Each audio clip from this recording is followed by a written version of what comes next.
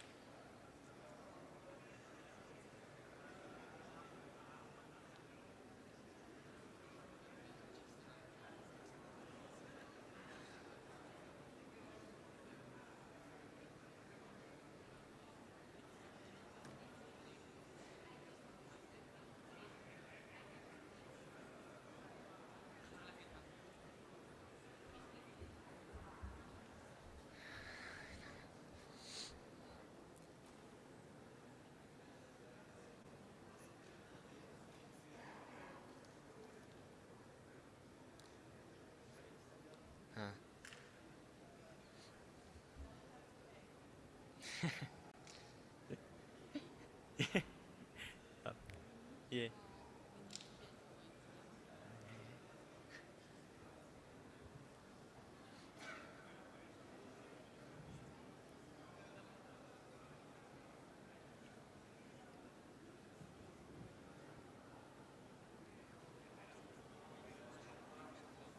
Yo'q.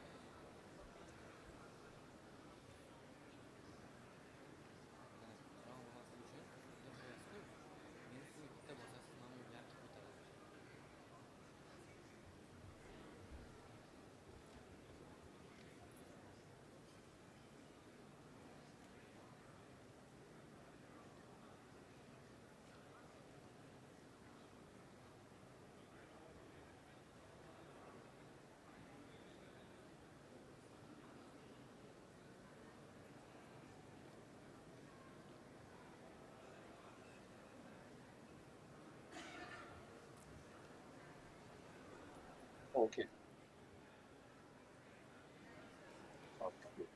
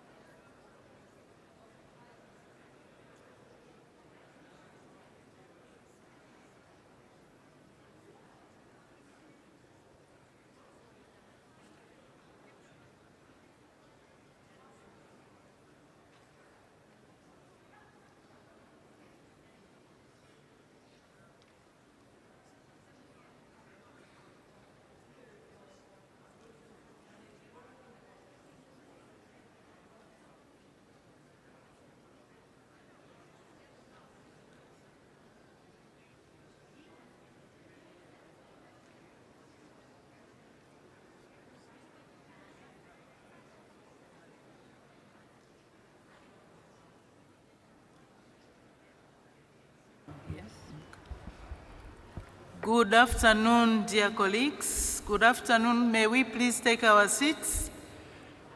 And may I take this opportunity to welcome you all to our this afternoon session of the general debate for the Assembly. We continue with the speakers from list A, and the next speaker will be from Afghanistan, the speaker from Afghanistan. to be followed by Democratic Republic of Congo. Thank you.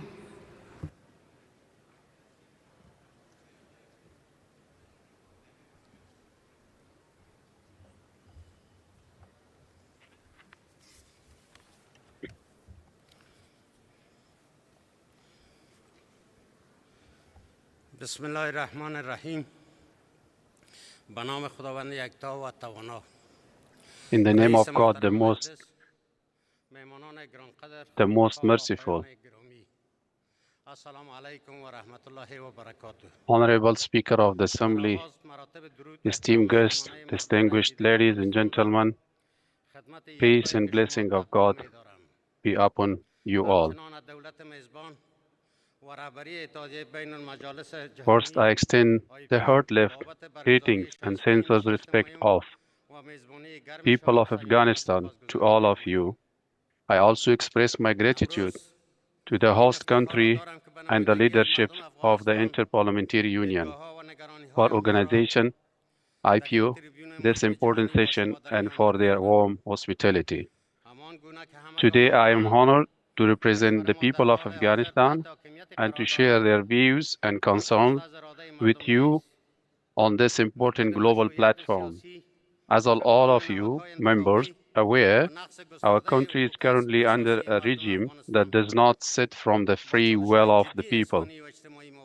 The absence of political legitimacy, the lack of elected institutions, and the widespread violations of fundamental human rights have confronted Afghanistan with serious humanitarian and social challenges. Afghan women who make up half of our society are particularly deprived of the right to education, employment, health, and participation in social and political life. These restrictions not only contradicted fundamental principles of human rights, but also go against the values for which many of the member states of this team institution have long struggled. In this circumstance, my request to you, the representatives of the countries, world parliaments, international community, especially those countries, they have maintained diplomatic, trade, and humanitarian relations with the people of Afghanistan is to support us in achieving the following three vital objectives. First, recognition of women's rights in Afghanistan. The current authorities in Afghanistan must be urged to acknowledge the fundamental freedoms of women. Afghan women, like women everywhere in the world, deserve access to education, work, and political participation. Sustainable development is not possible without the active presence of women. Second, I appreciate the international support. I call for further cooperation for peace and development in Afghanistan. Over the past 2 decades, the presence of the international community, especially NATO forces in the United States, has played a vital role in creating opportunities for growth and development in Afghanistan during this period. The country witnessed progress in key sectors such as education, healthcare, infrastructure, media freedom, and women's participation in social and political spaces. These achievements would not have been possible without the generous support of the international community, and we sincerely thank you for that. Unfortunately, due to a series of internal and regional challenges, the elected government of Afghanistan could not be sustained. However, we believe the path forward must be redefined based on past experiences, genuine cooperation, and respect for the will of the Afghan people. Now more than ever, continued international support is needed to strengthen peace, stability, and inclusive political process. Third, the past 3.5 years presented a valuable opportunity for the Taliban to stand alongside the people of Afghanistan and pave the way for unity and justice. My people to international community to apply maximum pressure to compel the Taliban to uphold the fundamental rights of the people, especially Afghan women. In conclusion, I urge you members parliament, IPU, especially the United States, European Union, international community, not to let Afghanistan be forgotten once again, for we risk seeing the painful tragedies of terrorism reported in different parts of the world. Your support can help guide Afghanistan toward democracy and reconstruction. Past experience has shown that international cooperation can play a crucial role in improving the situation in our country, particularly in the areas of human rights, education, women's participation. We need your continued support so that Afghanistan may become a secure and democratic nation. Thank you very much. The next speaker from list B will be the speaker from the Democratic Republic of Congo. You have the floor. To be followed by the Arab Parliament. Thank you.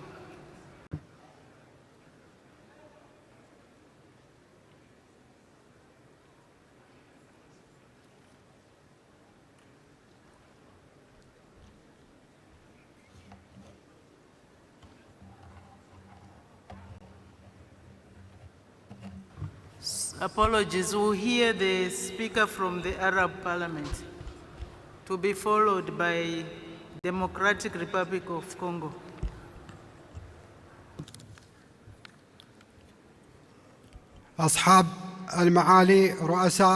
Excellencies, speakers of parliaments, heads of delegations, may the peace, mercy, and blessings of God be upon you all. I speak to you today, and I convey to you the salutations of us all and our gratitude to be able to participate in this sitting of the IPU. I was honored recently to preside over the Arab Parliament. I should like to express our deepest gratitude to the Parliament of Uzbekistan for the excellent organization and hosting of our sittings. Excellencies, ladies and gentlemen, we all agree that social justice and development have become basic prerequisites to achieve sustainable development in its comprehensive sense, and also to be able to achieve just and sustainable societies. Today, we are in more need of those prerequisites to be satisfied and fulfilled than ever before. Justice is very important within one society or even among countries of the world.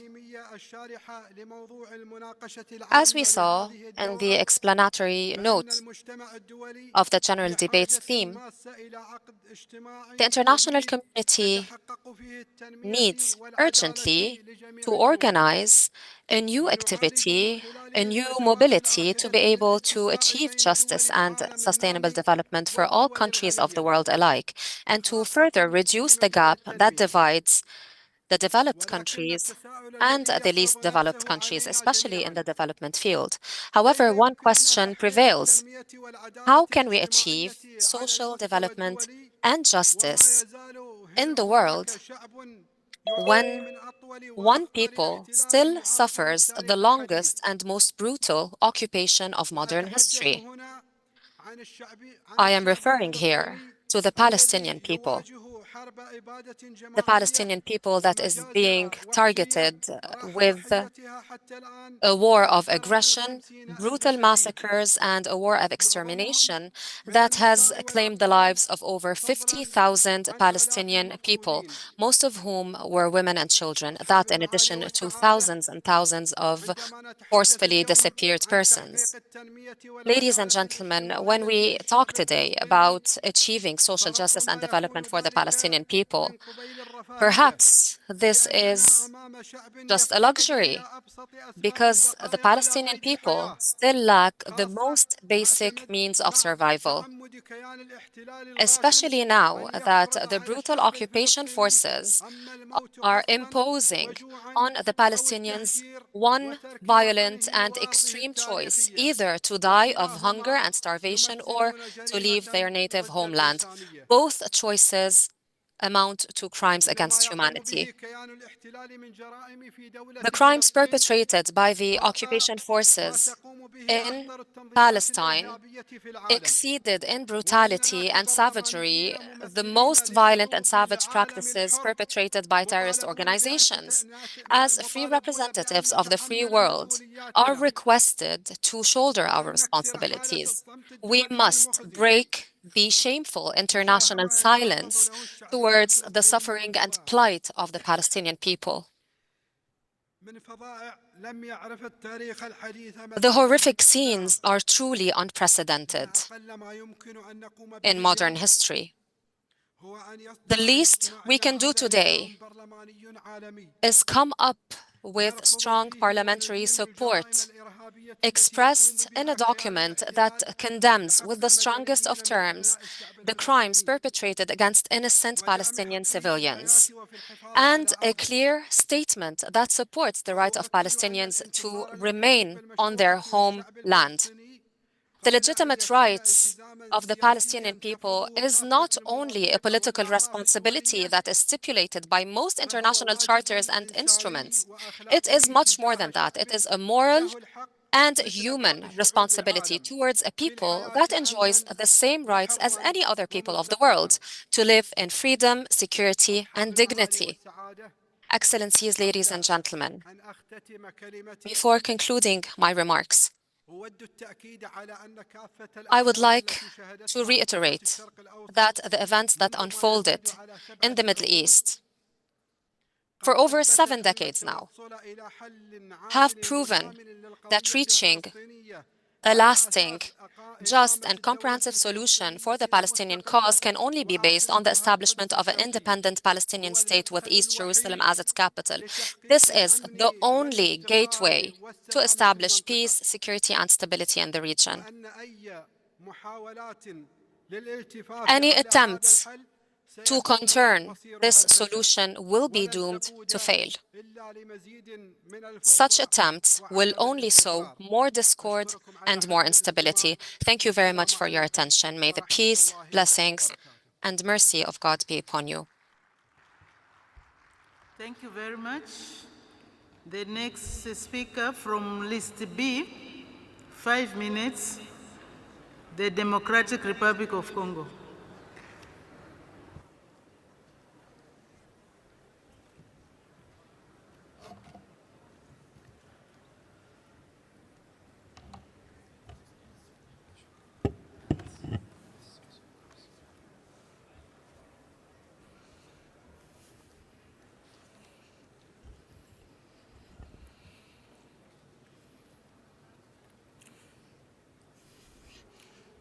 Madame la Présidente de l'Union interparlementaire, President of the Inter-Parliamentary Union, Mesdames et Messieurs les Présidents des Parlements, Speakers of Parliament, honorables parlementaires, honorable parliamentarians, distingués délégués, distinguished Mesdames et delegates, Messieurs, ladies and gentlemen, c'est pour moi un immense honneur it de is an m'adresser immense honor for au nom me du peuple de la to address République on démocratique behalf du of the Congo people of the à Democratic cette Republic auguste of Congo, assemblée this réunie august ici à assembly Tashkent, meeting cette here in belle ville, Tashkent, this beautiful capitale city, de la République the capital of d'Ouzbékistan. the Republic of Uzbekistan.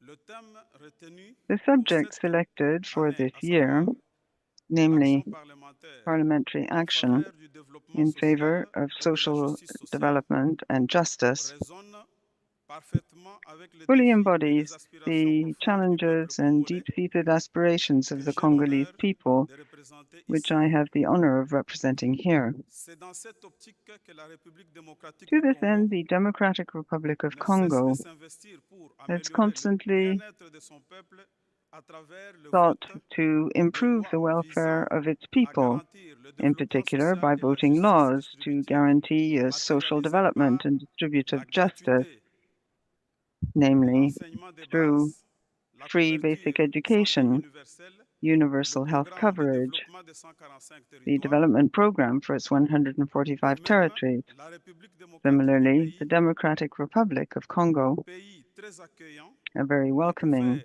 open où il fait country beau vivre au milieu where it is very pleasant to live amongst peace-loving people keen on social justice and progress, which extends unprecedented hospitality to all. Indeed, my country has always sought to develop a win-win cooperation policy with its 9 neighboring countries. Yet, today, my country, once again, is the victim of unfair, cruel, outside aggression, which has been ongoing for the past 3 decades.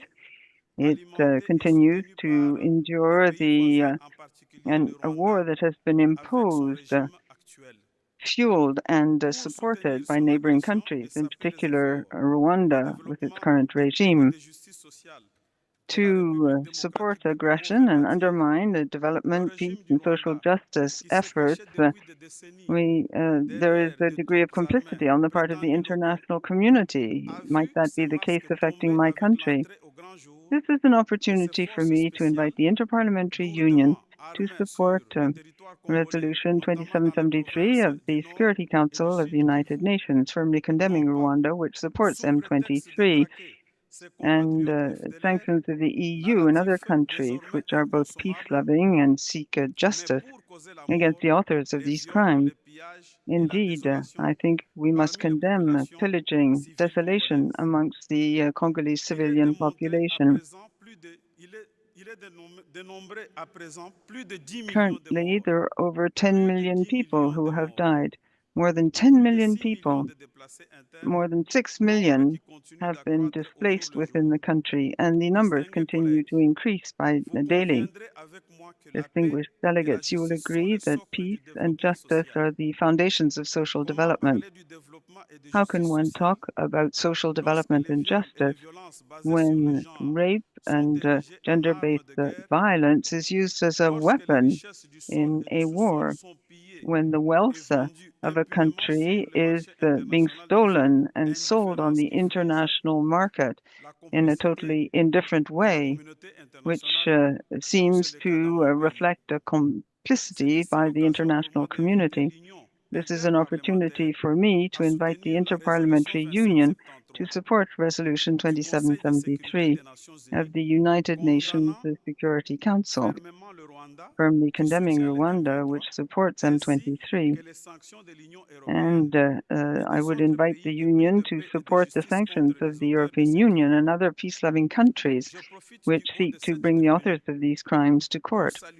I'd like to take this opportunity to welcome the very active diplomacy of His Excellency Félix-Antoine Tshisekedi Tshilombo, President of the Democratic Republic of Congo. He has made it possible to achieve the above-mentioned results. Ladies and gentlemen, I would like to invite you, dear colleagues, to join us in this fight for social development and justice in my country. For in any society based on Republican values in the 21st century, the rule of law must take precedence over the law of the jungle. And this right can only be guaranteed if there is real peace, if security is guaranteed, and if international solidarity goes beyond mere words and turns into action. Thank you for your attention. Thank you very much. The next speaker will be the Democratic People's Republic of Korea, to be followed by Lithuania.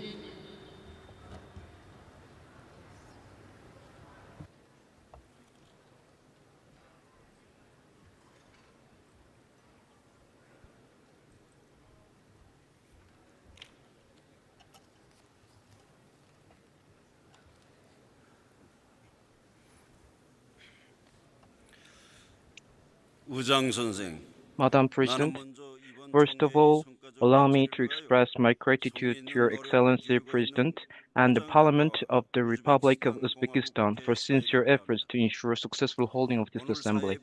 Today, achieving social development and genuine justice is the general goal of Parliament of each country, and the role of Parliament to this end is also on the rise as days pass by. In recent years, the national sovereignty is violated in many countries, and wars and armed conflicts increase sufferings and miseries of the people. This reality calls for coordinated efforts and enhanced action capacity of parliaments to achieve genuine social development and justice on a global scale. I hope this assembly will serve as a timely and significant gathering in realizing the independent aspiration and ideals of humanity to enjoy equal and stable life through in-depth debate on the action-oriented ways and means of parliaments for social development and justice.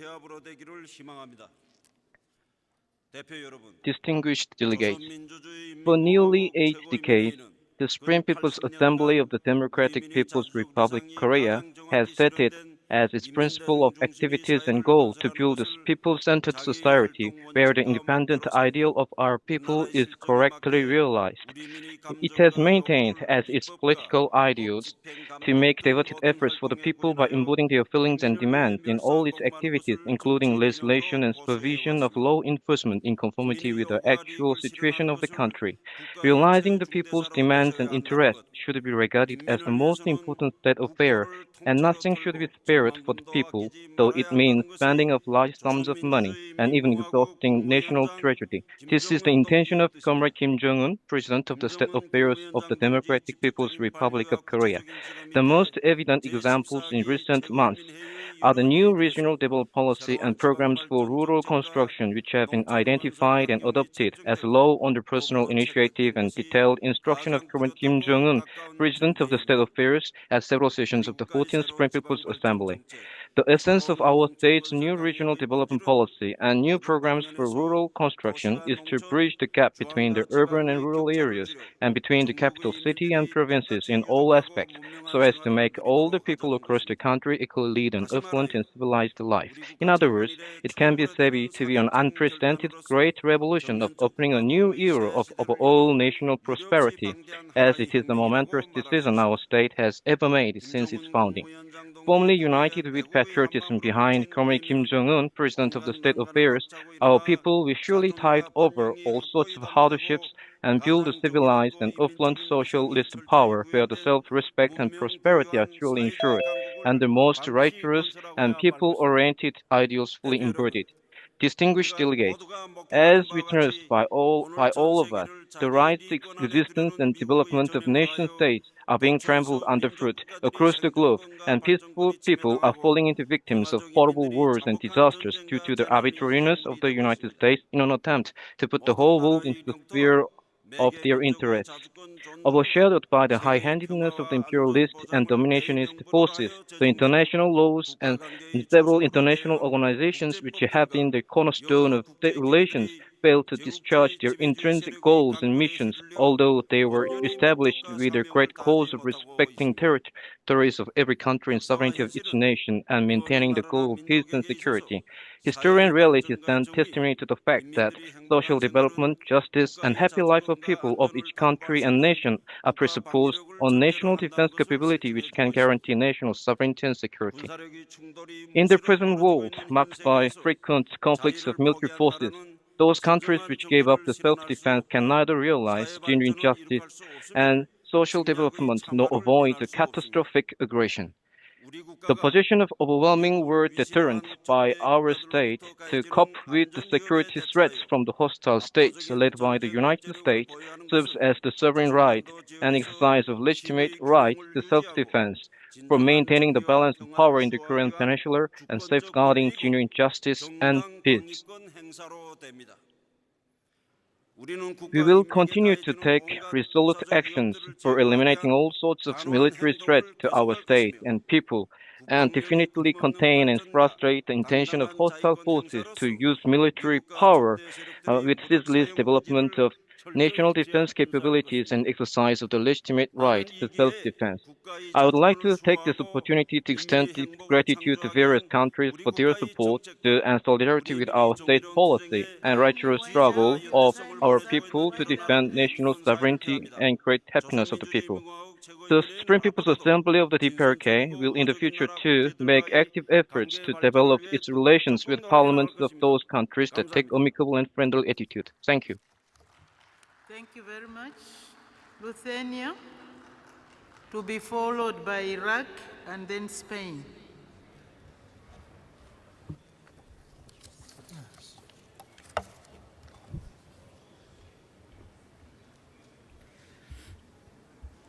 Thank you, Madam Chair. Dear speakers of parliaments, dear colleagues, it's an honor for me to be here today and to be able to address this important and relevant topic of social development and justice. We are all well aware that high inequality of income and opportunities divides and harms every society, disrupting national development in every state. I am glad that Lithuania is classified as a country with very high human development. In 2024, it ranked 37 on the UN Human Development Index. However, we still face a lot of challenges. Over the past decade, the relative at risk of poverty rate has remained around 20% in Lithuania.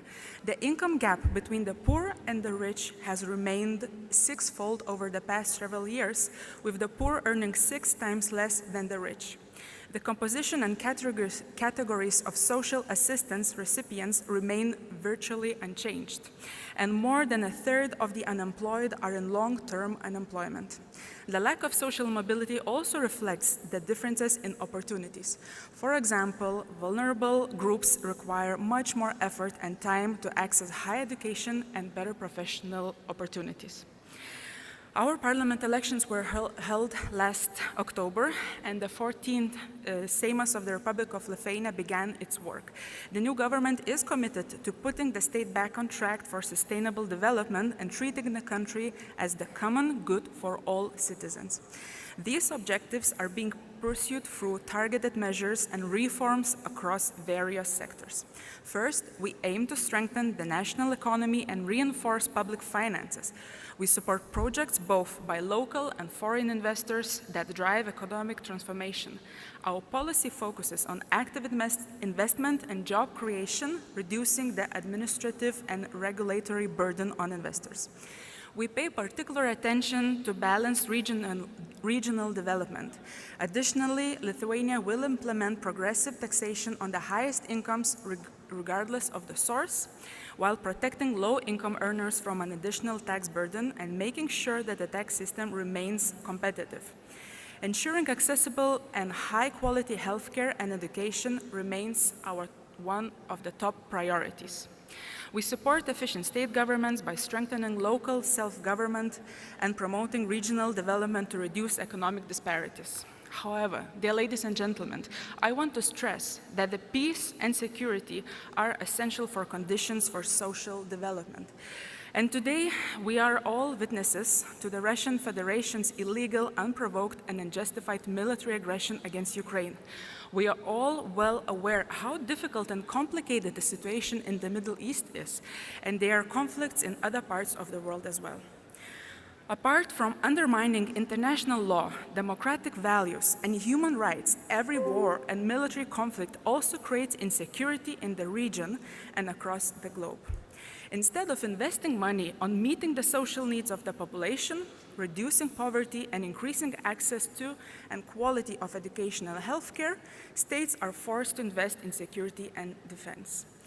As parliamentarians, we should feel it is the duty of all of us to change the situation. It is our collective duty to show zero tolerance for violations of international law and human rights. It is our duty not only to put a stop to military action, but also to halt the aggression itself. It is our duty to demand that justice be restored, that the aggressor be punished, and the damage caused to be compensated. Only then we will be able to speak without inner moral conflict about social inclusion and justice in our countries. Thank you very much. Thank you very much. The next will be the Honorable Speaker from Iraq.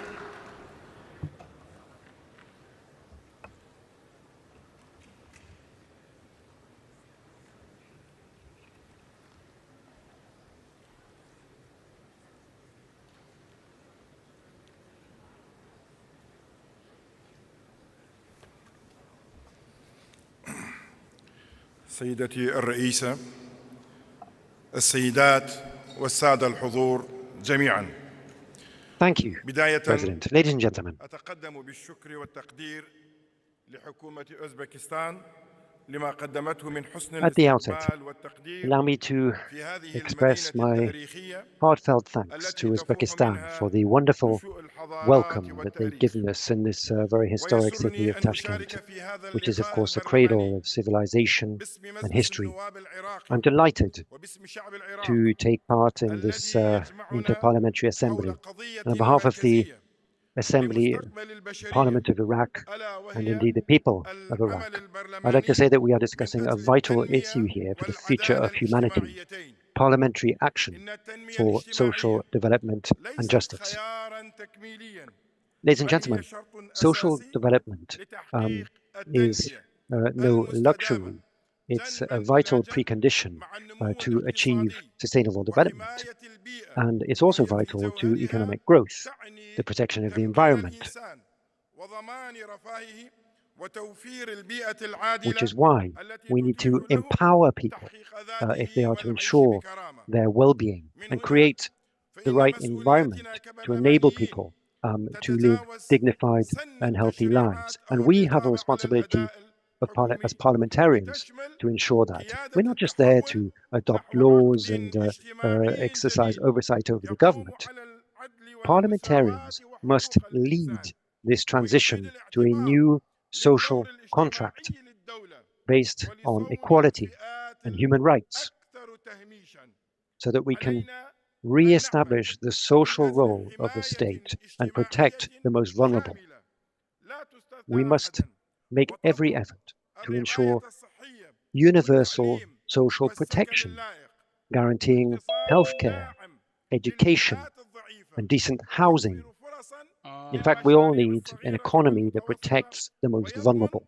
عدالة We need to ضريبية ensure that there are وتمكين employment المرأة opportunities, والشباب particularly for medium and والأقليات small من enterprises. المشاركة We need to الفاعلة have في اتخاذ tax القرار justice as well. We need to وعلى كل empower المستويات women so that they وإن can المرأة also take العراقية key decisions ورغم over their future. الصعوبات فهي Women الآن in وزيرة Iraq have رئيس overcome many جامعة challenges, and we now see ضباط women في in الجيش ministerial والشرطة positions, برلمانيات directors, نشيطات senior هذه positions in تتفوق universities في and in the النظام army. السياسي You also العراقي have women بحكومات parliamentarians. تشريعية So we تدعم have الاقتصاد overcome many الاجتماعي of the challenges of the past, and والتضامن we have a وتعزز genuine قوانين democratic regime مكافحة now in التمييز Iraq. والمساواة We've فإن العمل undertaken a number of البرلماني reforms لا يكتمل to إلا combat حينما يكون discrimination. صوت الشعوب Today, معبرا عن آمالها parliamentary وتطلعاتها action فلنكن على قدر هذه must المسؤولية also involve وفي ظل التطورات hearing from المتسارعة في the people. المنطقة We need والعراق to take their views into account. We need to مرحلة live up to جديدة this من responsibility. التعافي We see والبناء increasing changes in the region نؤكد أن العراق and in يقف Iraq, اليوم بصلابة مستندا and we're إلى facing تضحيات a new شعبه era of وصبره rapid وماض development and change. ومستقبل يليق بتاريخه ومكانته Iraq لقد واجه العراق is now واحدة drawing من strength أقصى from its الهجمات people, and we want to الإرهابية في guarantee العصر a الحديث future حين اجتاح تنظيم which lives up داعش to our الإرهابي past. We've أرضا overcome واستهدف terrible الإنسان terrorist والحضارة attacks, one of the worst وقتل eras in الملايين recent من history. أبناء هذا الوطن Islamic وقتل State الآلاف targeted ودمر المدن our والقرى country. Millions of people واستهدف were displaced, بوحشية and المرأة there were many والطفل العراقي casualties. Many وترك towns and جراحا cities لا تزال were تنزف destroyed, and many women and لكن children were العراق targeted لم as well. ينكسر بل نهض واليوم يمتلك And yet, حكومة Iraq قوية has وشعبا always منفردا وقرارا tried سياديا to لا fight يقبل these العنصرية challenges. أو التبعية وبينما يخطو We العراق now have a parliament خطوات نحو with a genuine التعافي لا determination to تزال act. التحديات We refuse تحيط به من كل جانب to be dependent on الإرهاب anybody else. ومحاولات We are زعزعة responsible for الاستقرار developing our economy والضغوطات and السياسية building a better future. وتحديات We know that التغيير there are so many المناخي challenges. الذي We بدأ need to يؤثر overcome على terrorism, الأمن الغذائي the threat والمائي of climate والبيئي change مما as يضيف well. أعباء Climate change is, جديدة of course, having على كاهل an impact on الدولة food والمجتمع. security and on water السيدات والسادة resources. المحترمين And إن this ممارسات is القتل also اليومي a challenge في for our غزة states. في So, فلسطين ladies and gentlemen, تحت القصف parliamentarians, today والحصار in Gaza, in والتجويع Palestine, والتهجير we are القاسم seeing الذي يهدف daily إلى اقتلاع شعب bombardment من and أرضه shelling. وجذوره We are seeing هو وصمة so many عار people في جحيم هذا displaced. العصر وإن There are استمرار attempts to هذه السياسة kick people off their land. The Zionist entity is continuing to pursue these policies. Human rights, humanitarian law are empty promises. For as long as the Palestinian cause remains unmet, and Palestinians will remain in our thoughts in Iraq. Nothing can justify this bloodshed. And one more thing. In Iraq, we want to see the international community taking responsibility. We have a moral responsibility to act and rise to this challenge in this very sensitive region in the world. Thank you very much. Now we'll listen to the honorable member from Spain, to be followed by Ireland.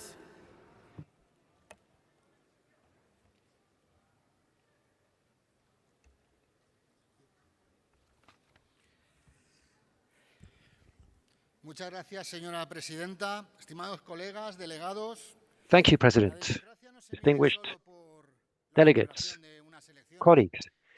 Democracy isn't just about organizing elections, but it depends on the capacity of its institutions to respond to the needs of the people who elect us.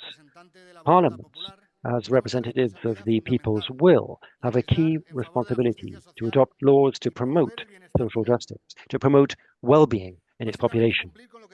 Basically, this is the main role of Parliament and politicians. We must try to work to ensure the improvement in living conditions of our people. Parliamentary action is an effective tool to ensure that laws reflect the demands of our societies. We need to have an impact on people and their lives. We need to protect labor rights, guarantee basic services such as education, health, and housing. In fact, every decision we take in parliaments has direct repercussions on societies. In recent years, we've seen how legislation can also be a key tool to reduce inequality, to adopt laws to guarantee a minimum wage, a decent wage to protect the most vulnerable people in society, to promote gender equality. These are key examples of how parliamentary action can build a fairer and freer society. But that's not enough.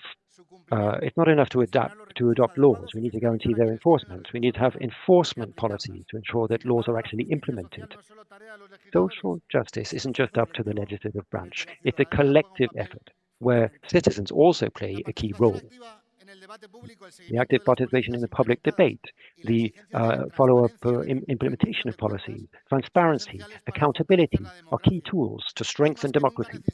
Today, more than ever, we need to have parliaments that are committed to equality, to eliminating poverty, to defending and promoting human rights. We need to have policies that respond not only to the crises of the current, but also to promote a more inclusive and fairer future. Because social justice isn't just a privilege, it's a right. And it's the duty of parliamentarians to ensure that it's a reality. We are in a key time now where policies must take into account the needs of our people. And what I mean is they shouldn't just take into account the needs of certain sectors, but we need to promote a freer and competitive society rather than protectionism. Parliamentary action means taking urgent decisions that come out of democratic debate, and that has the potential to transform reality and guarantee the well-being of our citizens.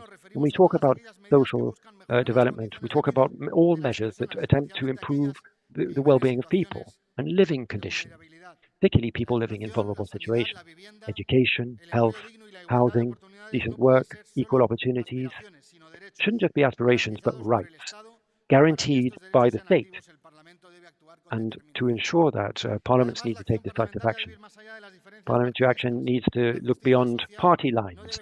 Social justice shouldn't just be a matter of political confrontation, but a common commitment to guarantee fundamental rights. You know, dialogue and consensus are vital. All great progress in social rights has been made possible when politicians have understood that politics goes beyond ideology, but needs to focus on the well-being of people. In a world where we see growing inequality, where many people continue to live in conditions of precariousness and poverty and see their rights threatened, Parliamentary action should be an engine for growth and change. Social progress must apply to everybody. It must be a right enjoyed by our society. And politicians must be there to support that action. We need to adopt the right laws to promote justice in order to represent our people correctly. And before I finish, allow me in this final minute to thank publicly the IPU and Maria Teresa Gomez, who is the secretary of the Spanish delegation of the IPU. You are retiring, and I want to wish you every success. We've had such a pleasure in working with you over the years, and you've always organized so well our work wherever we've been at the IPU.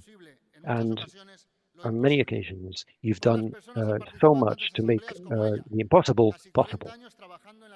She's been working for some 40 years now in the various international delegations of Spain, more than 15 within the Spanish delegation of the IPU. And as head of delegation, and on behalf of the senators and the parliamentarians in Spain who've been part of this organization, we want to thank you, and we want to ask for a round of applause. It's been such an honor to work with you, Mariette. Thank you very much. We will now listen to the honorable member from Ireland, to be followed by Australia.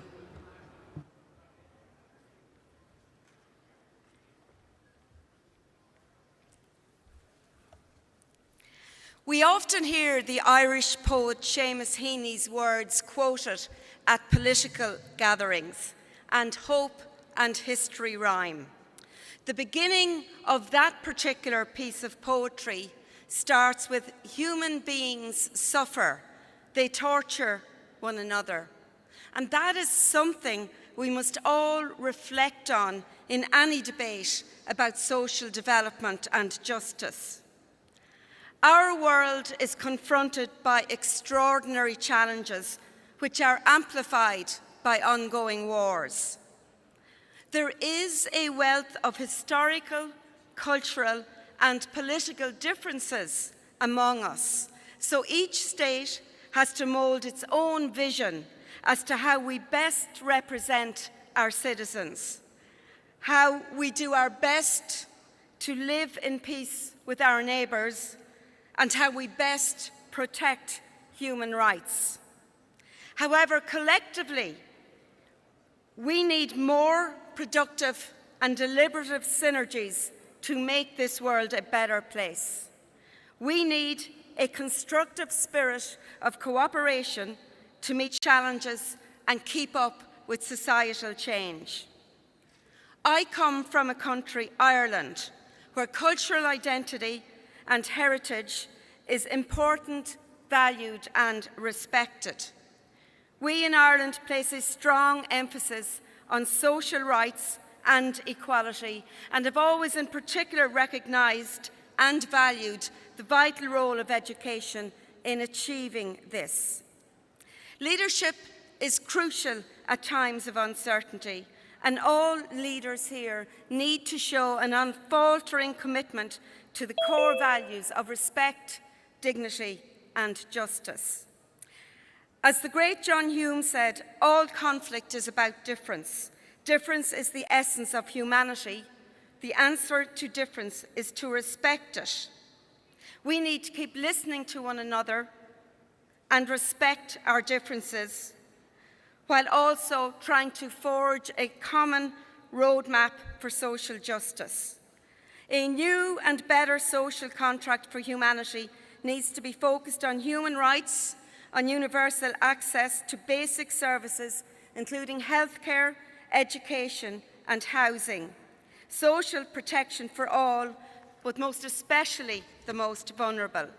A new social contract must focus on decent and productive work with support for small local enterprises as well as social inclusion measures. It is important that we tackle climate change, protecting the rights of our people to live in a safe and healthy environment, while also examining both the challenges and opportunities that artificial intelligence bring. We must keep our minds open to change, but our hearts embedded with values of integrity, dignity, and respect. Garav Mahakat. Thank you very much. The next would be the Honourable Member from Australia, to be followed by France.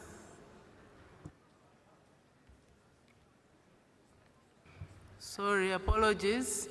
So it will be France first, to be followed by Australia.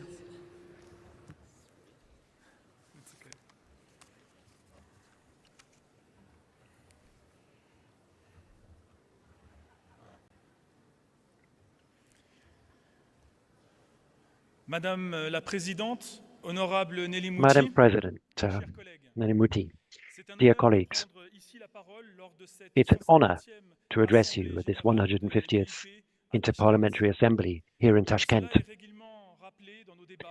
As many people continue to remind us in our discussions, the recent successive crises, health, environmental, and security have led to great social changes. The COVID-19 pandemic, for instance, increased poverty all over the world.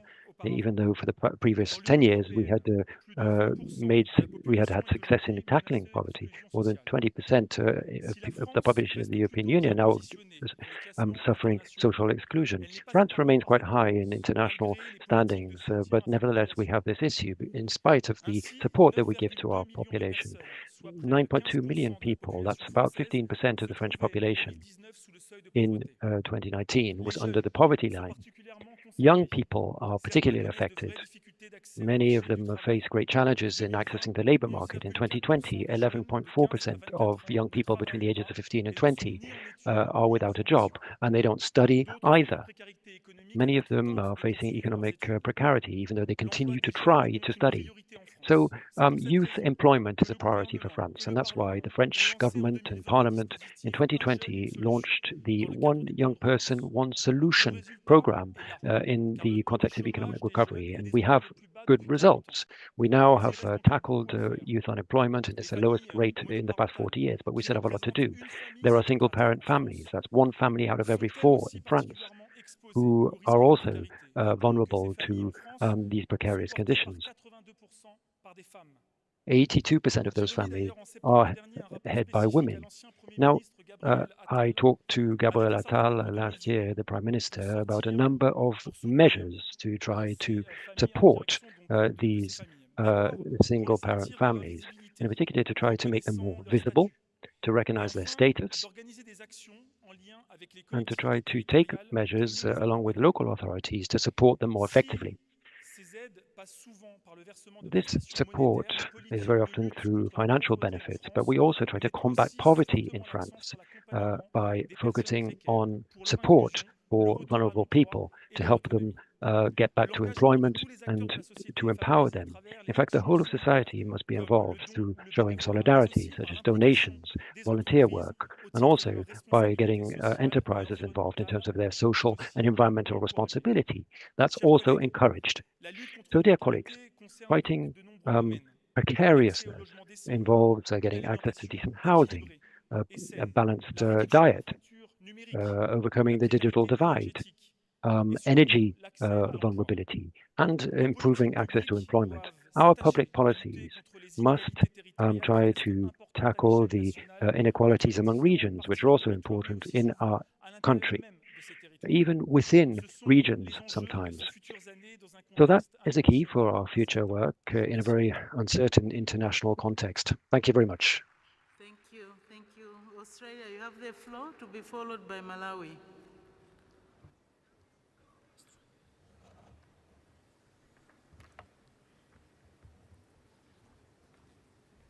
Thank you. Good afternoon, everyone.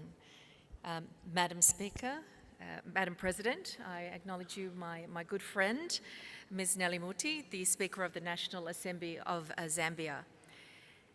My fellow delegates, firstly, I would like to thank the Uzbekistan Parliament for hosting this 150th Assembly in your beautiful country. I'm also grateful for the opportunity to contribute to the debate on this important issue on behalf of the Australian Parliament. The responsibility of any government, and indeed any parliament, is to create conditions that ensure the long-term prosperity and well-being of its citizens. In Australia, we pride ourselves on the promise of what we call a fair go, which is the belief that the efforts on the parts of the individual and their fair, equitable treatment will deliver success, rather than the person's status, their birth, or their background. Our social contract in relation to healthcare, for example, is grounded on a shared responsibility between government and citizens, whereby government provides a universal health system called Medicare, and citizens contribute through taxes and adhere to health regulations. One of the most important ways of ensuring economic fairness and addressing inequality is through taxation. In Australia, we tax individuals under a progressive system whereby the tax rate increases as a person's income rises. The system is designed to ensure that those who earn more contribute their fair share to fund essential public services, including things like Medicare.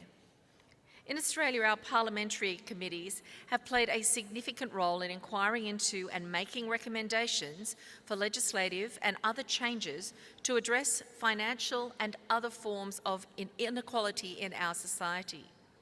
In early 2023, I chaired a parliamentary committee inquiry into a tax leak scandal in Australia, whereby an international corporation, known to many of you, PricewaterhouseCoopers, misused confidential Australian taxation treasury information to design its own tax avoidance scheme.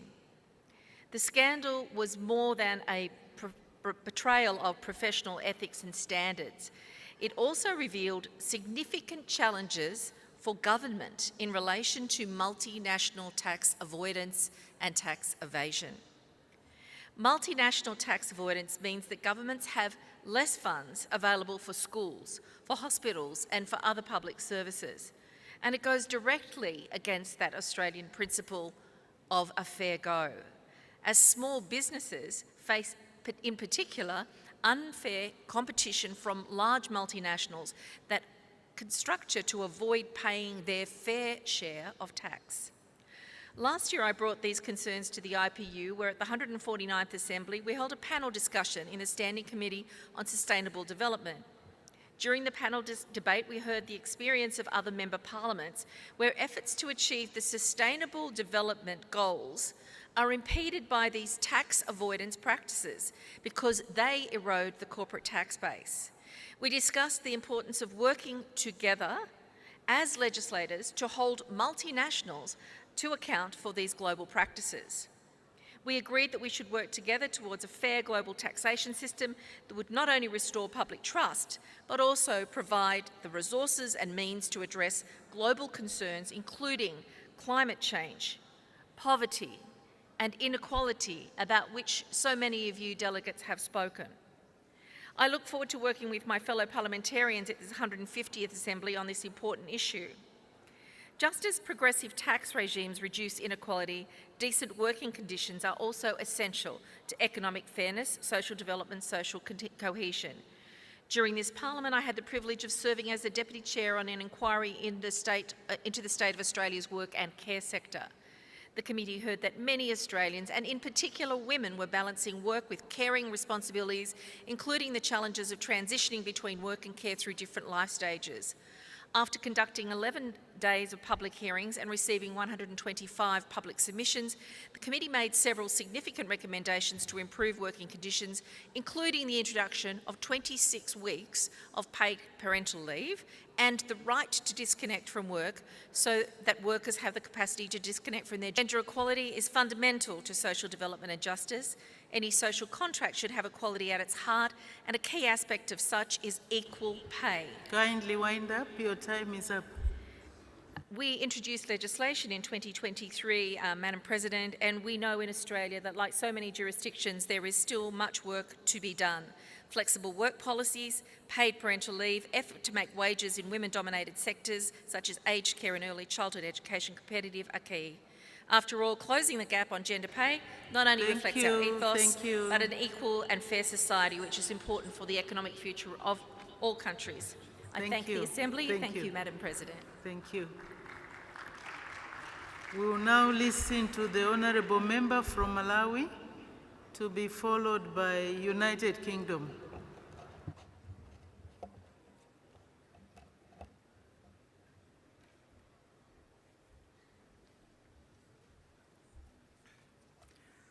On behalf of the Malawi delegation, allow me to bring greetings from the people of the warm heart of Africa. I feel greatly honored to contribute to the main theme of the 150th Assembly, IPU Assembly, entitled Parliamentary Action for Social Development and Justice. Madam President, social development and justice are not abstract ideals. They are the living, breathing needs of our societies. They are the promise we make to our citizens, ensuring and assuring them that they will have the opportunity to live dignified, fulfilling lives, regardless of their background, gender, economic status, or geographic location. The role of Parliament in social development, Madam President, true social development can only be realized when every individual has equal access to the tools that promote their well-being, such as healthy care, housing, fair wage, and education. As parliamentarians, our primary role is to create policies that ensure these essential services are available to all citizens, especially the most marginalized. Parliamentary action for justice. Madam President, parliamentary action is crucial in ensuring that justice is not a privilege for a few, but a fundamental right for all. Parliaments should enact laws that promote gender equality, protect human rights, and ensure the protection of vulnerable groups. Parliaments must also invest in strengthening judicial independence, providing fair and affordable access to legal services, and ensuring that justice is not delayed or denied. Madam President, below are some of the key actions and legislative efforts that the Parliament of Malawi has undertaken in the promotion of social development and justice. On legislation for social protection, Madam President, Malawi has enacted several laws aimed at improving social protection, particularly for vulnerable groups. One notable initiative in the social cash is the Social Cash Transfer Program, which has been supported by Parliament through national budgets and policy frameworks. The program is aimed at providing cash transfers to vulnerable households, such as the elderly, disabled individuals, and those living in extreme poverty. On education and health reforms, Madam President, the Parliament of Malawi has played an essential role in advancing policies to improve access to education and health care for its people. Over the years, there have been significant efforts to promote free primary education and improve the quality of education in all levels. On the health front, the Parliament has been involved in the adoption of laws and policies aimed at increasing access to health care services, including reforms in maternal health, HIV and AIDS prevention and health care for marginalized groups. On human rights and gender equality, the Parliament of Malawi has taken steps towards strengthening human rights and promoting gender equality. For example, the Malawi Gender Equality Act of 2013 was passed to create a legal framework for promoting gender equality, addressing issues such as domestic violence, early marriages, and sexual harassment. On judicial reforms, the Parliament of Malawi has also taken steps to reform the judicial system to ensure greater fairness and accessibility. This includes supporting the creation of legal aid services for those unable to afford legal representation. However, most of the efforts government has put in are not that successful due to financial crisis that the country is going through. There is need, Madam President, for debt relief and restructuring. In conclusion, Madam President, Let me state that as we look to the future, we must remain focused on the central values that guide us as parliamentarians: fairness, equality, and justice. Let us be bold in our vision, steadfast in our commitment, and united in our mission to promote social development and justice for all. Thank you very much for your attention. Thank you very much. The Honourable Member from the United Kingdom, to be followed by the Honourable Member from Palestine.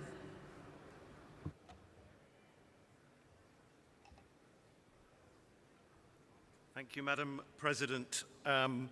Speakers, honourable members of Parliament and distinguished guests, I'm delighted to speak to you today on a subject very close to my heart, and that is parliamentary action for social development and justice. Friends, let me start by saying that this is not just a political issue, it is a moral one too, and it's a top priority for the United Kingdom's government. As a Labour Member of Parliament, I represent a party that was formed in the last century to bring social justice to every community. As the governing party now in the United Kingdom, our Parliament is clear that the health and stability of our societies must be built on principles of fairness, justice, equality, and the promotion of social development. Parliamentary action serves as the primary vehicle through which these values are protected, advanced, and delivered. With the erosion of social justice and civil rights across the world, with rising authoritarianism and a blatant disregard for international norms, the role that we parliamentarians play has never been more critical. Sadly, every day we're reminded by world events that democracy is fragile, but our institutions need to be steadfast in upholding the rule of law and ensuring justice for everyone. One of the most vital contributions that parliamentarians can make to social development and justice is the creation and implementation of laws that promote equality and protect human rights. And the clearest example, my friends, of this is in the United Kingdom, our National Health Service, the NHS, established in 1948. It's a profound example of parliamentary action that had the sole purpose of delivering the ultimate form of social justice, health equality. And it's something that has permanently changed our social development for the better. It's rightly respected across the world and held up as the cornerstone of social justice by United Kingdom citizens. By providing universal health care to all its citizens, regardless of income or status, the NHS has transformed the health and well-being of generations of British people. It underscores how powerful parliaments can be in shaping policies that promote equality, justice, and access to essential services. And another prime example of parliamentary action is the Equality Act of 2010, which addresses the discrimination in employment, education, and public services, and which brings vital protection for all races, religions, and communities. This landmark legislation was the result of years of debate and advocacy in Parliament, but it represents a significant step forward to a more inclusive society. It ensures that all individuals, regardless of their background, have access to opportunities and are treated fairly before the law. However, as I said earlier, progressive policies are never guaranteed. In many parts of the world, we're witnessing a troubling trend: the erosion of democratic institutions and a rise in authoritarian rule. Leaders who prioritize self-interest and brute force over diplomacy and cooperation are undermining democratic systems, consolidating their own power, and diminishing the role of institutions meant to ensure justice for all. This shift is one which we've seen time and again, but it never ends well. When power is concentrated in the hands of the few, accountability is increasingly sidelined, meaning that judiciary, media, and civil society, critical elements of any healthy democracy, are often attacked or undermined. But parliaments need to stand firm against such trends. They should always be the guarantee and the guardians of democracy, ensuring that the rule of law is always upheld and that leaders remain accountable to the people. who elected them. And that's why we're all here today, isn't it? And it's vital that we take this message home with us when we leave here. My friends, the rise of authoritarianism has not only impacted on domestic governance, but has also led to a worrying disregard for international law. The most prominent recent example, of course, is the illegal Russian invasion of Ukraine in 2022, which not only violated Ukraine's sovereignty and shattered international norms, but demanded a clear and unambiguous response from the international community. And in order to restore the respect for territorial integrity and the peaceful resolution of disputes through dialogue, parliamentarians have a duty to act. That's why in the UK we have a political consensus on unwavering defensive support for Ukraine. When the rule of law is undermined, the very trust that citizens place in their leaders is eroded. Social progress always takes a backward step. As the voice of the people, parliaments must hold governments accountable, ensuring that justice is served. It's more important today than ever before that we act with integrity and purpose. This landmark 150th IPU Assembly gives us an important chance to do just that and to seize the moment now. Thank you very much. We will now listen to the Honorable Member from Palestine, to be followed by Armenia.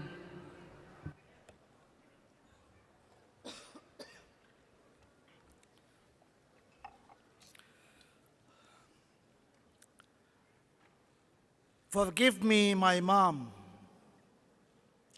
This is the path I choose to help people. With these last words, paramedic Ra'fat Radwan left us forever with 15 of his colleagues found in a mass grave in Rafah few days ago. أصحاب المعالي رؤساء المجالس البرلمانية، أصحاب المعالي رؤساء وأعضاء الوفود، Speakers of Parliament, heads of delegations, ladies and gentlemen,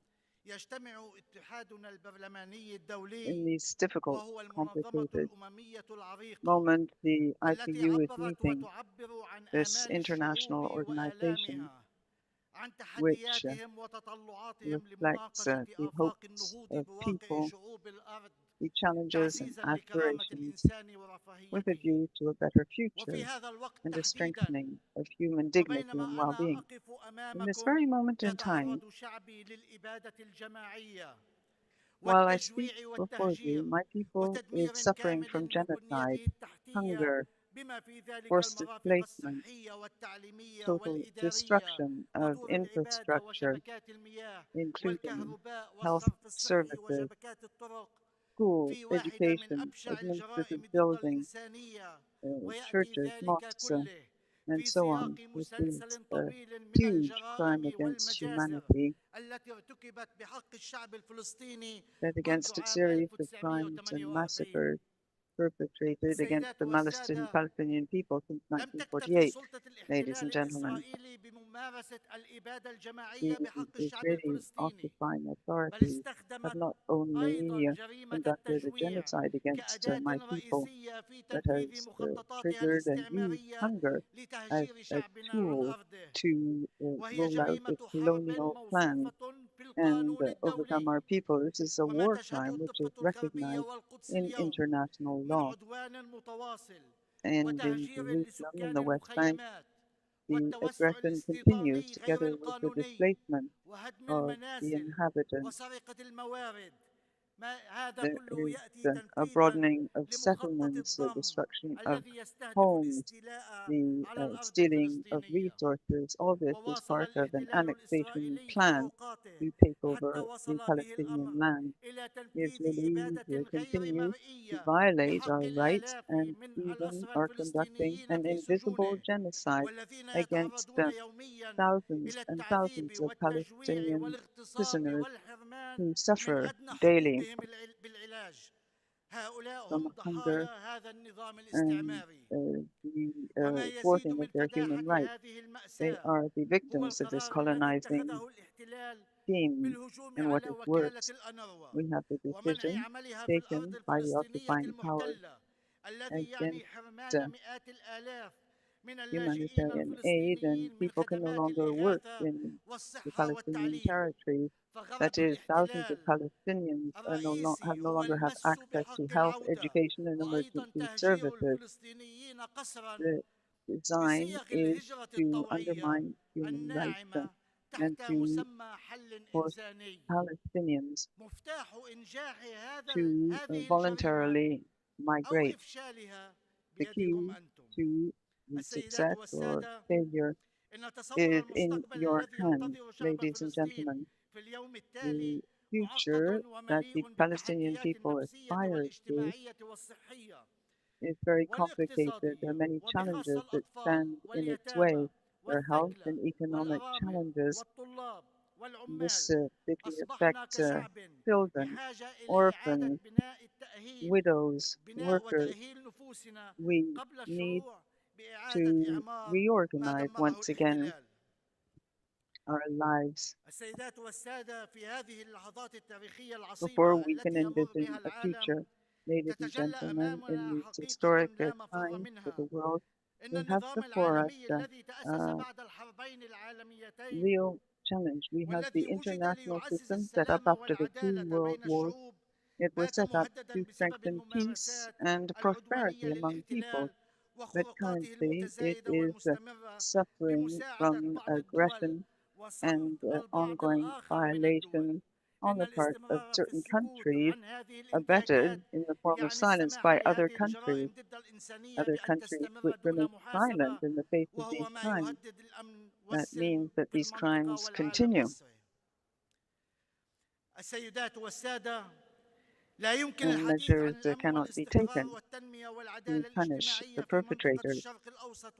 We cannot talk about security, stability, or development and social justice in the Middle East so long as our people does not enjoy its rights and cannot return to an independent state according to the borders before 68. Peace cannot be achieved without putting an end to occupation until the Palestinian people can decide on their own future. The international community is in duty bound to prevent the occupying forces to continue doing what they are. We cannot continue with these double standards. Thank you to all the countries and parliaments and people for standing by our side, and thanks in particular to the people of Uzbekistan for the very warm welcome extended to us, and we send greetings from our president and our Palestinian people.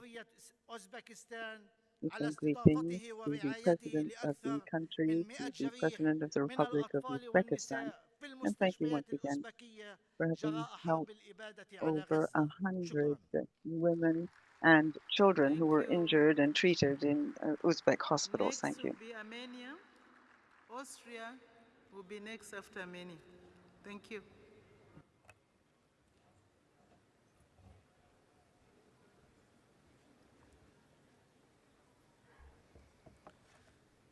Thank you, Madam President. Excellencies, fellow parliamentarians, ladies and gentlemen. First, I would like to thank our friends from Uzbekistan for open-hearted and high-level hospitality in this beautiful city of Tashkent. Today is the National Day of Mothers and Women in Armenia, and from the deep of my heart, I would like to congratulate all the women in the room. Peace and prosperity to all of you. It is an honor to speak to you today.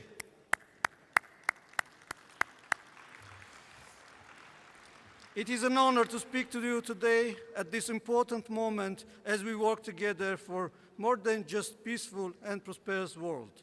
As we gather for the 150th IPU Assembly, we are united in address to urgent challenges we face around the world. We see complex issues that threaten our future unless we act. We are here to engage in the important discussions around the future we want to build. one that is founded on justice, equality, and above all, peace. Armenia believes that the true development goes beyond economic growth. It is about creating systems that provide social protection, equal opportunities, and dignity for all citizens. In Armenia, we have been working hard to meet the needs of vulnerable groups, ensuring that healthcare, education, and housing are not privileges for a few, but rights to everyone. We are also focused on a social inclusion, making sure that everyone, regardless of the gender, ethnicity, or background, has access to opportunities. In 2025, Armenia increased the social protection spendings by 15% compared to 2024. It is through such actions that we strengthen democracy, build stronger society. Dear colleagues, in Armenia we know that peace is a process, long and sometimes difficult, but one that is worth every effort. In this spirit, we have recently taken a significant step. Armenia confirms that the draft peace agreement and negotiations with Azerbaijan have been successfully completed. The peace agreement is now ready to be signed, and Armenia stands prepared to finalize this truly historic step. We invite Azerbaijan to join us in taking this critical step towards a peaceful and prosperous future for both of our nations. Thank you very much for your attention. Thank you very much. Austria, you have the floor, to be followed by Chile.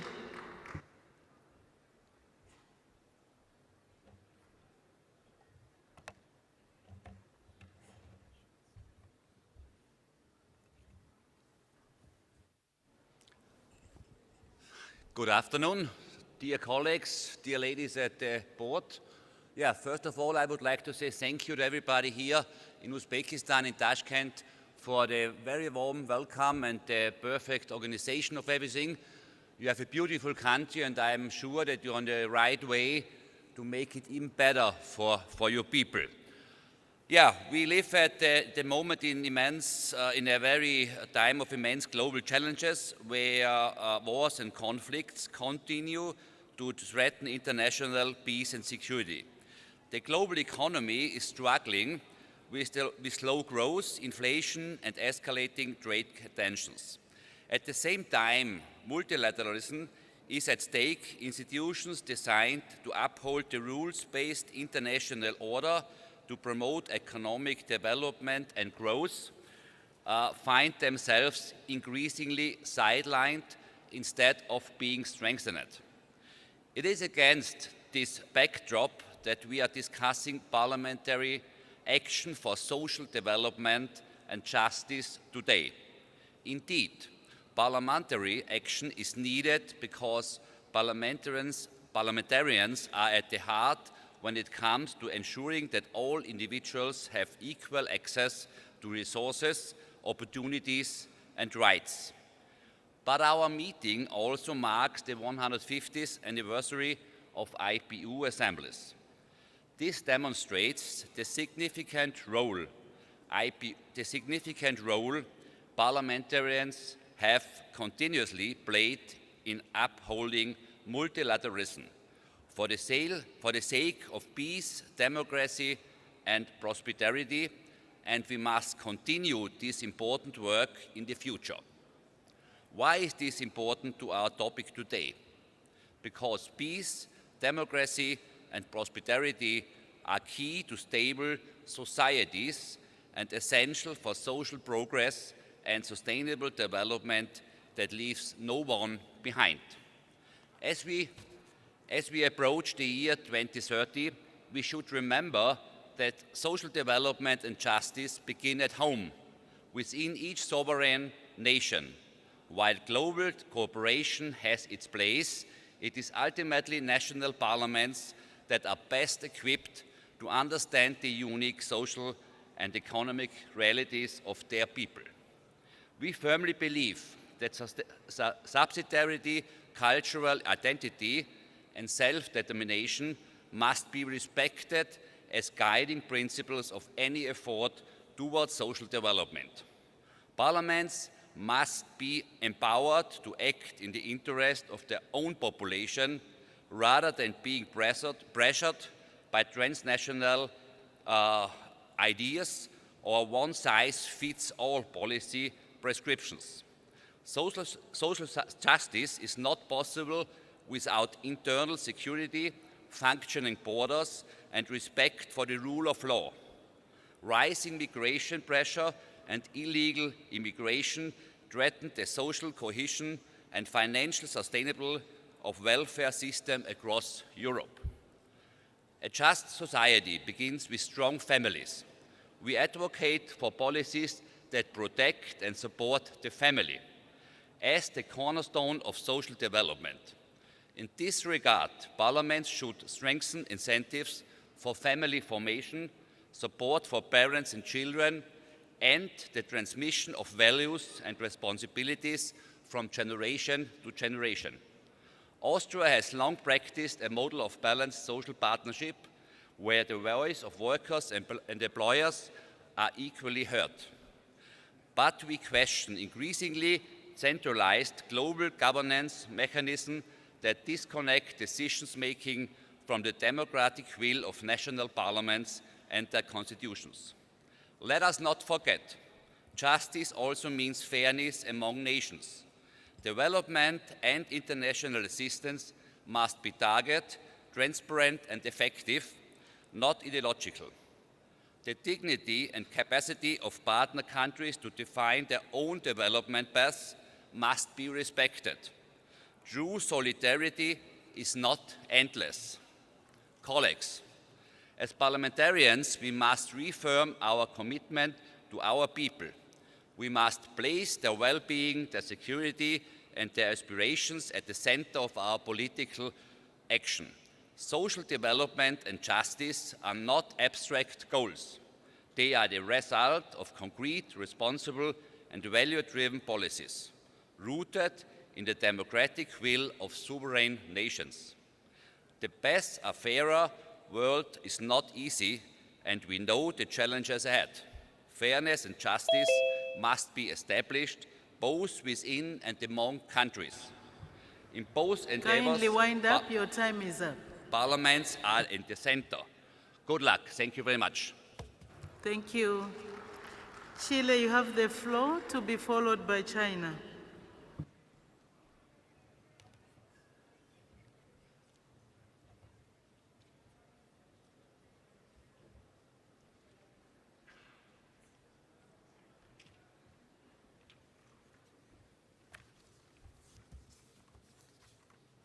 Muchas gracias, señora presidenta. Thank you very much indeed. En primer lugar, agradecer la hospitalidad y organización And at the outset, allow me to thank the host country, Uzbekistan, for their hospitality and the attention that they've shown to us since we've been here in Tashkent. And on behalf of myself and my delegation, I'd also like to fully support the comments made by the President this morning. Distinguished colleagues, parliamentarians, this is a wonderful opportunity, given the importance of the matter that we are to address here in this general debate, to promote a more prosperous and fairer world, including everybody, leaving nobody behind. We need to show our commitment to sustainable development. We need to eradicate poverty and multifaceted inequalities so as we leave no one behind and promote an inclusive total development and justice. This is so important for people all over the world, and therefore we are at a pivotal moment now, given the multiple crises that we are facing in many of our societies. We are living through turbulent times. Uncertainty and crises are a daily concern for our peoples. And that insecurity makes it very difficult for us to continue to build genuinely inclusive and peaceful societies, and to ensure sustainable development for future generations. The global economic outlook is a matter of grave concern because of the impact of all of these crises that we are facing. The tremendous damage caused by COVID as well, of course, didn't help. And now we are seeing protectionist tendencies, which is going to have a terrible impact on trade. It's going to have an impact not only on global markets, but on people all over the world.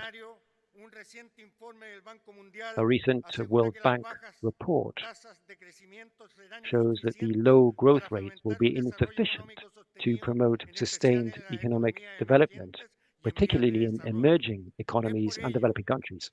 And that's why the international financial institutions are promoting reforms to drive forward growth, and in particular to support SMEs, in order to support the most vulnerable and to strengthen social protection.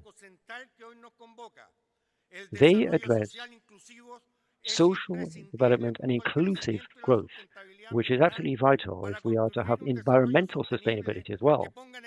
We need sustainable development. We need to put people at the very heart of our policies. Agenda 2030 was agreed with economic, political, environmental, and social elements, all of which should be addressed if we are to push forward policies for intergenerational solidarity. We've seen some gradual progress, but it's still too slow if we are to meet the 17 SDGs.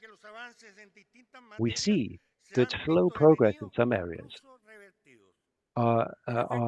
we're not moving fast enough. In fact, in some areas, we are going backwards.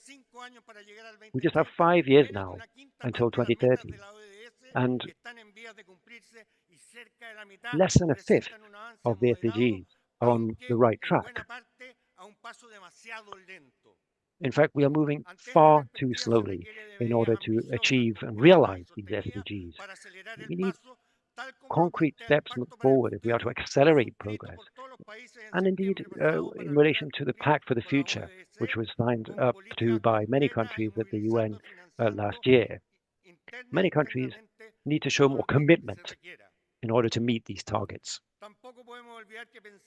We shouldn't forget that if we think about the development of countries in Latin America, for many years now, we know that we need to see more long-term policies that put fairer tax measures as well at the very center of our efforts.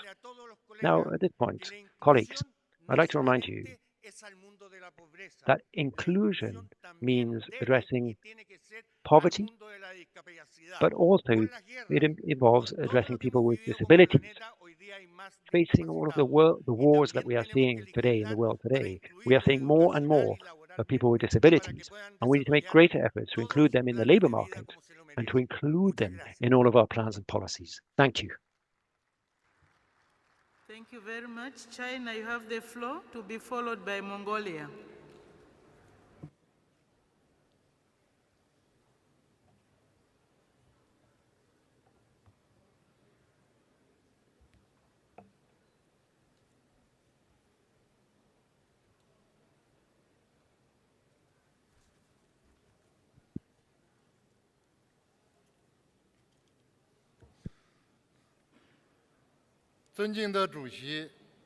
Distinguished President Tulia Aksen, ladies and gentlemen. First, on behalf of the National People's Congress of China, I would like to congratulate the successful convening of the 150 IPU Assembly. Currently, changes unseen in a century are unfolding at a faster pace, with geopolitical conflicts and challenges emerging one after another, bringing more unstable factors and uncertainties. This year marks the 80 years anniversary of the victory of the World Anti-Fascist War, and also the 80th year of the launch of the UN. Peace, development, and fairness are international community's common aspirations. President Xi Jinping pointed out that legislatures need to play a positive role in building an equal national relations with mutual trust, expanding mutually beneficial development and cooperation, promoting open and inclusive mutual learning, and just and equitable global governance.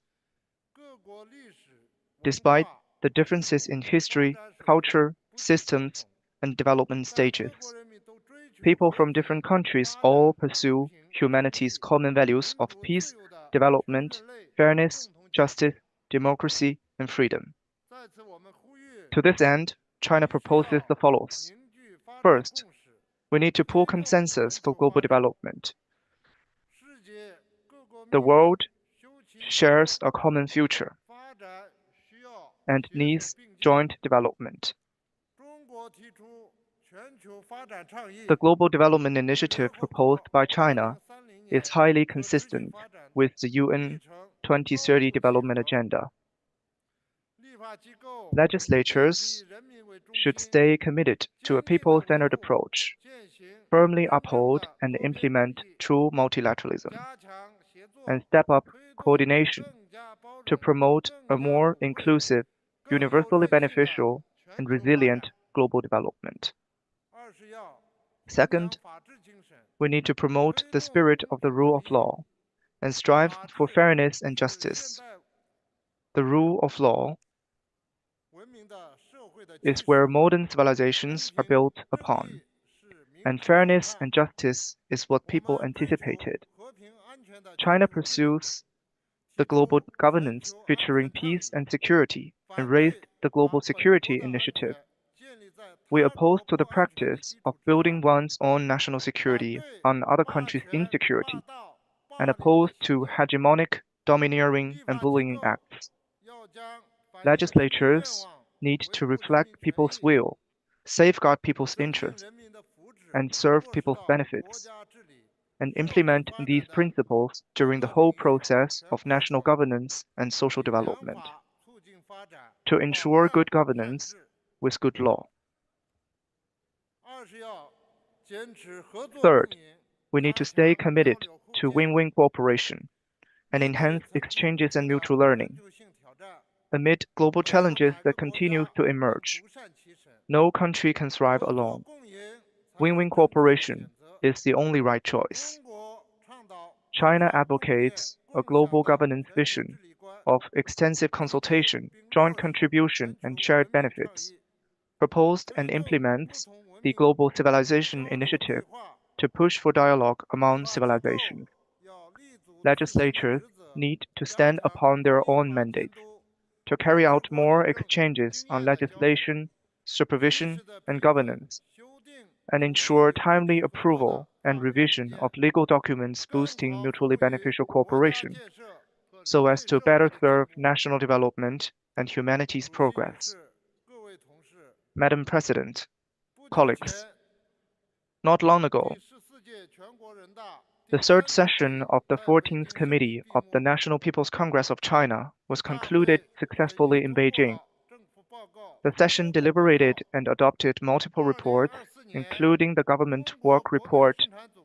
In 2024, China's GDP expanded by 5%, maintaining around 30% of contribution to the world economy. The supporting conditions and overall trend for China's positive long-term economic prospect remains unchanged.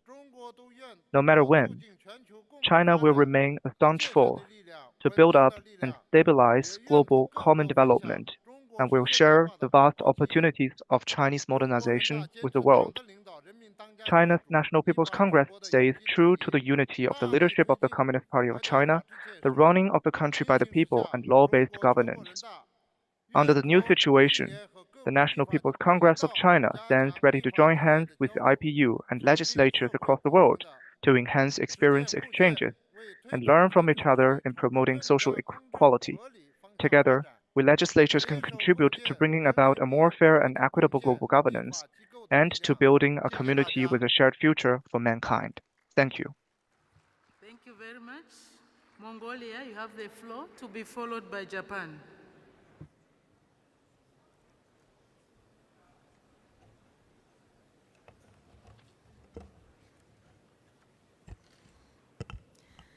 Ladies and gentlemen, I wish to extend Mongolia's sincere gratitude to the Parliament of the Republic of Uzbekistan for hosting the 150th Assembly that brought together world parliamentarians to identify and discuss matters of common concern. The theme of the Assembly is timely and crucial. Parliamentary actions play undoubtedly a crucial role in accelerating social development and establishing justice by ensuring equality, citizens' participation, and diverse representation. The Parliament of Mongolia passed a major constitutional reform in 2023 to enlarge the legislative body from 76 members to 126 and reintroduce proportional party voting.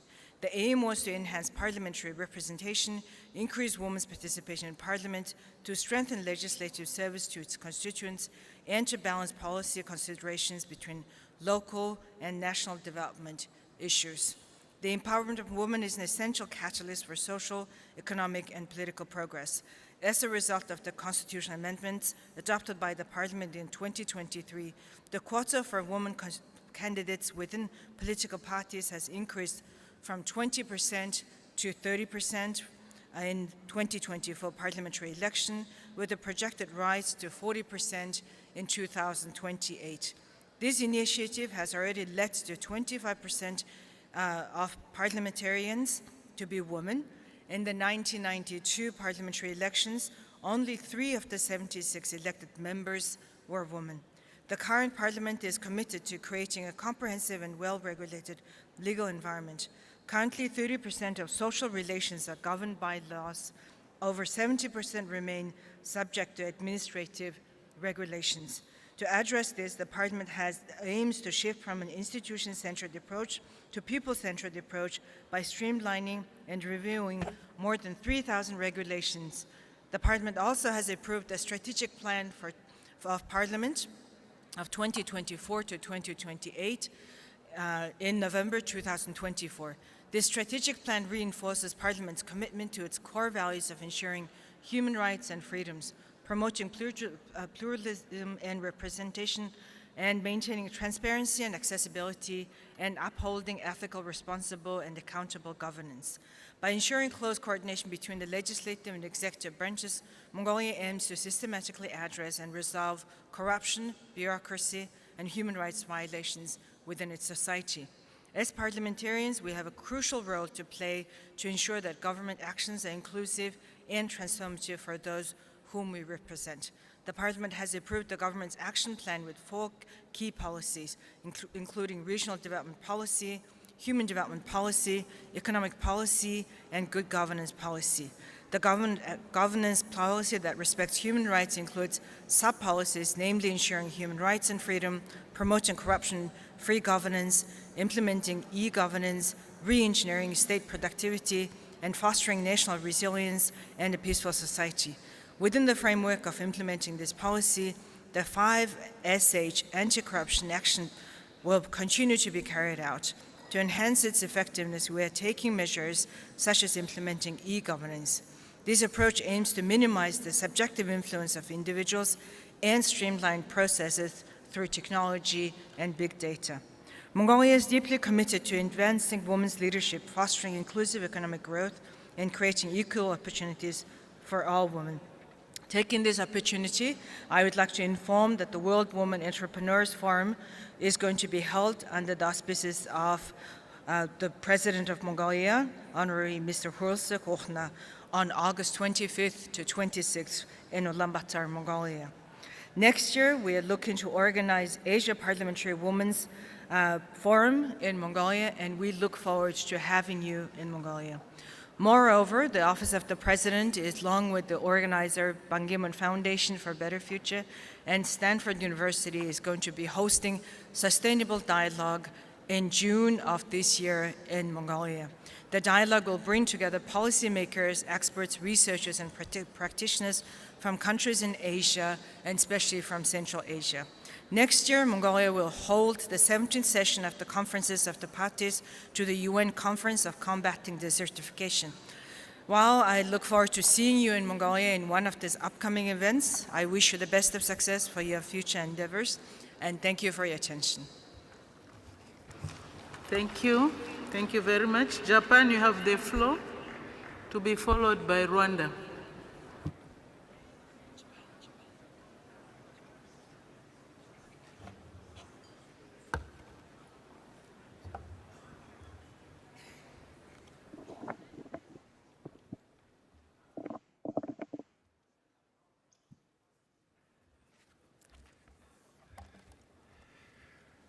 I am Yoshihiro Seki, leader of the Japanese delegation. First of all, I would like to express my heartfelt sympathies to the victims of the earthquake on 28 March. And at the same time, I pray for the earliest possible recovery. Human-centered sustainable development, which is the emphasis of the Copenhagen Declaration, adopted at the World Summit for Social Development in 1995, remains an important principle for social development today. Japan shares this philosophy and has made human security a pillar of its foreign policy and has been engaged in international cooperation with the ideal of creating a society in which each individual can live happily and with dignity, free from fear and scarcity. For people-centered social development, it is important to expand investment in people and promote quality education for all. Japan provides assistance in a wide range of areas, including the enhancement of basic and higher education in developing countries, and places particular emphasis on support for children who are vulnerable, such as girls left out of schooling opportunities, children with disabilities, and children in areas affected by conflicts. In education, it is also important to effectively utilize advanced technologies such as AI and semiconductors, as well as to develop human resources for further innovation. Based on the Human Capital Investment Initiative for Sustainable Development announced at the G20 Osaka Summit in 2019, Japan provided innovation-related education to approximately 9.47 million children and youth over the 3 years from 2019 to 2021 as a unique Japanese initiative. We need to continue this kind of support toward creating a society where everyone has access to cutting-edge science and technologies without digital divide. In order to promote people-centered social development, cooperation among countries based on mutual trust is indispensable. In particular, cooperation in the area of education, which is at the very core of a nation, will not be possible without understanding and respect for each other's culture and history. In this regard, we parliamentarians have an important role to play in deepening mutual understanding at the IPU and other interparliamentary dialogues, communicating the results of our discussions to our own governments and encouraging international cooperation at the government level through parliamentary activities. As a member of the Japanese Diet, I would like to conclude my remarks by expressing my determination to continue to vigorously promote people-centered social development in cooperation with you all. Thank you for your kind attention. Thank you very much. Rwanda, you have the floor.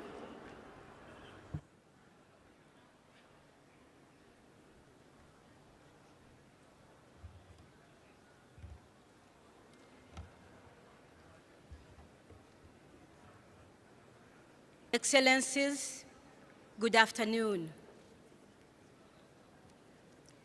I'm honored to express my heartfelt gratitude to the Parliament of Uzbekistan and to the leadership of the IPU for the successful organization of this assembly. Excellencies, today, April 7th, is the International Day of reflection on the 1994 genocide against the Tutsi in Rwanda, as per UN Resolution number 74/273 of April 20th, 2020. It is a day to remember. It is a day to honor the victims of the 1994 genocide against the Tutsi in Rwanda. It is a day to pay tribute to the survivors for their resilience.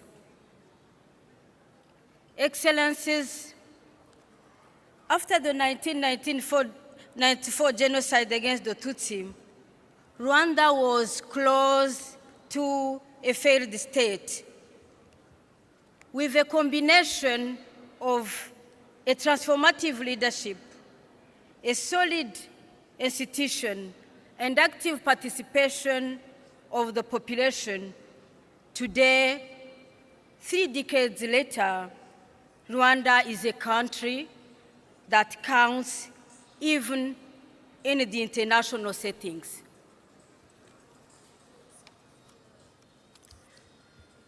Rwandan people are now united, resilient, and dignified. Thus, they are building a better future. Regarding the theme of the general debate, parliamentary action for social development and justice, in my country, Rwanda, we have embraced the policies that contribute in reducing poverty, increasing incomes, improving living standards, strengthening good governance, promoting homegrown solutions, establishing rule of law, promoting gender equality, and women empowerment. As a result, Rwanda has shown impressive economic resilience, which has been accompanied by improvement in social indicators like the following.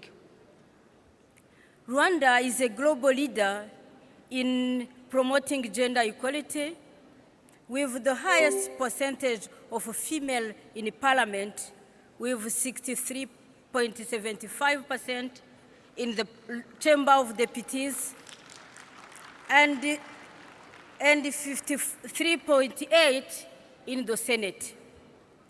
Life expectancy has increased significantly, reaching 69.6 years by 2022. Excellencies, the Parliament of Rwanda plays a vital role in advancing social development and justice. Through oversight activities, the Parliament ensures that all policies and programs established are effectively implemented and do uplift the lives of Rwandans. In that context, I would like to reiterate that social development and social and justice are indeed global issues. Thus, as members of Parliament, representative of people, let's play our part to make sure that our government give high priority to the social development and justice programs for uplifting the standards of the lives of our people. Right Honorable the President, Excellencies, regarding the accusation made by DRC delegation against my country, Rwanda, as usual, they are false, baseless, and misleading. I would like to recall only the following. The DRC government is actively collaborating with FDRR, the UN-sanctioned group responsible for committing the 1994 genocide against the Tutsi in Rwanda, where more than 1 million Tutsi were decimated. This collaboration with FDRR has undermined the region's effort for peace and constitutes an existential threat to Rwanda. But the main conflict that was referring to the representative of DRC is an internal issue for DRC itself.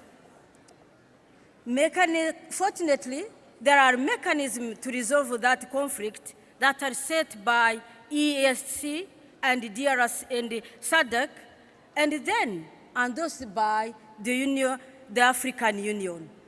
Currently, there are clear indications that those mechanisms are working well and moving in the right direction. Rwanda is always for peace and has been working tirelessly to support regional efforts aimed at bringing stability to the region and beyond. I thank you very much. Thank you very much. Dear colleagues, at this point, we have a message. Today, 7th April, is one to remember. Exactly 31 years ago, one of the worst episodes in our recent history began. The genocide that led to the death of more than 800,000 civilians, primarily Tutsis, but also moderate Hutus in Rwanda. The international community unanimously and firmly condemned the horrors of this atrocity. This memorable date coincides with our 150th Assembly here in Tashkent. Remembering the victims of this tragedy today reminds us why we must continue fighting to prevent such atrocities from happening again. This day is also a reminder of how far we have come as an international community. The crime of genocide is now internationally prohibited under the Rome Statute of International Criminal Court, while several countries have also recognized genocide as a criminal offense in their domestic legislation. Sadly, genocide did not end in 1994. Many other mass atrocities have been recorded since then, while some are still being committed today. Creating national strategies, mechanisms, and structures for preventing genocide is more relevant than ever. No state or individual is safe from atrocities. Preventing genocide is a collective obligation. It is our duty as IPU, as the global parliamentary community, as promoters of peace, to continue fighting on behalf of those victims towards achieving a long and lasting peace. In the meantime, I propose that we observe a minute of silence in memory of the victims of genocide, including the one that occurred in Rwanda 31 years ago. Please, can we stand and observe a minute of silence?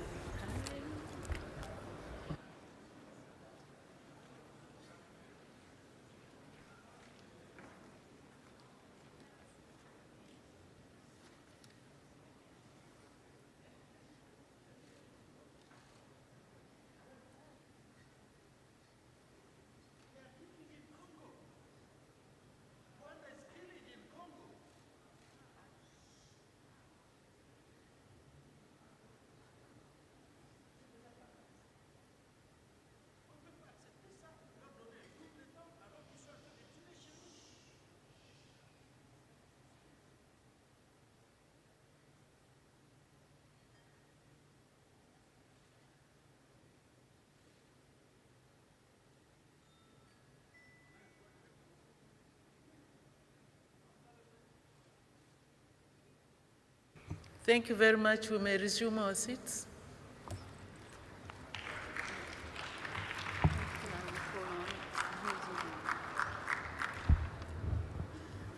The representative of New Zealand can now take the floor, to be followed by Francophonie, Parliament of Francophonie. Thank you.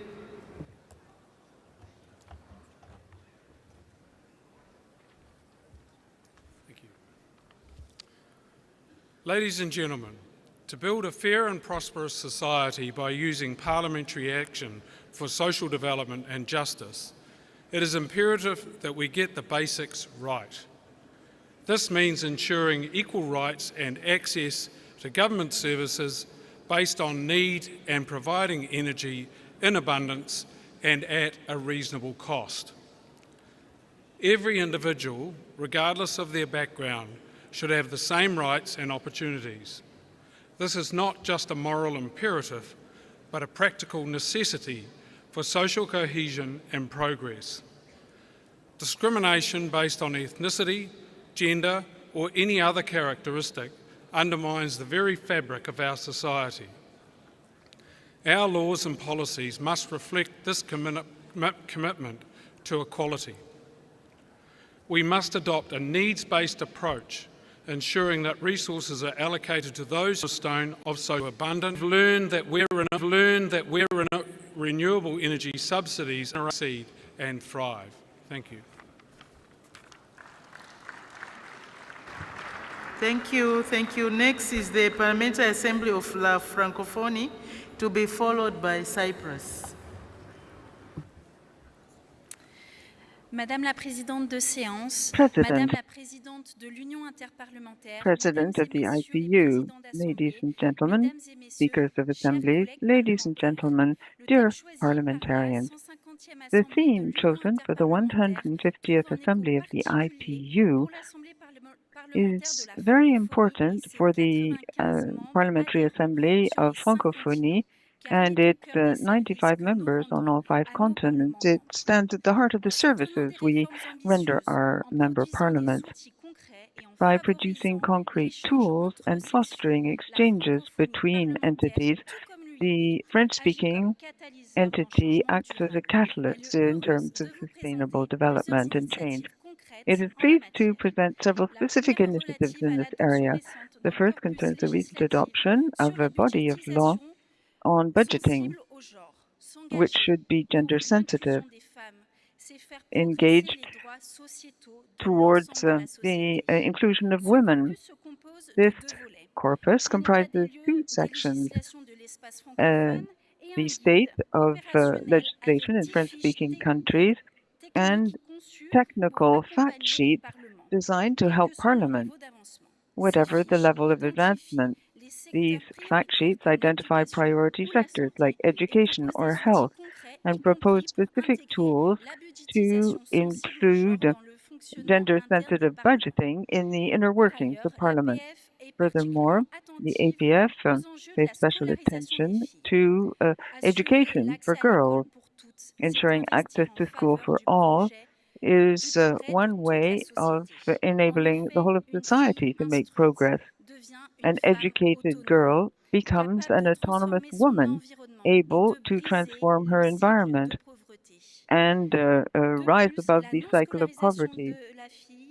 Failure to send girls to school goes hand in hand with early marriage, which is a serious violation of the rights of children. It prevents little girls from becoming emancipated. Another specific initiative is more legislative in nature. Here I'm referring to finance, guaranteeing the rights of citizens when it comes to financial matters. That means they have legal security. You guarantee their livelihood and ensure access to land. The APF wants to reinforce action in this area. After several awareness-building seminars, we will do some major work to produce a body of law on this very matter. The aim will be to provide a technical and legal framework to secure financial rights and land rights and reduce disputes pertaining to the access to and use of land. This will comprise national reforms with a view to social justice, legal security, and sustainable development. Social matters and environmental matters are bound up together. I would like to share with you the work done by the APF to foster the dissemination and understanding of this corpus by French-speaking parliaments. The APF for the past year, has organized 4 seminars, workshops in Africa, in Equatorial Guinea, in Mauritania, the Seychelles, and Togo. In the latter case, this led to the adoption of an ambitious climate plan in less than a month. Next spring, we'll broaden this to Southeast Asia and Thailand in particular. When it comes to environmental matters, the APF has also given thought that should lead to a body of law pertaining to the sustainable use of mining resources. The idea is to prevent wastage of goods and ensure that mineral wealth benefits the local population. The idea is to set up a transparent, fair legal framework fostering responsible governance in this sector. This approach will strengthen local use of natural resources, stimulate inclusive development, and generate higher resources, which can then contribute to improving the livelihood, education, health, and infrastructure of the communities concerned. There can be no social justice without peace or security. These two sine qua non are the indispensable foundations for equal opportunity, sustainable development. Without stability, fundamental rights become fragile and inequality gets worse. Institutions find it difficult to guarantee fair access to services, education, or participation in civilian life. The promotion of peace and security should also, therefore, lie at the heart of our parliamentary action. To this end, parliamentary diplomacy continues to prove how relevant it is in a world undergoing deep change, marked by the calling into question of multilateralism and growing inequalities. The APF and the 95 member parliaments are a vector for bringing people together alongside the IPU. Thank you for your attention. Thank you very much. The next speaker will be Cyprus, to be followed by Germany.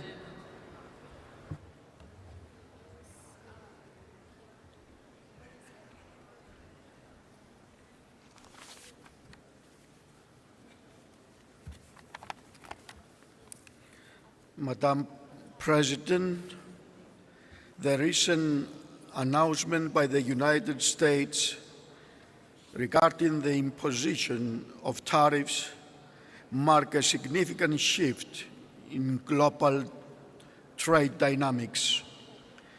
While every country has the right to defend its economic interest, we must acknowledge the unintended consequences such measures may have, especially on smaller, export-reliant economies and on the global stability at large. I believe that open markets and fair competition can drive prosperity, but I also believe in the responsibility of the state to ensure that this prosperity is inclusive and sustainable.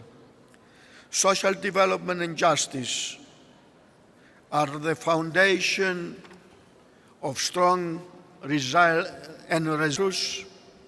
We understand that economic policy is not just about numbers.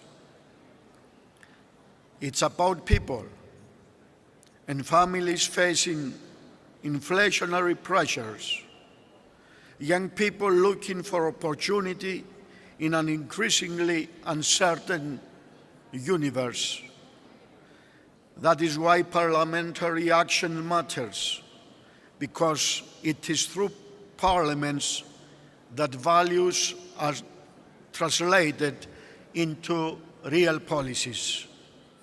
We therefore need to focus on 3 areas. Through legislation, we need to prepare our economies to be resilient to global shocks without overburdening future generations with unsustainable debt. Secondly, we need to provide opportunity to ensure that even in a more protectionist global climate, we invest in innovation, education that empowers citizens to adapt and thrive. And lastly, we must strengthen cooperation through international parliamentary dialogue so that we can advocate for trade frameworks that are not only strategic, but fair and mutually beneficial. Protectionism must not come at the cost of global stability and prosperity. But social development is not just about economics. It is also about peace, security, and justice. More than half century after the illegal Turkish invasion of Cyprus in 1974, 37% of our territory remains occupied.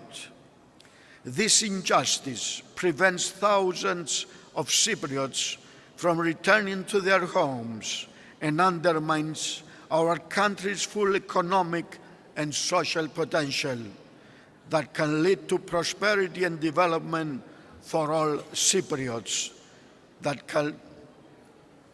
A truly just world must uphold international law and protect the right of sovereign states to exist in peace and security. Sustainable development cannot thrive where fundamental rights and territorial integrity are ignored. Thank you, Madam President. Thank you very much. German, you have the floor, to be followed by Uganda.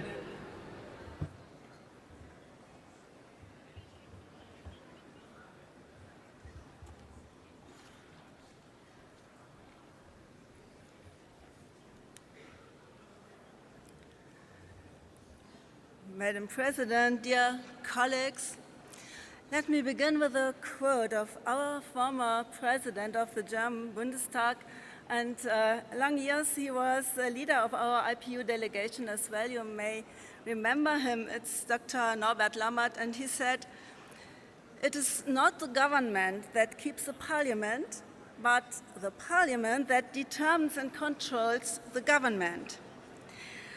What does that mean? In the system of separation of powers, the democratic legitimacy of the members of parliament directly elected in their constituencies, who know the living conditions of people throughout the country, is the strongest. This also gives them, or us, a special responsibility to represent the different interests of citizens and to develop solutions that serve the best to everybody and to the common good. In view of the global challenges of our time, growing inequality, climate change, a tense global political situation, and democratic backsliding, just to name a few, we need strong, and we are, self-confident parliaments with effective control in relation to the government in office. One of the great challenges of our time is the social development and justice on the national level as well as on the international level. Our German constitution and many of yours recognizes the human dignity and equal rights of every human being, regardless of social or ethnic origin, religion, age, or gender. Because it's not one's merit to be born in a rich or poor family, as a man or woman with one ethnicity or another. Nevertheless, there are also different levels of wealth and income in Germany, but it is concern of politics to ensure social security and a strong middle of society and to prevent the gap from widening too far. Let me highlight some points that are crucial for in a modern welfare state. It is essential that everyone has access to free education and additional grants if needed, so that everyone can achieve professional and social advancement through their own efforts. And as a good example, I'd like to mention the Goethe School here in Tashkent that I had the opportunity to visit some days ago. And this school offers high-level education for every child without any fees. That's great. It's a part of social justice that higher incomes are taxed at much higher rates than lower incomes, and that family burdens are taken into account. After all, the strong shoulders have to bear more than the weak shoulders. Furthermore, the welfare state includes insurance that covers the major risks of life, as poverty due to age, to illness, or unemployment. A pension in old age that is not a charity handout, but the reward for many years of work and own contributions paid in. We have legally required health insurance and unemployment insurance that give every person the necessary personal security. And with this personal security, it gives courage to build something up for themselves and for their families. But, and that is also important, solidarity is not a one-way street. Everyone must do what they can to stand on their own feet and make their contribution to the community. Then they can also rely on the help of the community when they themselves need support. I am convinced that these are preconditions to social justice, to development and prosperity in the country, and also to peace, both internally and externally. We see evidence in many countries that it leads to war, lack of freedom, and great suffering when there is wealth for only the few and poverty without any opportunity for others, or when one gender has the power and the other is oppressed. Dear colleagues, social justice is not a coincidence and not a luxury. It is a political decision. As parliamentarians, we shape laws, we manage budgets, we set priorities. Kindly wind up. That's it, what people expect from Thank us, you. and we make it reality. Thank you for your listening. Thank you, Cyprus. Oh, German, sorry. Uganda, you have the floor, to be followed by Philippines.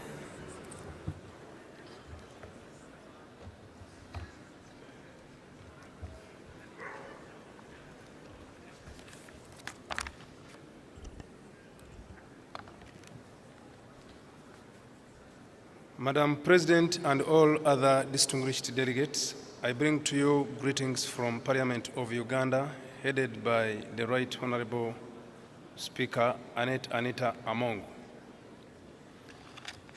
In regard to Uganda fostering social development and justice, the IPU underscores the aspect of human rights as a precursor for development and democracy.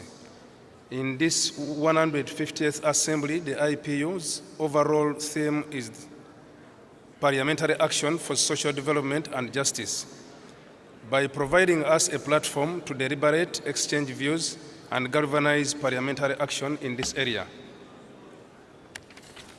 As such, the Parliament of Uganda's role towards social justice and development is evidenced through legislations, namely the Uganda Parliamentary Forum on Sustainability Development Goals, exemplifies Parliament's dedication to aligning national policies with global development objectives. The Forum ensures that legislation and national development plans are in harmony with the Sustainable Development Goals, advocating for adequate resources, and integrated approaches to achieve these targets. The Parliament of Uganda has been instrumental in passing laws that ensures the social safety nets. Examples include Children's Act 2016, which regulates children's rights, and the Domestic Violence Act 2010, whose objective is to address gender-based violence and protection of vulnerable groups. Through forums such as the Uganda Parliamentary Forum on Social Protection, the members of Parliament have championed the rights and empowerment of vulnerable groups.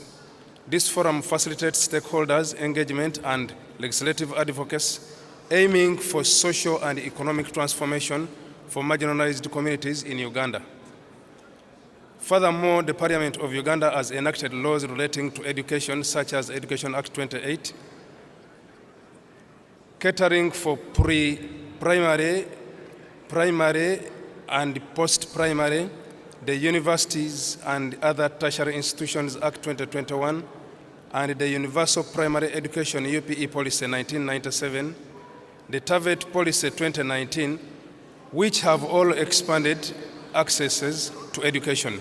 In addition to legal framework, the Parliament of Uganda also appropriates resources to fund the different education programs. In the health sector, the Parliament of Uganda has passed useful laws such as the Public Health Act 2023, which ensures public safety through disease control and sanitation policies. In addition, Parliament has deliberated on the national health insurance. We have private insurance, which covers only 0.5% of the country's GDP. To curb this crisis, the MPs passed the National Health Insurance Bill in 2021 aimed at equity, accessibility, and affordability of health care for all Ugandans. The labor and employment laws, such as the Employment Act 2006, the Equal Opportunities Act 2007, the Workers' Compensation Act 2000, the Occupational Safety and Health Act 2006, which are all concerned with regulating fair pay, working conditions, and employees' rights. For social justice, the Parliament of Uganda has instituted measures to improve the justice delivery system, reforms to enhance the efficiency and transparency of courts, and these include, but limited to, Human Rights Enforcement Act 2019, which enhances enforcement of human rights and providing mechanism for redress in such violations.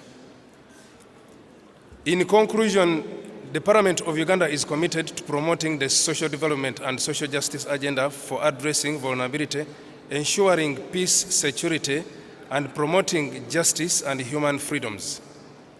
This is mainly through proactive legislation, diligent oversight, and dedicated representation, and a combination of efforts to create an inclusive society where equity and human dignity are paramount.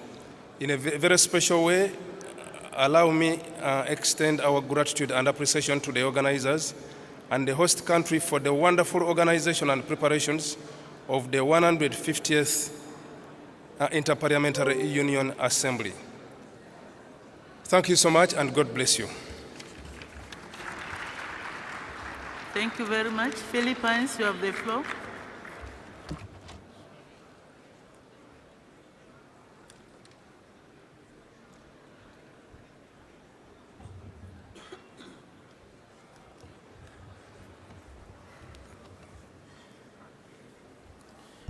Fellow parliamentarians, ladies and gentlemen, good afternoon. In Filipino, magandang hapon po sa inyo lahat. It is a privilege to stand before you today as we reaffirm our collective commitment to social development and justice, pillars that shape the future of our societies.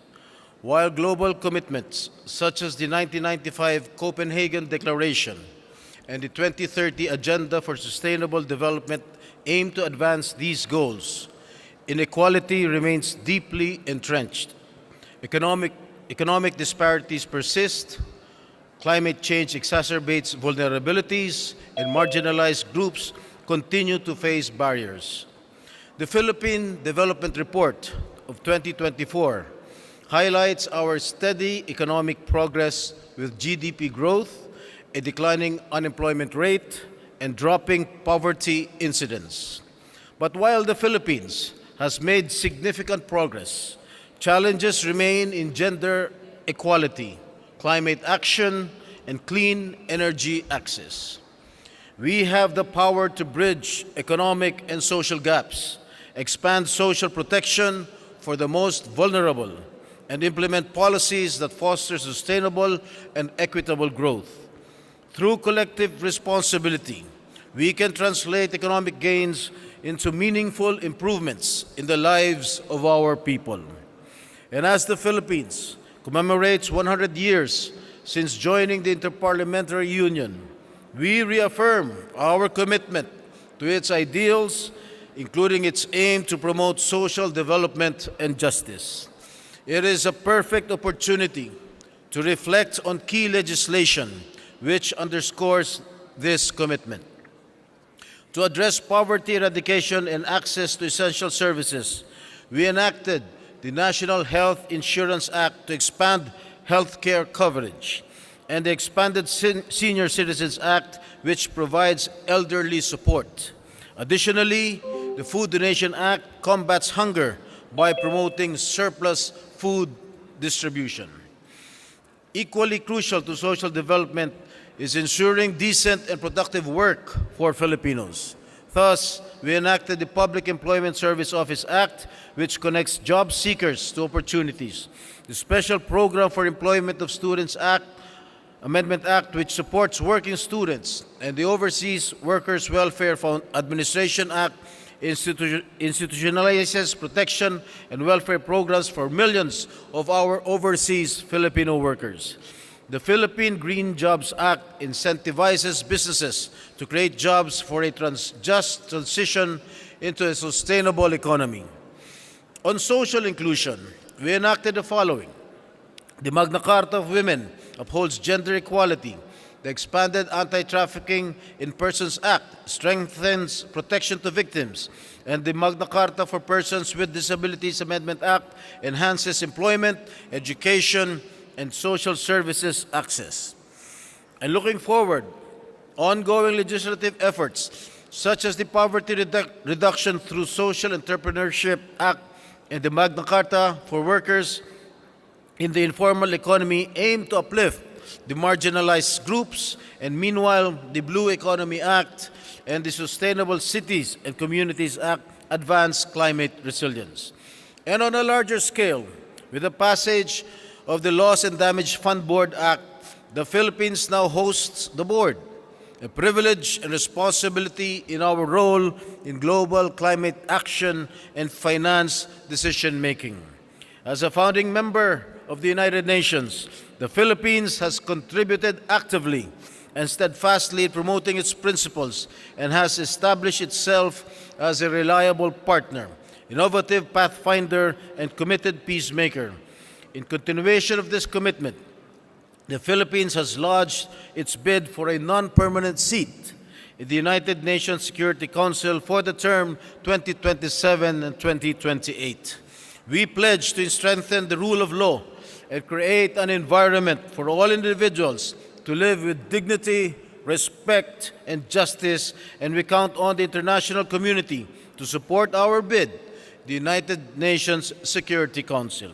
And as we approach the Second World Summit for Social Development in 2025, let us work toward a new social contract, one that guarantees universal access to essential services, protect workers' rights, and equal opportunities for all.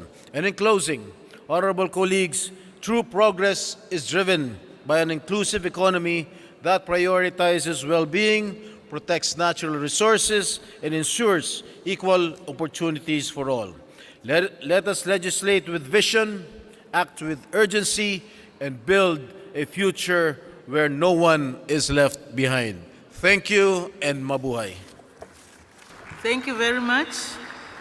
We will now listen to the speaker from the United Nations Development Programme. You have the floor.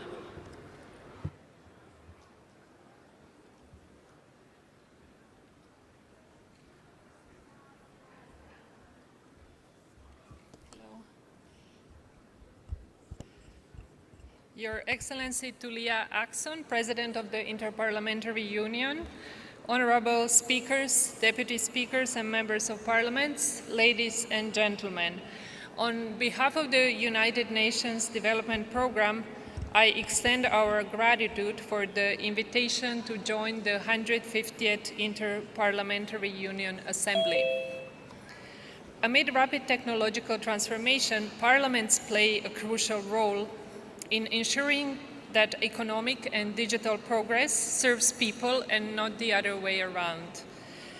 This also requires rethinking how global economic systems operate, expanding fiscal space for social investment, advancing debt sustainability, and ensuring fair access to financing for countries at all stages of development. Around the world, UNDP is working alongside countries, parliaments, and communities to place social development and justice at the center of national priorities. We supported 86 countries to link national development strategies with financing and implementing plans through integrated national financing frameworks, or INFFs. INFF is a planning and a delivery tool to help countries strengthen planning processes and overcome obstacles to financing sustainable development and the SDGs at national level.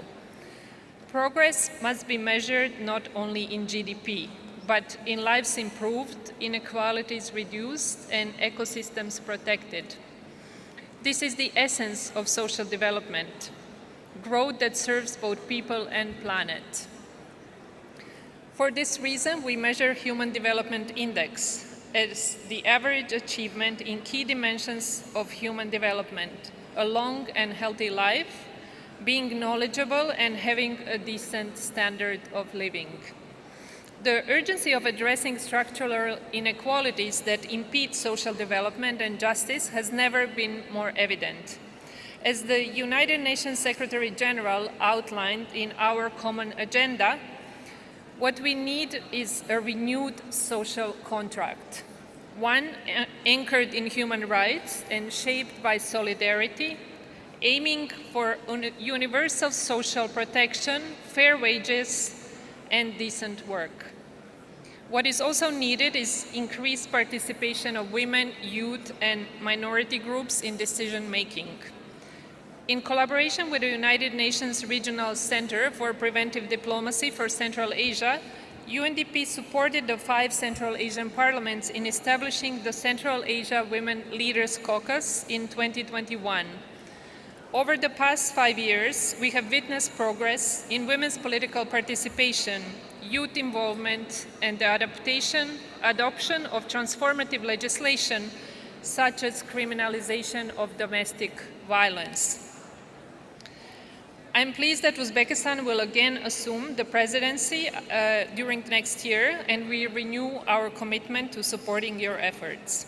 Distinguished delegates, as we look ahead to the Second World Summit for Social Development, there is an opportunity and a responsibility to renew our collective ambition, to build societies that are more inclusive, more resilient, and more equal, and to ensure that no one is left behind, not in rhetoric, but in practice. In a world facing growing economic uncertainty, climate disruption, and deepening inequality, parliaments can help bridge divides and build consensus around the values that we share: dignity, solidarity, and opportunity for all. UNDP is proud to stand with you in this effort, offering our expertise, partnerships, and a global platform to support your leadership and help turn these aspirations into a reality. I thank you. Thank you very much, UNDP. Dear colleagues, there's been a slight delay on the consideration of the emergency item So we'll continue with our debate. The next speaker will be from Poland, to be followed by Slovenia.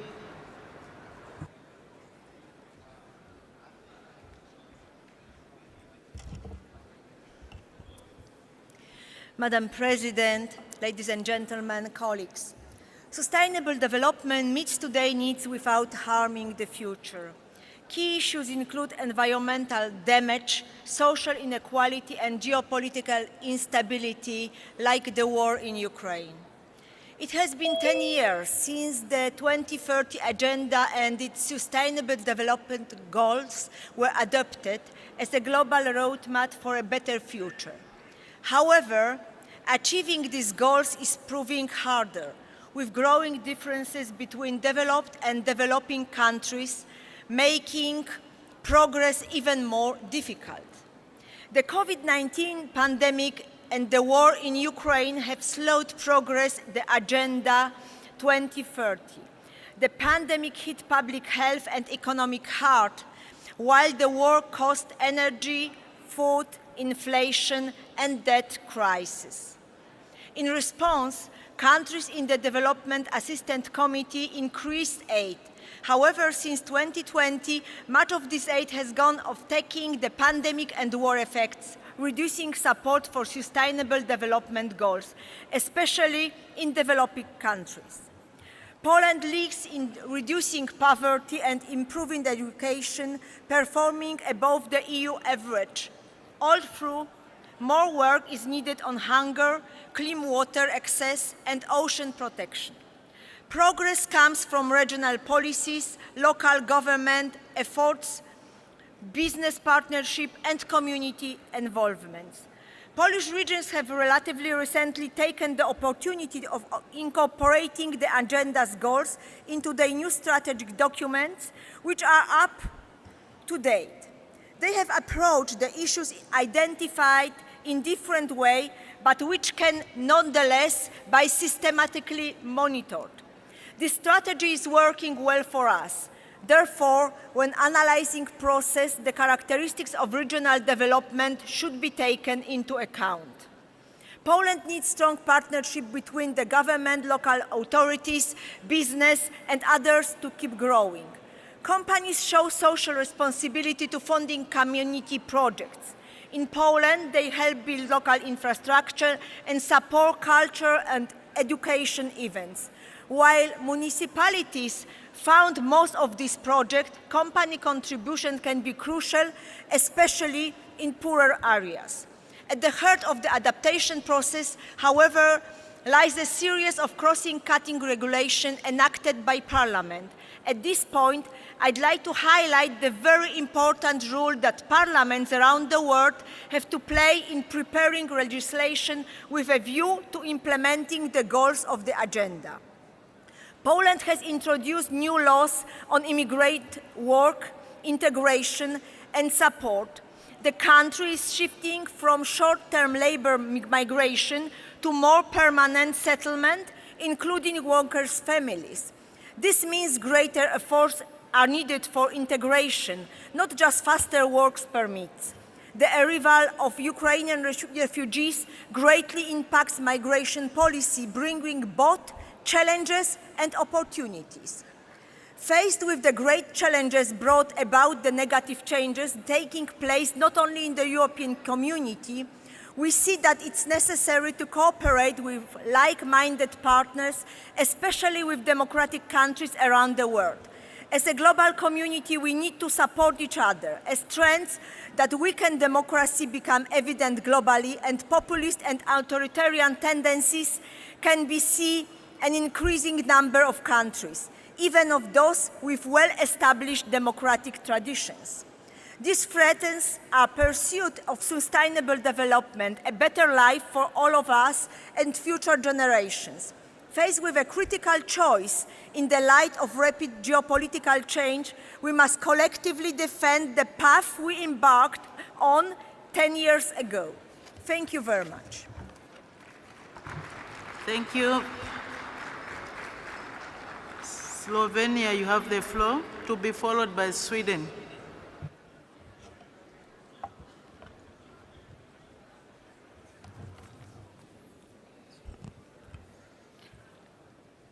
Madam President, dear colleagues, social development and justice, which we have placed at the heart of this assembly, are deeply intertwined with our core societal values.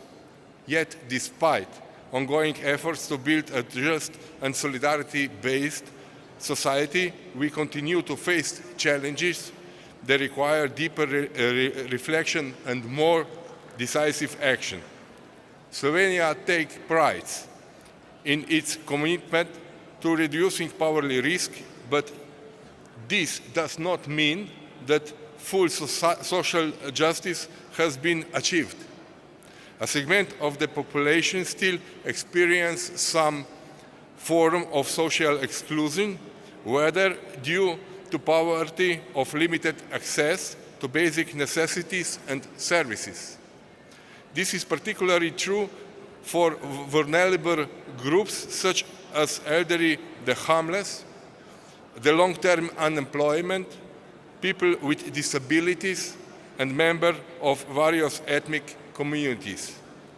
A key challenge in social development is ensuring equal opportunities for all, regardless of origin, gender, age, or social status. Justice also requires active policies that guarantee equal access to education, employment, healthcare, and the other essential public goods. Slovenia has devoted particular attention to this issue in recent years, implementing several measures to address it. Notably, we have increased the amount of social assistance benefits in cash and expanded the range of income supplement beneficiaries. Also, we have ensured that all pensioners with a full pensionable service received a guaranteed minimum old age pensions. Beyond providing social assistance, subsidies, and reduced payments, significant attention is given to the social activation program, under which we will continue to allocate resources to support individuals facing long-term unemployment and social exclusion. I would also like to highlight two key political priorities of my country. First, the establishment of a comprehensive long-term care system to improve the affordability and accessibility of essential services, particularly for elder individuals in vulnerable social situations, many of whom are women. Second, the development of sustainable system for financing and construction affordable rental housing. Ladies and gentlemen, promoting social development and justice is a shared responsibility of society as a whole. Only through collective efforts and a clear vision of equal opportunities for all can we build in a sustainable and just society. Parliamentarians play a crucial role in this process that I therefore welcome today's debate, which I believe marks a meaningful step forward in our shared efforts. Thank you very much. Thank you very much. Sweden, you have the floor, to be followed by Chad.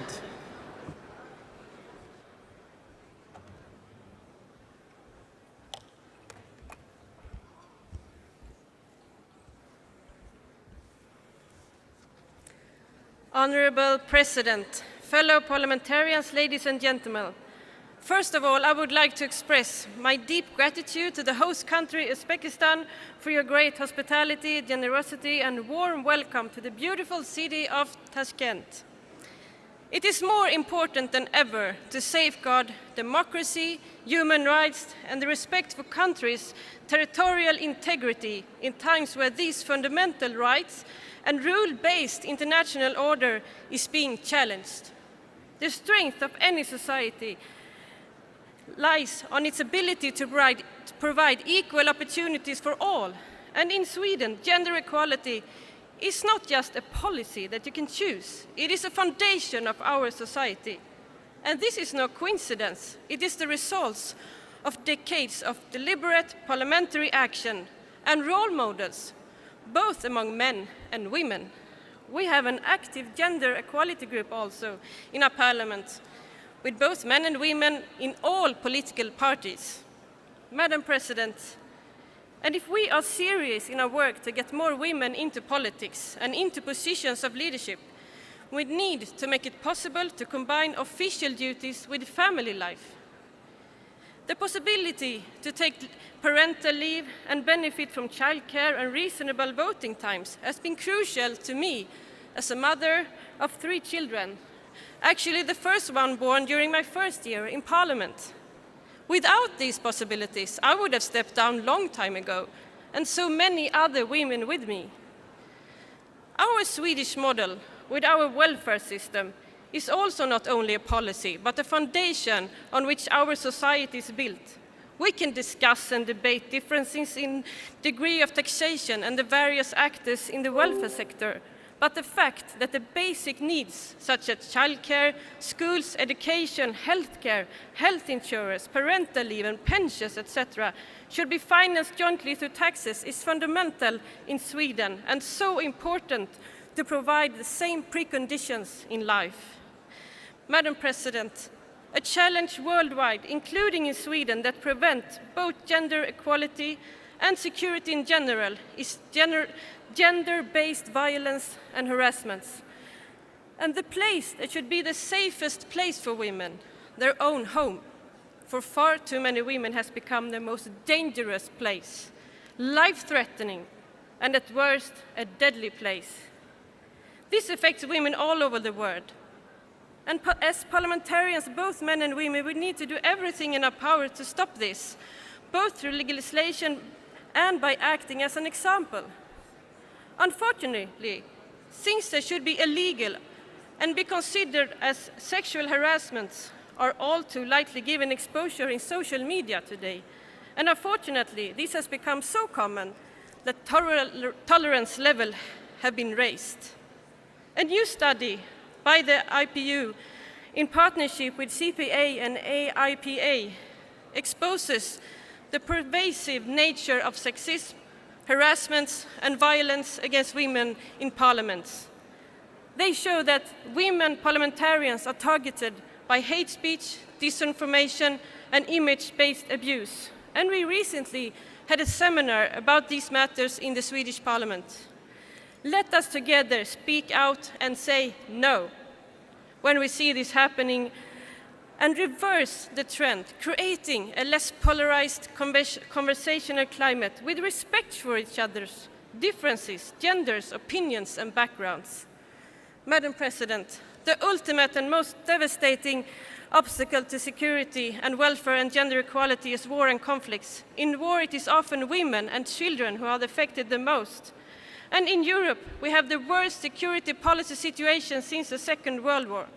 This follows Russia's full-scale aggressive invasion of Ukraine, and many women and children have been killed and had to flee the country, and women have been kidnapped and abducted to Russia. And I cannot even begin to imagine their pain. And during a war, many years of schooling can be lost, and the whole of society, some are put on hold. And also, in the Hamas attack on 7th October, completely innocent people were killed, including small children. And in the war that followed, women and children have been affected extremely badly in Gaza. Regrettably, there have been far too many examples about this in the world. But in the middle of these difficulties, I think it is important to highlight also positive events that have been taking place. And I have spent several days in the host country of Uzbekistan and had many good meetings and visits. And even if there are still challenges, I see a great development in our visits. Your time is up. And we see also positive development in several countries, among them Saudi Arabia and Qatar, where women now, before they were couldn't drive cars, and now they drive buses, trains, and are working even as astronauts. And we see also women in labor market and business. And I think I'm very happy to see these positive Thank you. Your time examples. is up. So thank you very much. Thank you. Thank you. Chad, you have the floor to be followed by Angola.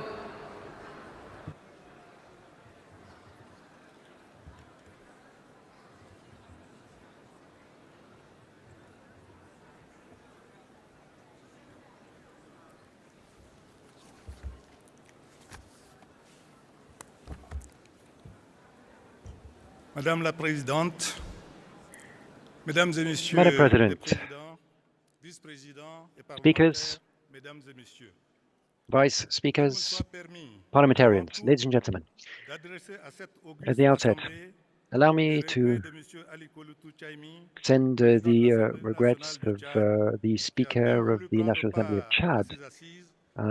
He would have loved to have been here, but because of other engagements, he was unable to come to Tashkent. Therefore, he's asked me, Madam President, to extend to you and to all of the participants his warm greetings and best wishes for the success of your deliberation. My country, Chad, is extremely attached to the values of the IPU, and therefore we're delighted to be here at this 150th Inter-Parliamentary Assembly, which is a wonderful opportunity to share thoughts and ideas among parliamentarians to help build a fairer world and pursue progress for the well-being of our populations. The National Assembly of Chad wishes to extend its thanks to the host country, Uzbekistan, for the exceptional welcome that we have received, and we wish to extend to the Uzbek authorities and the organizing committee thanks for all of the arrangements ensuring our stay here is a good one. This 150th Assembly, bringing us together, is focusing on a very important issue, namely finding solutions to eradicating poverty, to promoting decent work and social inclusion. Madam President, allow me to take this opportunity to say to the IPU and the members of the jury of Kramer Passy Prize, the thanks of the President of Chad for having honored Chad with the prize to the former Speaker, Dr. Arun Kabudi, who has now become the Speaker of the Senate following recent elections.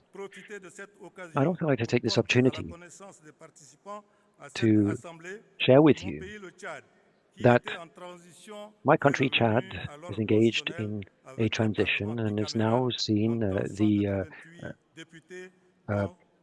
chamber put in place with 188 speakers, including 68 women, and 69 speakers, 34 of whom are women. That is 50%. And the Parliament of Chad wishes to take up the issue for this general debate and try to share thoughts about how to promote social development and justice. And in that respect, our Parliament is pursuing efforts to try to improve our legislative framework to facilitate dealing with improving access to the population to basic services, including water, electricity, housing, and so on. We are ensuring that parliamentary oversight focuses on trying to provide adequate solutions to our problems, in particular, efforts to combat poverty through improvement for infrastructure in rural areas. Social justice is one of the key pillars of national cohesion and stability, and therefore the Parliament will take it very seriously in promoting social inclusion and ensuring the implementation of laws to promote gender equality and also policies to help young people and persons with disabilities. Our Parliament will play efforts, will make great efforts to promote sustainable development. We've set up a standing committee to monitor progress in implementation of the SDGs. and oversight of public policies in this area. A number of steps taken by the Parliament of Chad are designed to monitor implementation of our social program. The President of the Republic, Mohamed Idris Deby Itno, is determined during his mandate 2024-2029 to implement these reforms. We have 100 key policy thrusts, which tend to reflect many of the concerns expressed by speakers here, including efforts to combat poverty, reduce inequality, and so on. I'm also focusing on development of vocational training in order to reflect our labor market, promote youth entrepreneurship, and efforts to combat various kinds of discrimination.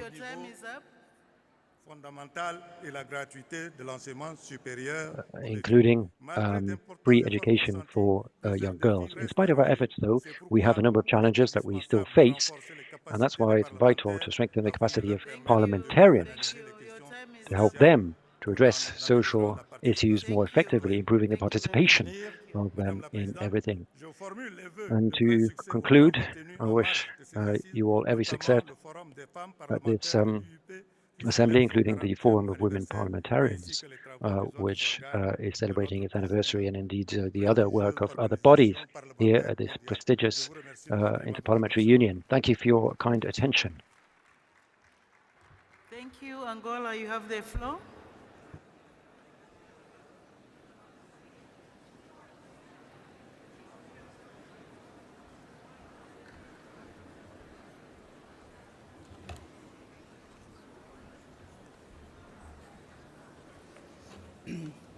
Muito obrigada. Excelência Senhora Muti, Presidente da Sessão, Excelências, distintos delegados. Thank you, Your Excellencies, delegates. On behalf of the Angolan delegation, I'd like to express our greetings and gratitude to the people and authorities of Uzbekistan for the hospitality, and to the Inter-Parliamentary Union for its unwavering commitment to dialogue and international cooperation. The theme of this assembly, Parliamentary Action for Social Development and Justice, more than ideal, is an urgent need. In a world marked by growing inequalities, parliaments must be pillars of democracy, inclusion and social progress. Angola participates in this event with a deep sense of responsibility. The debate at stake here is in line with the values that guide our action: justice, equity, and sustainability.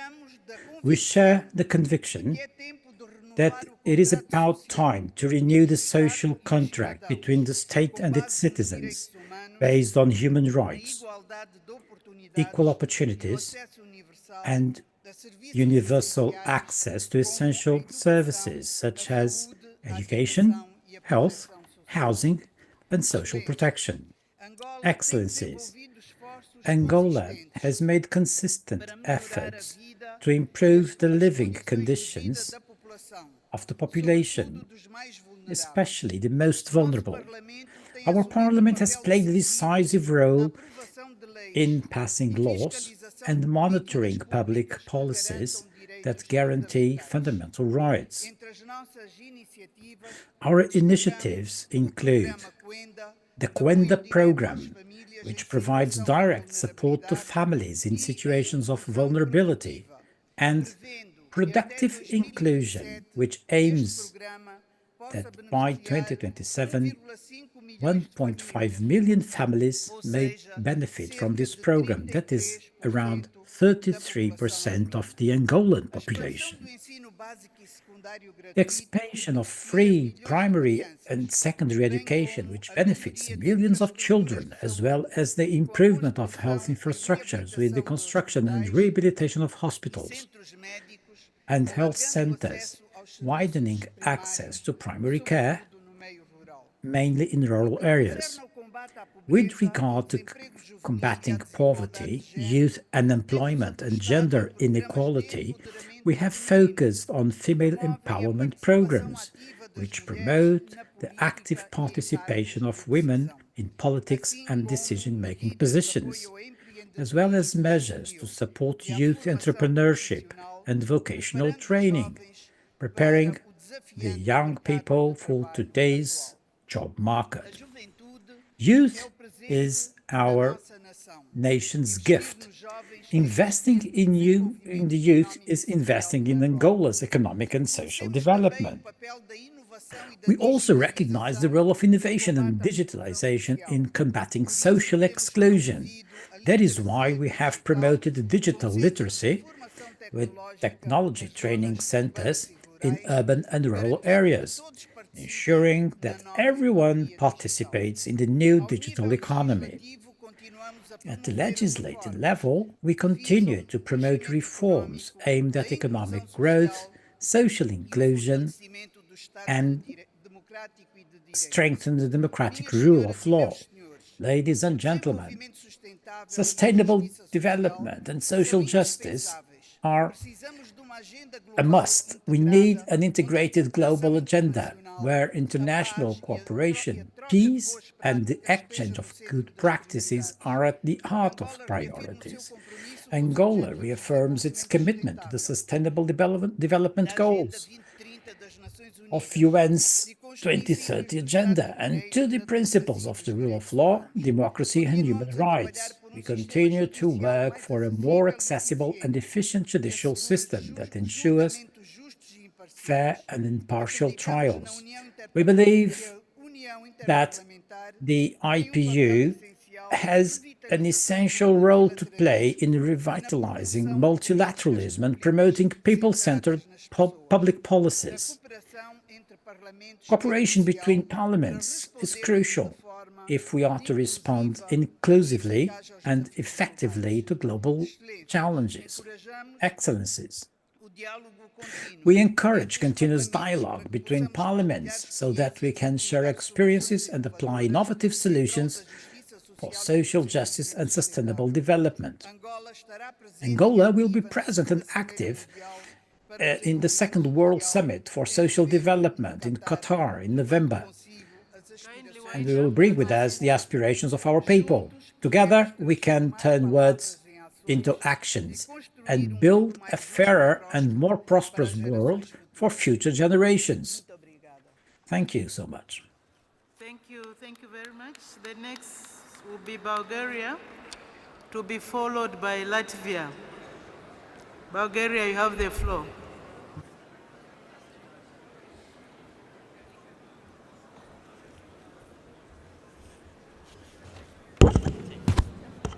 Latvia, you have the floor. Latvia.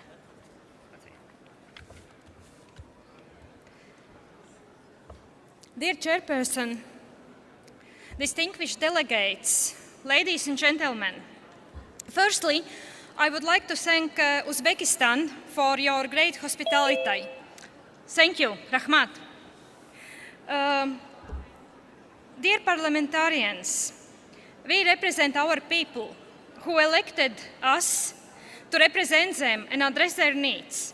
However, globally, democracy is in decline, with many electing leaders who are limiting their rights, freedoms and participation.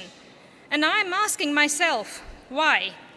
Studies by World Bank, Freedom House and OECD indicate that social insecurity, inequality and disinformation contribute to declining trust in democratic institutions and rising populism. Sometimes politicians focus too much poorly on economic growth.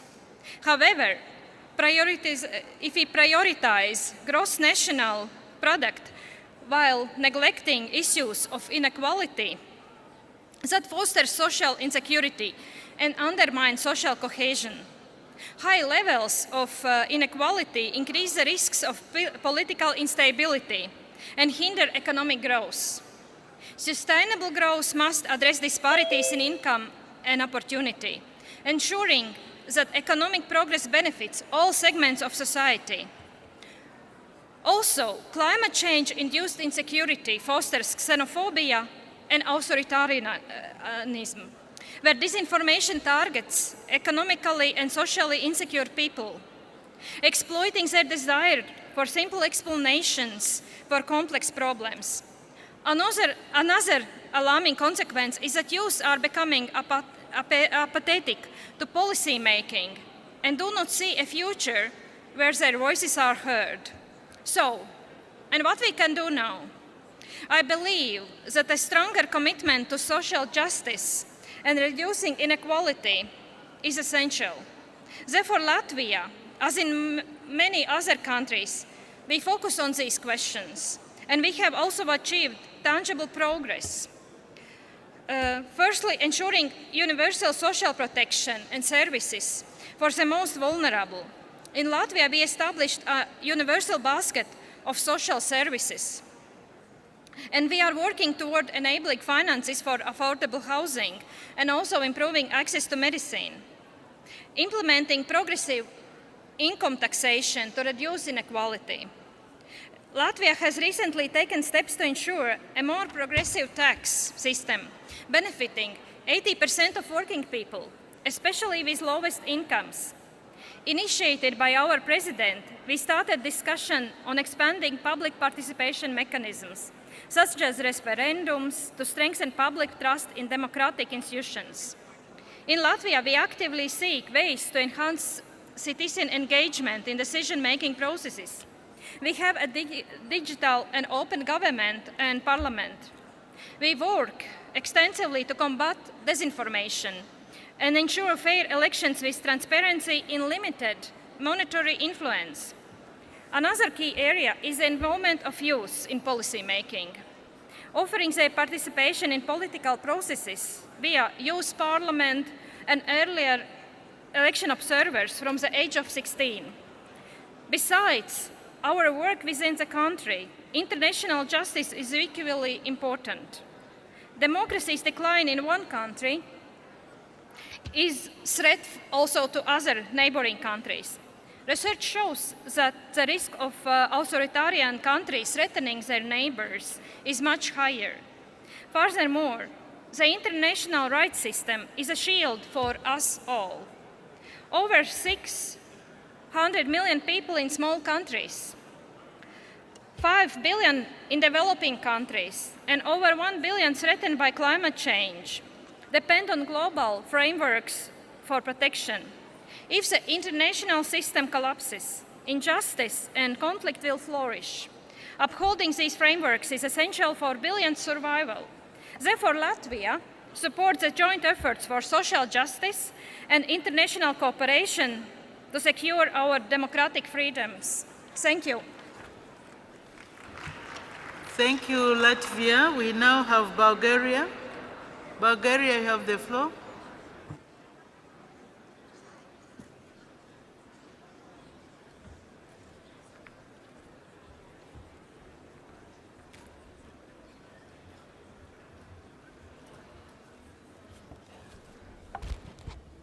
Thank you.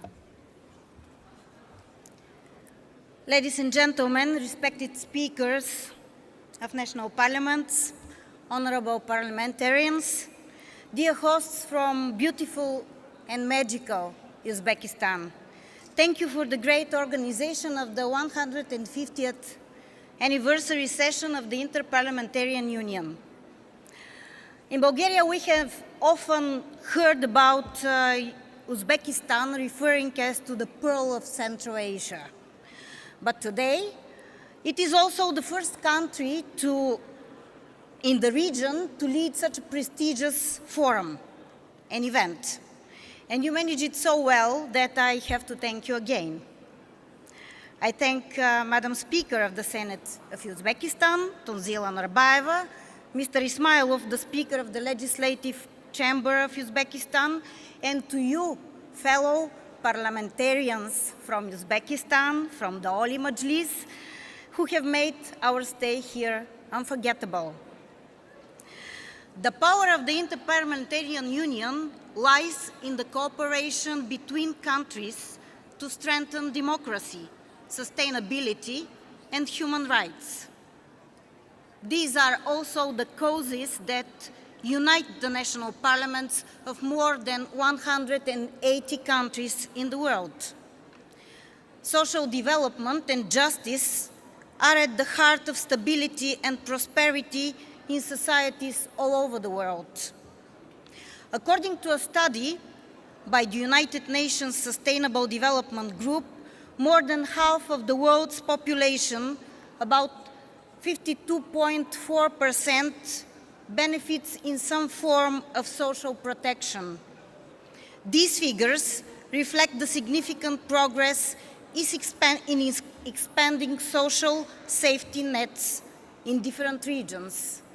And now I will speak about Bulgaria. My country ranks first in the European Union for the longest paid parental leave. Recently, the Bulgarian Parliament adopted an act that children up to the age of 7 are entitled to free medicines and medical treatment. Another social measure, which was introduced by a legislative decision in the year of 2022, is that kindergarten and nursery are free for every Bulgarian child, and they are available and provided by the state. As parliamentarians, we are all convinced that there is a need for comprehensive social protection systems that leave no one behind. I would like to share some of the legislative initiatives and changes that our parliament has been working on over the last 5 years. First, we made changes to the Bulgarian legislation promoting security and predictability of employment relations by guaranteeing employment and social security rights. We have made changes to improve opportunities for reconciling work and family responsibilities by respecting the work-life balance of parents and careers. We have been improving the legal framework for the integration of disabled persons into employment. We have listed measures for teleworking and security for parties to the employment relationship. Legislative changes have been made to align social assistance policy with the general European social protection policy and to eliminate and streamline the social assistance system. Currently, the National Assembly has started the first reading of the Gender Equality Act to improve gender balance among directors of listed public companies. We are working hard for dialogue with various social groups. We hold discussions and deliberations on any legislative initiative that affects a large number of people. A leading priority for us has been the free access to education of high quality for Bulgarian children of all ages. And is there a better way to fight gender inequality, poverty, and social injustice than giving our kids good education and opportunities to lead their lives as citizens of the world, aware, well-educated, responsible, and respectable with concern to our planet and all mankind? We consider all the social protection laws that are about guaranteeing access to health care, pensions, unemployment benefits, support and inclusion of people with disabilities and special needs, fair minimum Kindly wind wages. up, your time is up. I have listened with interest to all that you shared as experience and practices, and I am sure that there is a lot more to be done. We should be happy that there is no question why on the matter of social justice and development. The question is how. Thank you. How fast can we do it? Thank you. Your time is up. Thank you. Now we have United Republic of Tanzania. You have the floor.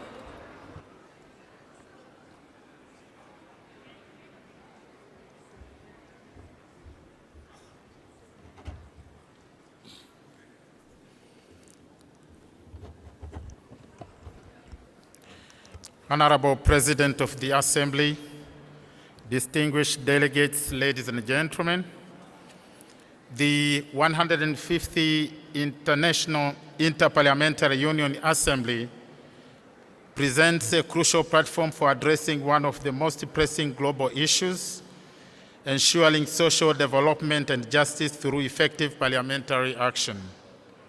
Social development and justice refers to fair and equitable access to opportunities, resources, and the rights that enable people to participate fully in social, economic, and political life.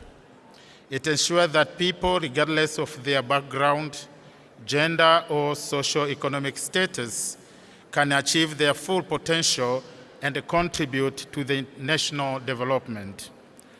This people-centered vision of social development was reaffirmed by the 195 Copenhagen Declaration of Social Development and has been further carried forward by the 2030 Agenda for Sustainable Development Goals. It has been affirmed constantly that none of the SDGs can be achieved without addressing structural inequalities, as well as meeting the needs of the most vulnerable and marginalized people. One of such, and yet their contribution to the national development is paramount, are the youth. In the global context, the youth are challenged by high level of unemployment, limited access to quality education and skills development, political marginalization and limited civic participation, social inequalities and discrimination, and digital divide and technological barriers, to mention a few. In the context of Tanzania, the Tanzanian youth demographic presents both a significant opportunity and a challenge for the national development. With a population of over 61 million, approximately 61% of the population is youth under the age of 35, accounting for about 34.5% of the total population and 64.5% of the working population. Challenges that face youth in Tanzania include unemployment, limited political participation, and limited access to resources. The parliaments hold a pivotal role in enacting policies that promote social development and justice. Tanzania government has undertaken several measures aimed at enhancing social development and justice for youth. Such measures include provision of free primary and secondary education, which is extended to all children of Tanzania attending public primary and secondary schools, hence giving opportunity to all Tanzanian children to attend basic primary and secondary education. Secondly is provision of education loan for university and college students, the loan which is tendered to the less privileged students.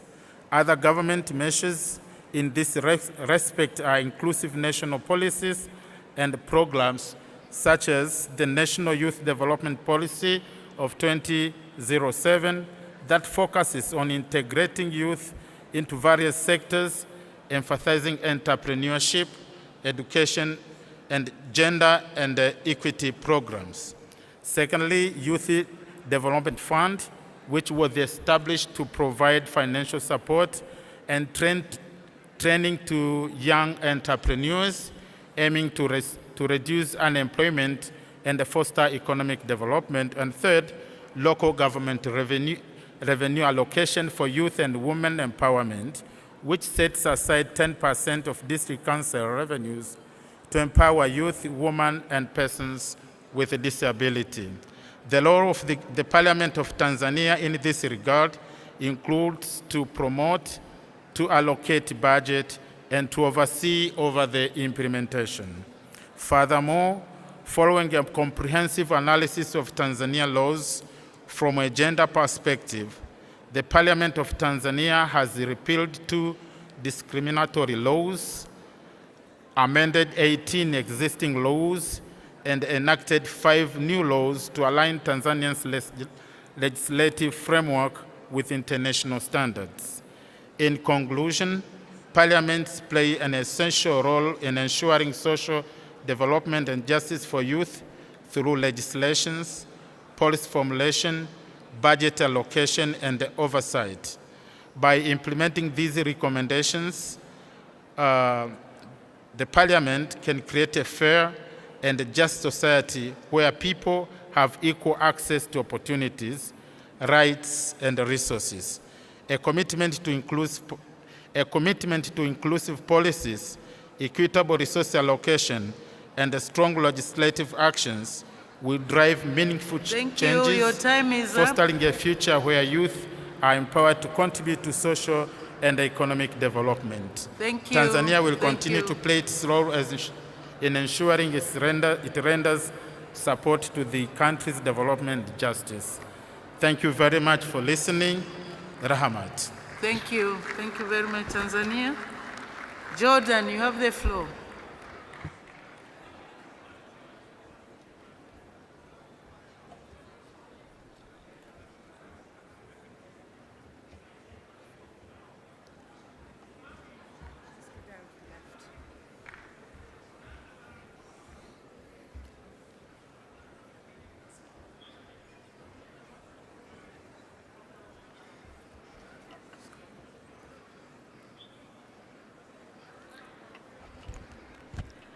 معالي رئيسة الاتحاد البرلماني Your الدولي Excellency, President of the IPU,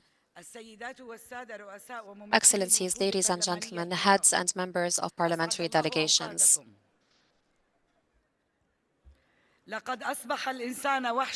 human beings have turned into monsters towards one another. The human spirit has become more lenient towards evil. It has become more focused on the me, on the ego. It has allowed for blood to be shed endlessly.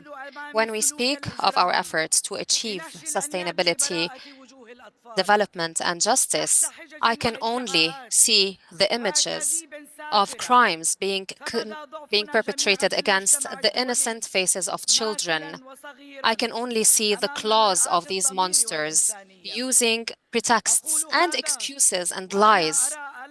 We are all very vulnerable in the international community because we cannot do anything before the mirror of our conscience and humanity.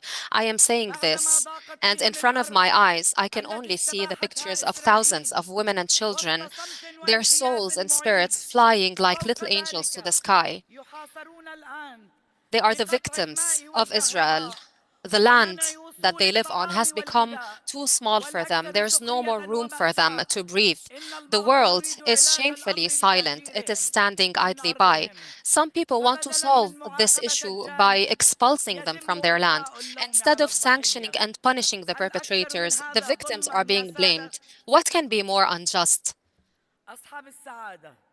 Your Excellencies, the international community and its institutions are now before a credibility test. I can only find solace in the words of Abdullah II's words when he said, "The enforcement of international law has become selective. Human rights have become bound by restrictions and definitions that differ according to borders, according to religions, and according to affiliations." This is a very dangerous message, and it will have very dangerous sequela. In the Middle East, that has turned into a war scene. Jordan's voice is raised today. We call for an end to be put to this war and to reenact the principles of dialogue and peace. We have long been an example to dialogue. We were able to stand in the face of terrorism and extremism. We were able to stand for the just rights of Palestinians. We were able to champion all the just causes of the world. My country is very proud to say that we raised the voice of reason in the age of chaos. King Abdullah stood in the face of all attempts to displace the Christians of the East. when we saw the obscurest agendas and ambitions try to expulse the Christians from our region, we saw mosques and churches in Jerusalem ring their bells and raise their muezzins' voices together so as to raise the voice of the Hashemite message, the Hashemite kingdom that protected the city of prophets. Speaking of Jordan and speaking of the topic of this meeting, social justice and development, allow me to tell you that my country has adopted a national strategy for social protection for the period 2025-2033,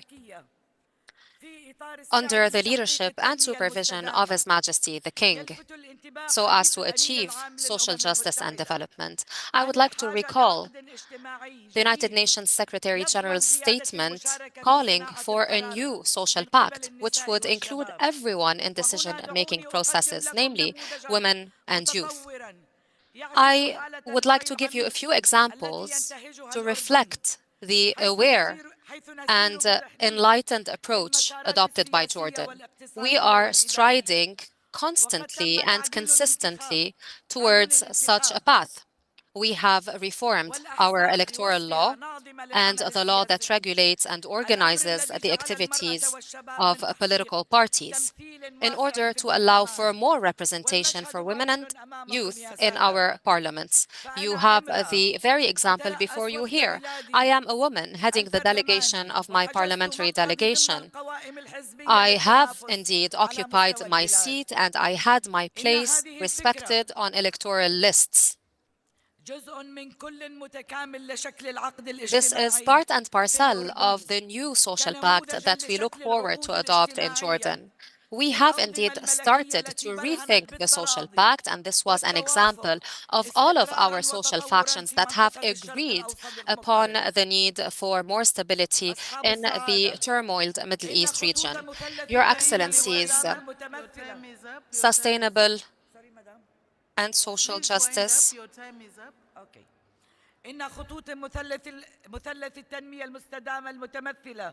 the principles of sustainable development rest on three pillars: the social dimension, the economic dimension, and the human dimension. But this tripod seems to be fragmenting and breaking down in light of heightened escalations, in light of tendencies to cancel the roles of governments and their preventive responsibility towards their citizens. Dear colleagues, at this stage, I will give the floor to Ambassador Ada Philip to make an announcement. Thank you very much, Madam President, and good afternoon, everyone. We really apologize for the delay. All of our titulars, the President of the Assembly, the President of the IPU, the Secretary General, are delayed in a meeting next door with the head of state. And I'm afraid we have tried, but we have no way to actually communicate with them at this point. They are aware that the vote is supposed to take place now, a bit earlier. In response to one of the questions that we are getting on the WhatsApp, unfortunately, we cannot postpone the vote because according to our schedule, tomorrow morning we will have the debate, and then in the afternoon, the drafting committee will finalize the resolution. So we really thank you all for your patience, and I want to assure you that we're doing our best to get them out of that meeting and into this room. Thank you. So with that announcement, we continue. The next speaker will be the speaker from Andorra.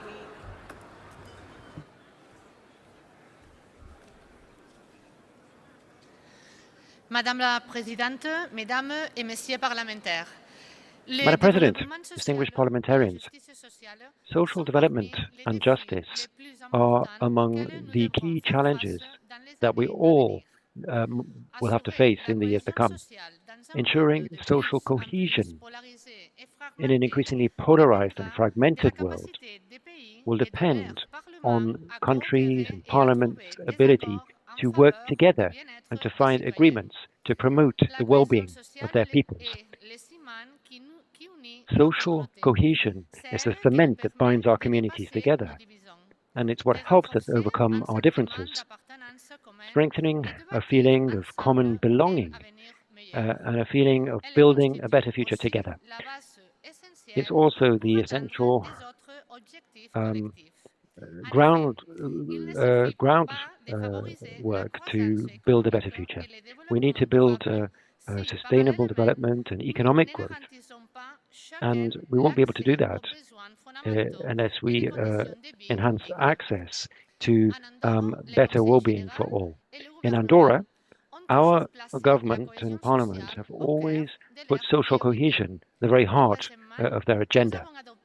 And recently, we adopted a law on sustainable growth and the right to housing, the objective of which is to guarantee to everyone the right to decent housing in accordance with our constitution. And that new law comes at a time when economic growth and foreign investment have made it more difficult for many people to get access to decent housing. So we have set up a parliamentary committee designed to sketch out the Andorra of the future. Its job is to promote sustainable development to ensure that everybody has access to basic services, including healthcare, education, infrastructure, and social welfare. The conclusion of its work will be submitted to plenary early in June. That initiative is just one example of many of the steps that we are taking to try to preserve social cohesion in Andorra, putting the rights of citizens before the interest of the real estate market. Ensuring social cohesion is, of course, a very difficult task, and it requires multi-sectoral action, particularly to guarantee basic revenue for all. And that's why we've adopted steps to encourage the government to set the minimum wage at 60% of the average wage. And social integration also requires better education. And we've allocated sufficient resources to education. We have 3 good public institutions which are very much recognized by our population. And we are very proud of our educational system. Ladies and gentlemen, we are going through a very challenging time, which is challenging our democratic institutions that have been built up over many centuries. And it's up to Parliament and parliamentarians to ensure that the foundations remain solid. We must do everything we can to strengthen social cohesion in order to guarantee real equal opportunities to our people, because a cohesive society is a fairer society, a more prosperous one, and a fairer society. Thank you very much. Thank you, Andorra. Mozambique, you have the floor.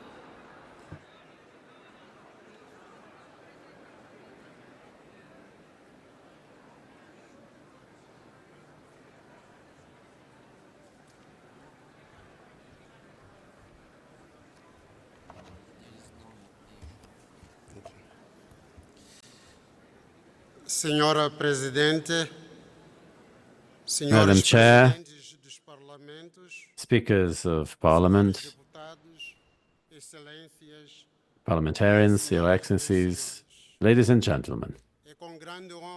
It's with great pleasure that on behalf of the President of the Parliament of Mozambique, His Excellency Margarida Nongina Lapa, that I address myself to you today in this assembly in order to reflect on the crucial theme of this session, parliamentarian action for social development and justice. We would like to thank the people and Parliament of the Republic of Uzbekistan for the warm and excellent hospitality we have received since our arrival in Tashkent, the beautiful capital of your country. The people of Mozambique and the people of Uzbekistan have enjoyed historic relations of friendship and solidarity since the days of our armed struggle for national liberation. We treasure the unfailing support they gave us in the struggle for our independence. Madam Chair, Mozambique considers the topic proposed for this session to be of great importance. We, parliamentarians, have a crucial role to play in the sustainable development of our nations. It's our sacred duty to defend citizens' rights and bring social justice to fruition by creating laws that promote the common good, which translates into peace, development, and the well-being of our peoples. In this context, it is our understanding that sustainable development is multidimensional and embodies, above all, the dimension of social justice and equity. It is therefore imperative that we educate our citizens about the need for sustainable development and their active participation in building a healthy, fair, and balanced world. As part of this collective struggle, our efforts must be focused on implementing and financing the 2030 Agenda for Sustainable Development Objectives. This is an agenda that aims to end poverty, build pacifical societies, and promotes prosperity and human well-being within countries and between nations, without leaving anybody behind. Your Excellencies, in Mozambique, we are aware of the complexity of the challenges we face on the road to sustainable development. In 2025, we celebrate 50 years since the proclamation of our independence and the conquest of our sovereignty. It is also the year that the United Nations celebrates the 80th anniversary of its foundation. It is an organization that has brought new laws and new principles of coexistence between countries and peoples. The Charter defined international cooperation,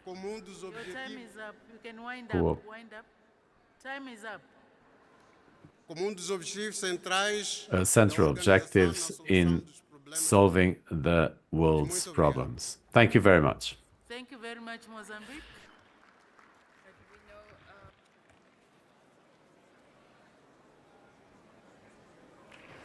Dear colleagues, we conclude the general debate. We'll continue tomorrow morning. Thank you very much. 9 o'clock. At 9 o'clock tomorrow morning. Thank you.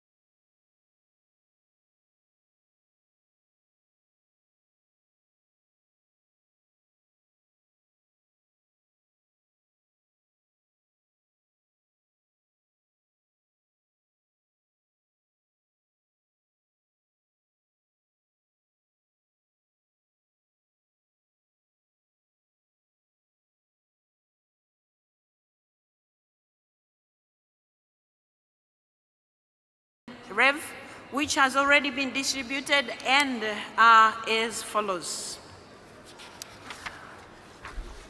So, we have the first item that we have on the agenda, which I believe you all have the four, so instead of going through all of them, we are going to go straight to the should we do first the standing committee first?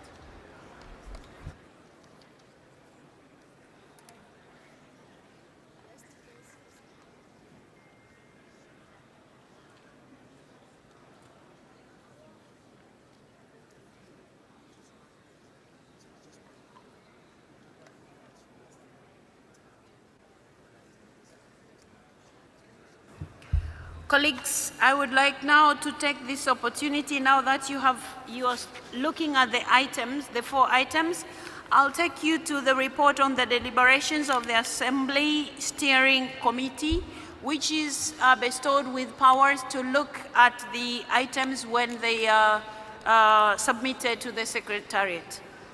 Before I give the floor to the Secretary General to explain further the proposals we have received, I would like briefly to highlight the role of the Assembly Steering Committee, which is to provide you with an opinion on the admissibility of the proposals received.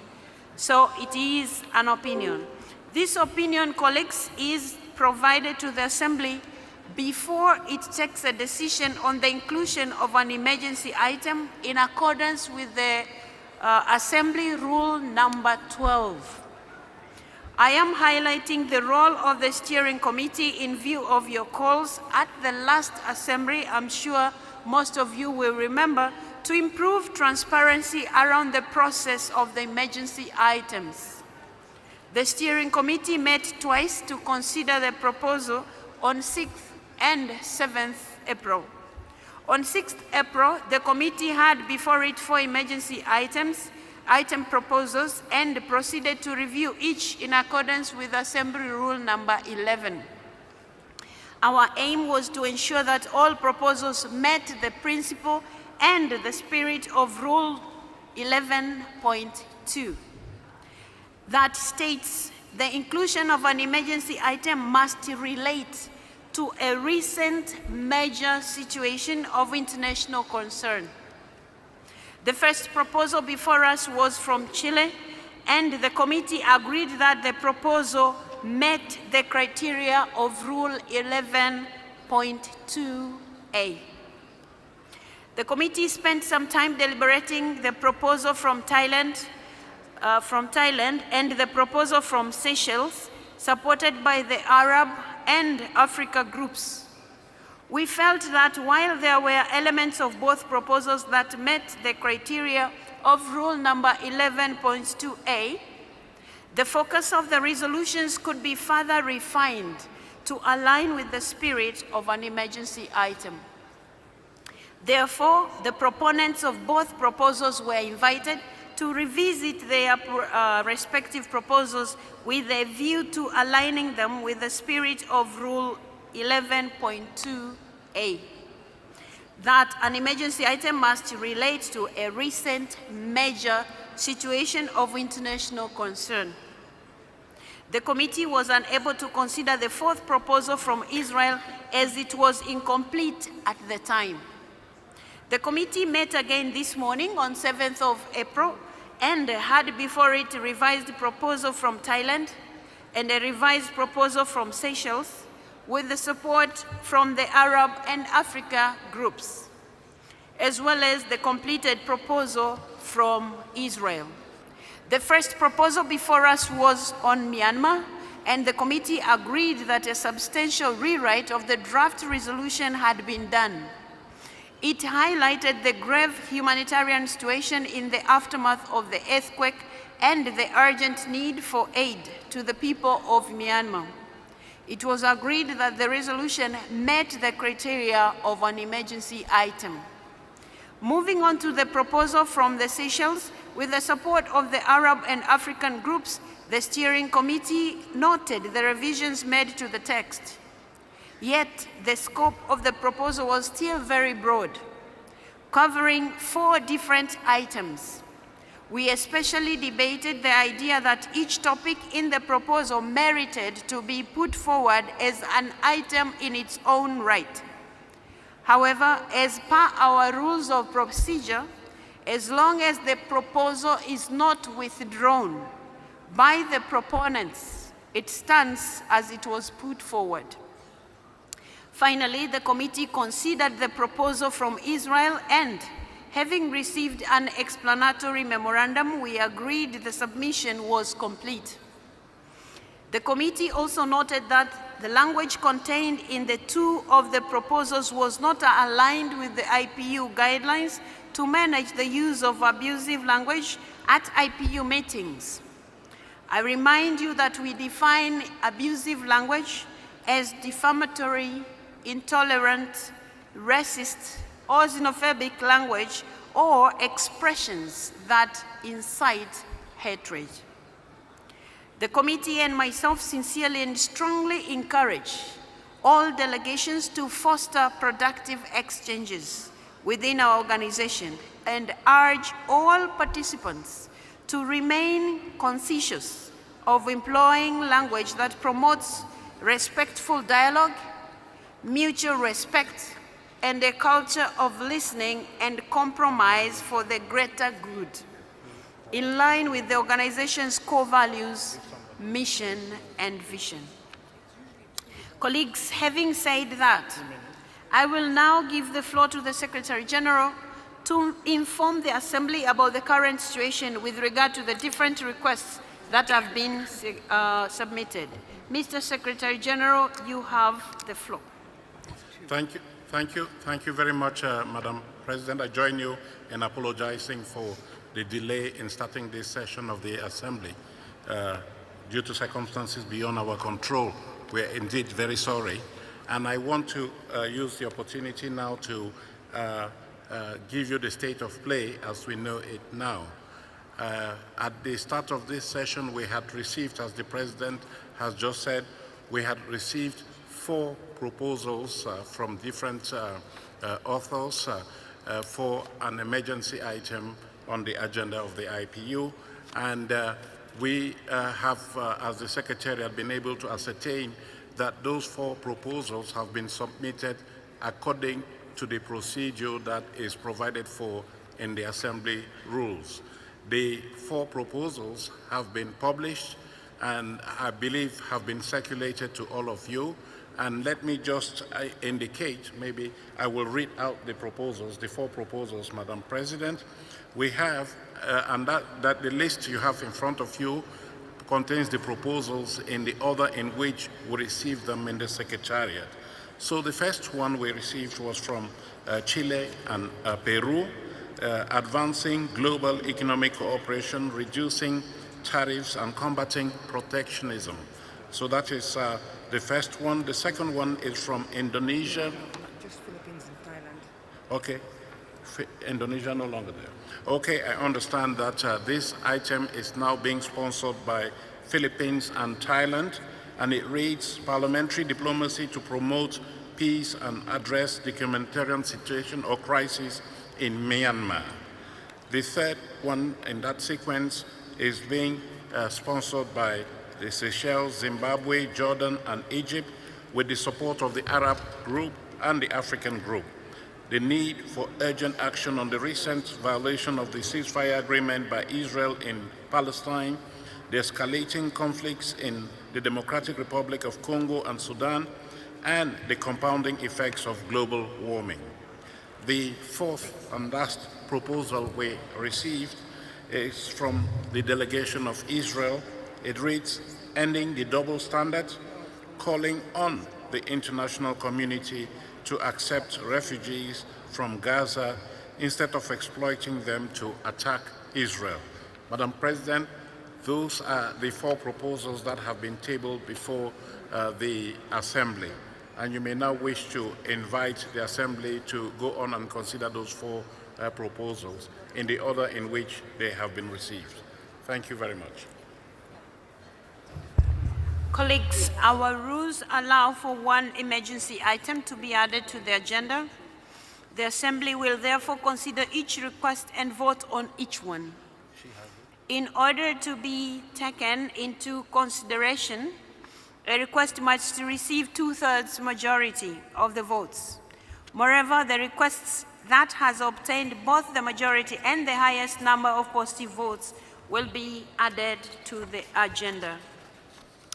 However, colleagues, in order to allow the Assembly to examine a broader range of pressing issues, and at the suggestion of the Executive Committee, provision has been made for the 150th Assembly to potentially debate and adopt a resolution on a second emergency item proposal, provided the second placed proposal obtains the required 2/3 majority of votes. If successful, colleagues, this approach may be reflected to the proponents of these emergency items. I have been informed,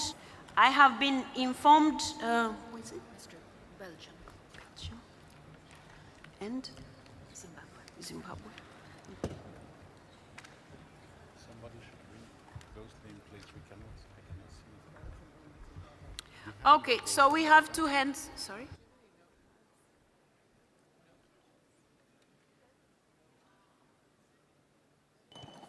The Netherlands.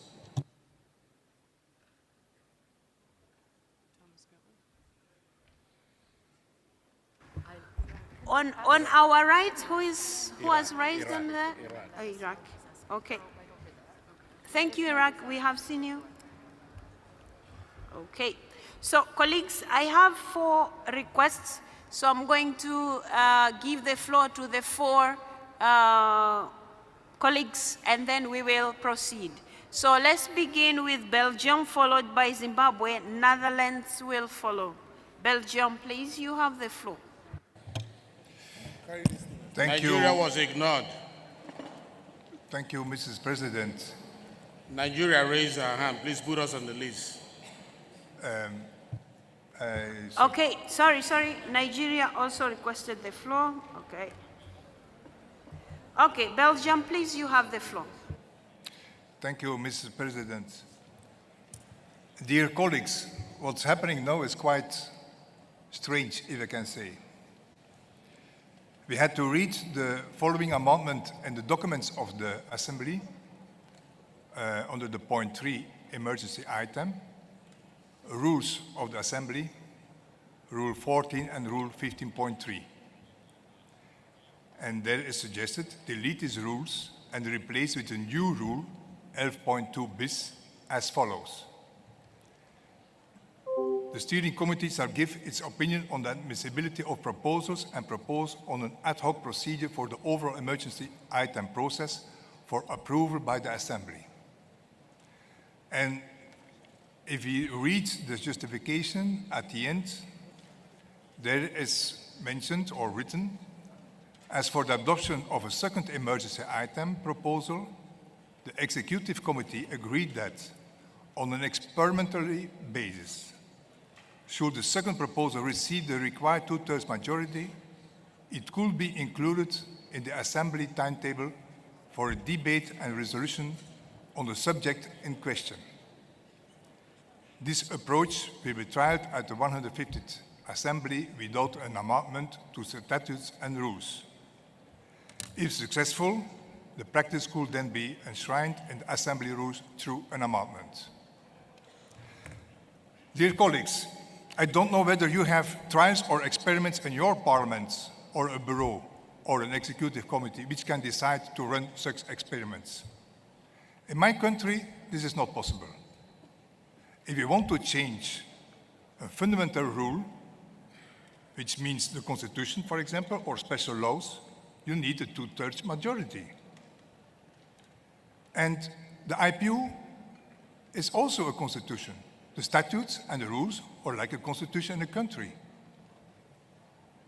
And you, Mr. President, visited us our 3rd+ meeting and promised to check whether there is a window in the statutes or not. But fortunately or unfortunately, you didn't come back to us and you didn't report to us. I hope you're listening to me, Mrs. President, but because this is quite... I am listening to you, Belgium. Please go ahead. But you didn't come back with a report. So what I have done, together with my colleagues of the 12+, we checked some rules. And what is written about changing the statutes and rules, if you go to Article 30, first of all, any proposal to amend the statutes shall be submitted in writing to the IPU Secretariat at least 3 months before the meeting of the Assembly. Third, the Assembly shall decide on such proposals by 2/3 majority vote. And that's just by coincidence the same what we have, for example, in Belgium. If you want to change the constitution or if you want to change that kind of special law or rule, you need a 2/3 majority. And however, this organization prefers to change the procedure via its executive committee, where there are, in total here we are at 800 MPs, and now 15 of them, it means the ExCom members can decide to run trials without any vote. On the other hand, the IPU is organizing capacity building regarding parliamentary democracy all over the world. And what you try to teach to all over the world, we are now not using the same rules. And I knew, and there is also... Belgium, please, I'm going to request you to please, Madame, in 1 minute, conclude, please. No. Sorry, Madam President, this point is so important that... It's very important, but like we started from the... This point is so important. This is about democracy, Mrs. President. Yes, I didn't cut you short. I said, I hadn't even finished the sentence. I'm not going to be able to afford give you an hour to explain. So I was trying to tell you, please conclude in a minute because I have a list of other requests who I suppose would like to address the same point. So unless we agree that we can give each one who has requested the floor 10 or 15 minutes, I'll give you. I don't have any issues because I'm the presiding officer. But I have to be considerate that the House needs to listen to all the people who have requested for the floor. So, Mr. Andres, 1 minute, please conclude your intervention. Thank you. Okay, I will conclude my intention in 1 minute. First of all, there is an amendment. We have put a sub-amendment concerning this topic. This will be voted on Wednesday. And then it will be voted and has to be agreed with 2/3 majority. The statutes are quite clear. If you want to change something, you need this 2/3 majority. So you cannot change it just like that, just as a trial. And let's be honest, this is democracy. This is about what you are learning, the whole world, what is democracy, and then we will not use the rules of democracy in our own house. So I clearly against the proposal of the trial. Okay. So now I had said I'll give the floor to Zimbabwe, followed by Netherlands, then Iraq.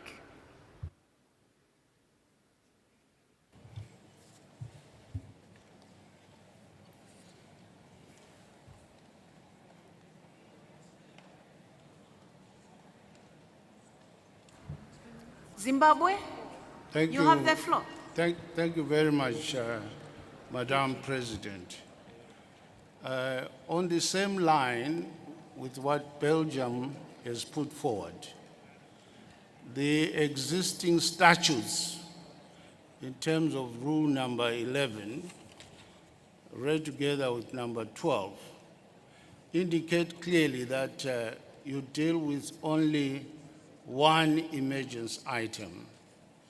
The proposal for a second emergence item creates problems wherein the statutes have not been amended.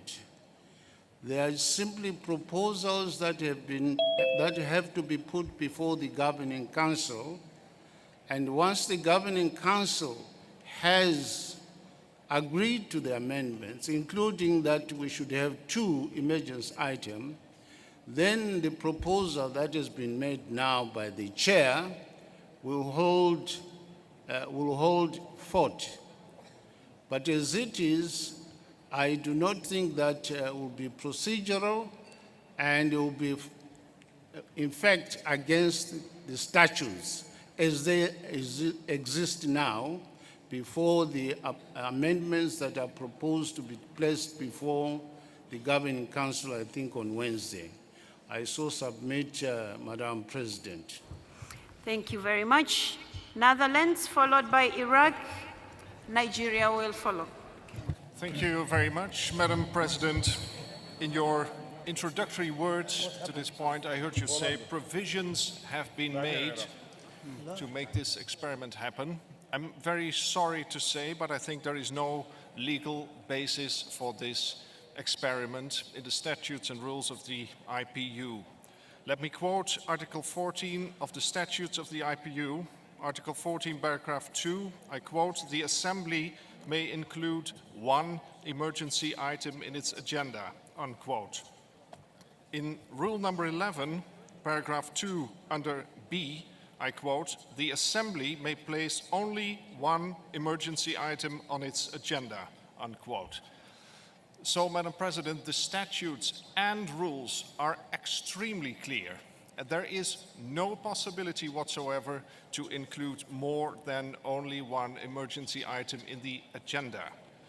You referred to rule number 15, paragraph 3, as a possibility to make this experiment happen. I'm afraid this is not the legal basis that is needed for this experiment, as this rule, 15, paragraph 3, only deals with the debate and the finalization of the emergency item during the Assembly. This is not about putting an emergency item on the agenda.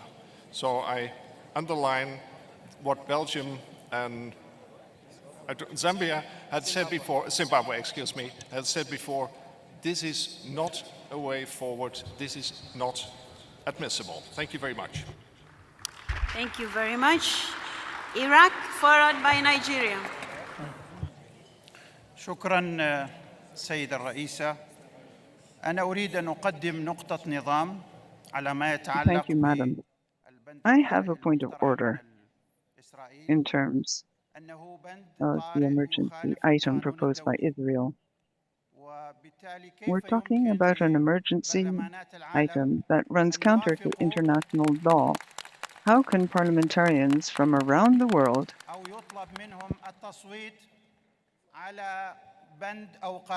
how can they ask to vote on a resolution which violates international law and humanitarian standards, with assassinations of women and children, the destruction of hospitals and schools?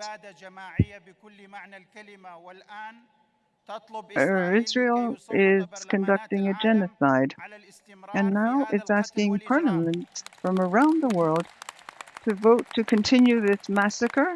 It's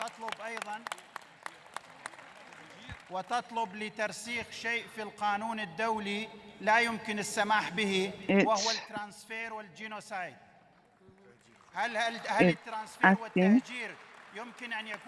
that we not abide by international law. Can we vote on such a point? The Palestinian people live in occupied land. International law and UN resolutions uphold the fact that Palestinians live on their land. How can Israel try to kick them off their land? How can we possibly accept such a situation? Iraq, please hold on. Colleagues, this is a violation of international law, what's being proposed. Colleagues, at this moment, according to the rules that we have, when an issue is presented as an emergency item, it is the responsibility of the Secretariat to receive it. After it has received it, I call the steering committee. the steering committee looks into the items that are submitted and then try to form an opinion about their admissibility. The steering committee does not make a decision. Rule number 12 reads, before taking a decision on a request for the inclusion of an emergency item, and after hearing the opinion of the steering committee on its admissibility, the Assembly, which is you, dear colleagues, shall hear a concise explanation from the sponsor and a statement from one speaker holding a contrary opinion, neither of whom shall enter into the substance of the matter. So, dear colleague from Iraq, at this stage, we wait until we dispose of the matter that has been raised by our colleagues here from Belgium, Zimbabwe, and Netherlands. Then, when Israel is given a chance to present here, a decision is made by way of your votes, colleagues. So it's not the steering committee that refuses an emergency item, but we meet in order to advise you on the opinion we have formed after we have received all those emergency items. So that said, I'm going to go to Nigeria. Thank you very much, Madam President, and most distinguished colleagues. The issues that I wanted to look at have been well attended to by Netherlands, but the second issue has not been addressed by any member of this Assembly, and that has to do with the proposal number 3. And I'm happy you mentioned issues that had to do with the steering committee looking at the admissibility or otherwise of such proposal. Madam President, let me read you number 3 again. It says, the need for urgent action on the recent violation of the ceasefire agreement by Israel in Palestine, one subject. Number 2, the escalating conflict in the Democratic Republic of Congo and Sudan, subject 2. Number 3, and the compounding effect of global warming. Madam President, I wish to refer you to the rule of this Assembly, Rule 11, paragraph 2, sub C, and it reads as follows. The authors of 2 or more requests for the inclusion of an emergency item may combine their proposals to present a joint one, provided that each of the original proposals relate to the same subject. Madam President, under number 3, there are 3 subjects there. They are not related. I wonder how that was drafted, and there is not the position of African group, which Nigeria is a member of. If we want to talk about Palestine, it should be a subject on its own. If we want to talk about the escalating conflict in Democratic Republic of Congo or Sudan, that should be a subject of its own, especially with reference to the geographical location of these particular subject matters. And then compounding it with the effect of global warming makes it very ambiguous. So I want to say that the drafting of this number 3 proposition is not in line with the letters and spirit of Article 11, paragraph 2, subparagraph C. Thank you, Madam President.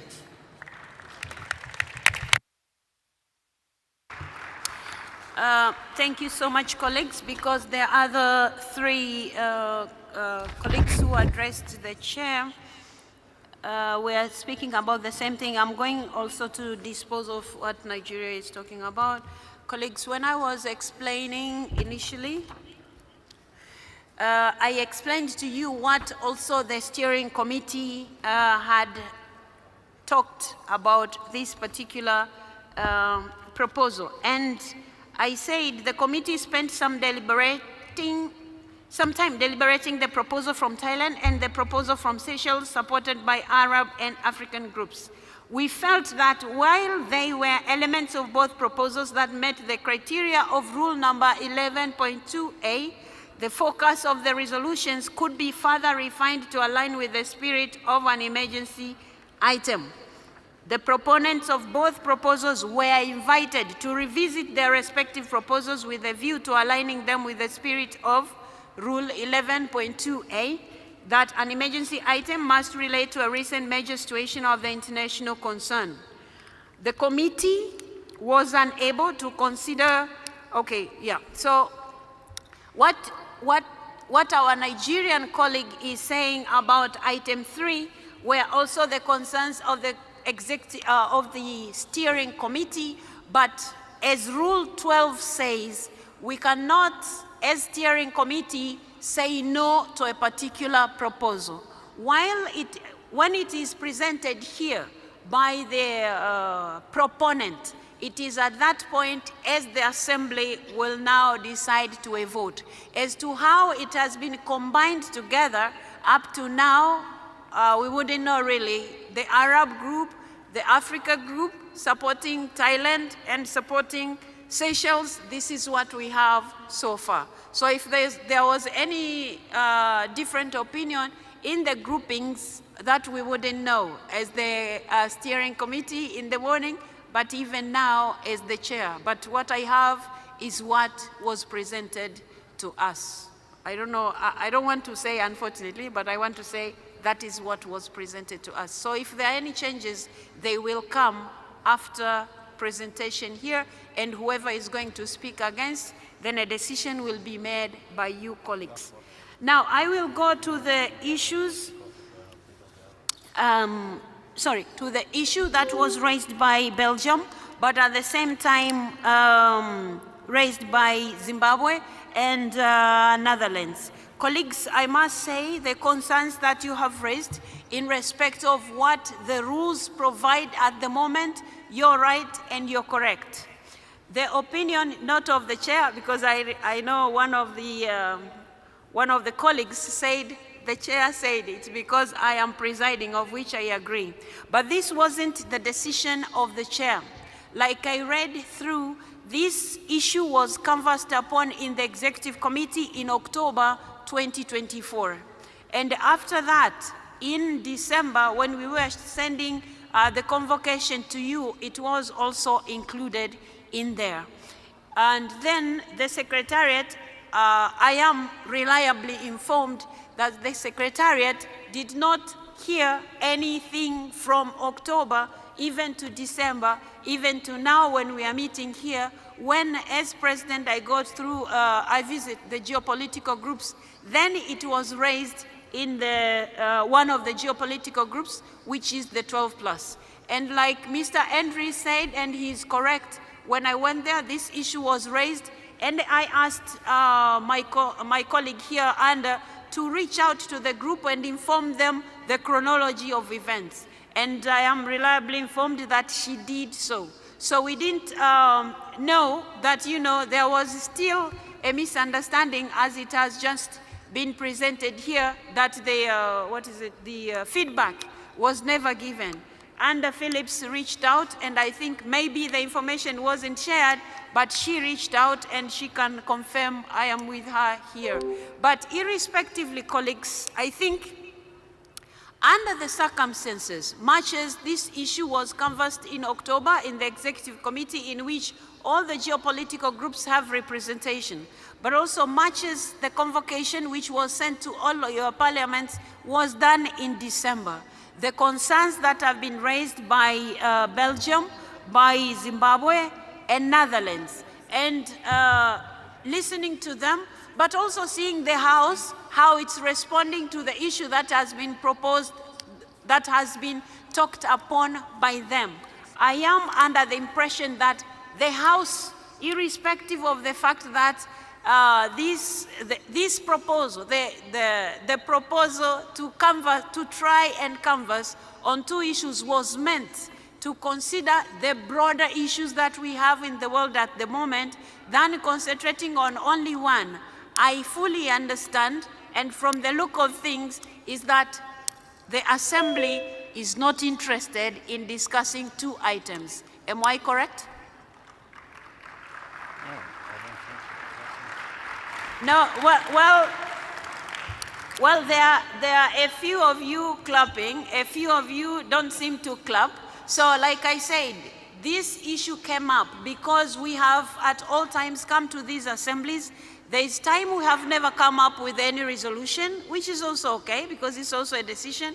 But there are also cases where the Assembly has discussed the same issue over and over again, ignoring the other issues that happen elsewhere. But if the Assembly is uncomfortable with this, we will be ready as the leadership of IPU to withdraw this issue for now.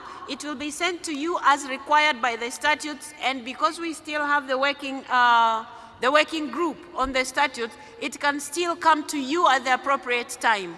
But the idea of trial was coming before the change of status so that we see whether it is a possibility.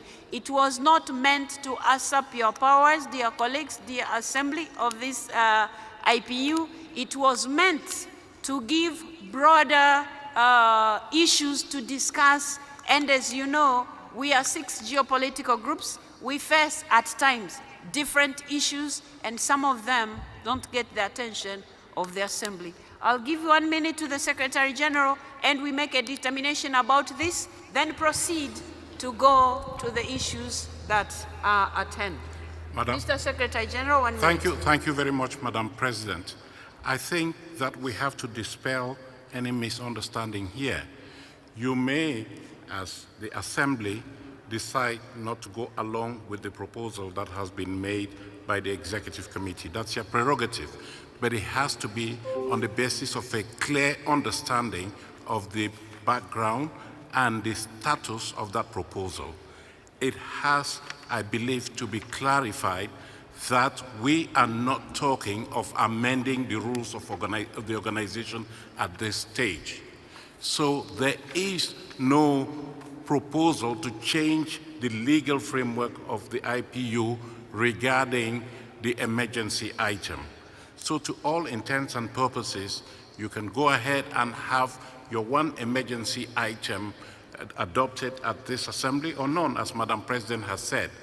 But I think that the merit of this proposal was to help you to try out something that could provide a solution to a concern that you have expressed, that at some times we do not have other views or other issues being addressed by the IPU because you are constrained by just 1 emergency item. So, Madam President, I think you and your colleagues need to clarify this, that we are not talking of any legal amendments at this stage.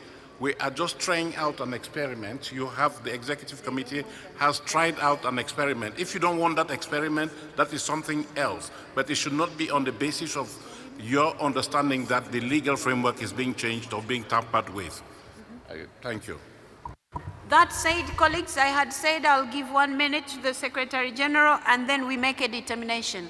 I think let's agree to leave this because we are also beyond time.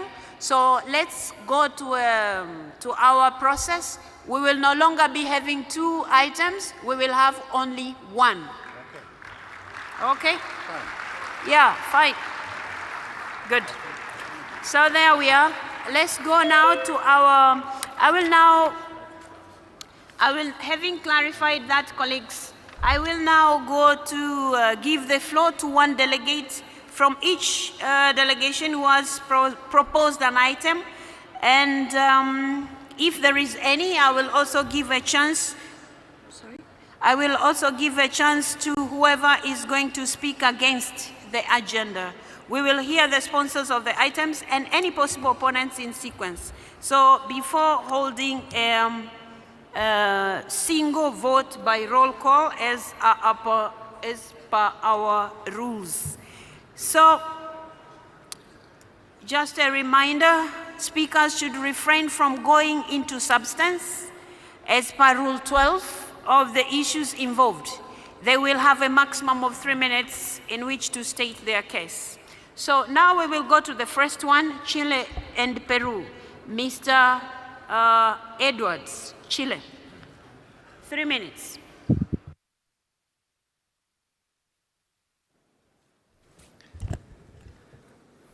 Madam President, honorable members of the IPU, distinguished delegates, ladies and gentlemen, we stand at a critical juncture of global economic history.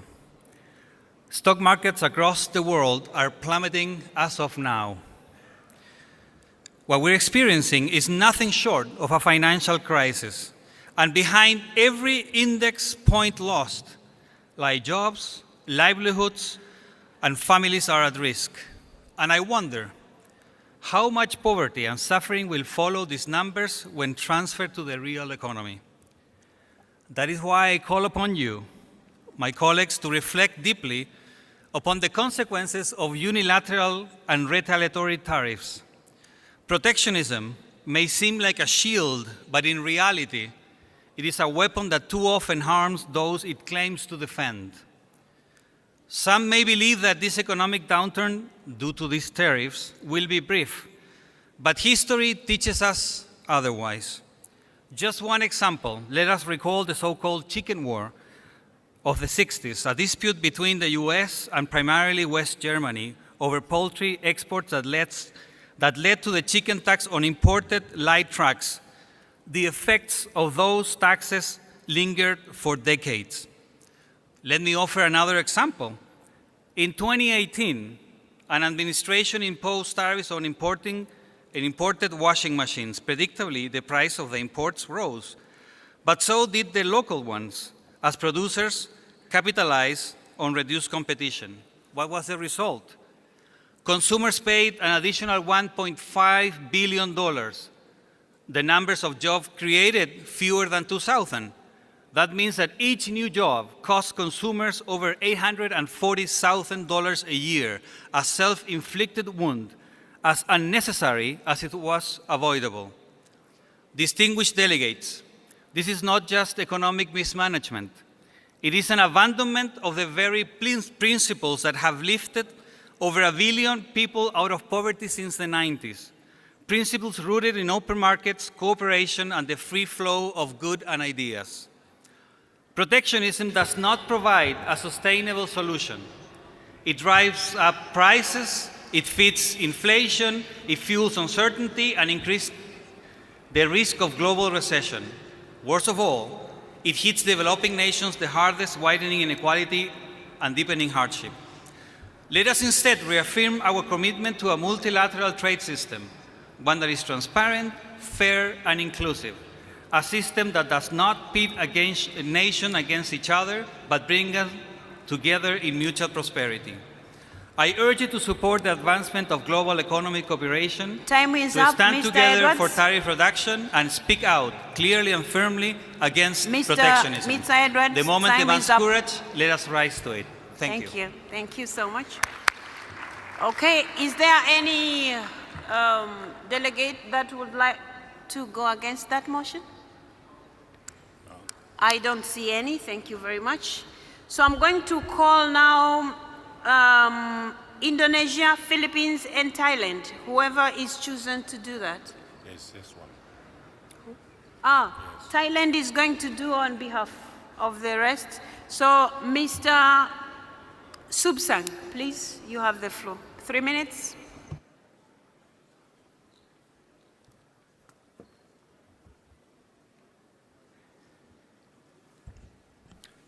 Madam President, Mr.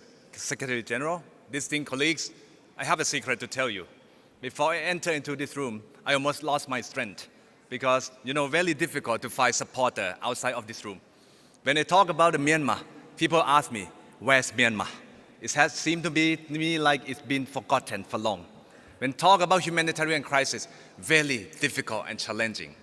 But after I enter this room, some people re-energize me. Brother, sister from African group, thank you. Asia Pacific group, some people supporting, thank you. And Arab group also energized me. Thank you so much. I understand that we live in a world where crises are multiplying. From conflict zone to natural disaster, no region has been spared, resources are overstretched. Therefore, attention is divided. We, the co-sponsor of this call, the Philippines and Thailand, we are the voices of the voiceless people. The people, they call themselves people of Myanmar. These people, they cannot be able to be here as official member at the IPU. They are observer. But we are the two nations in the ASEAN that we are echoing their voices. Colleagues, on 28th of March 2025, a magnitude 7.7 earthquake struck in Mandalay of Myanmar. It was a devastating blow. The disaster took the life of more than 3,300 people, injured over 4,500 people, and displaced over 51,000. More than that, 1.1 million people have been affected. Homes, schools, hospitals, and sacred places have collapsed. Families are now living in a temporary shelter with limited access to water, food, and basic care. However, the ground in Myanmar was already unsteady long before the earthquake struck. For years, Myanmar has facing humanitarian urgency. Years of instability, displacement, and insecurity have left over 15 million people in need of assistance. Can you imagine?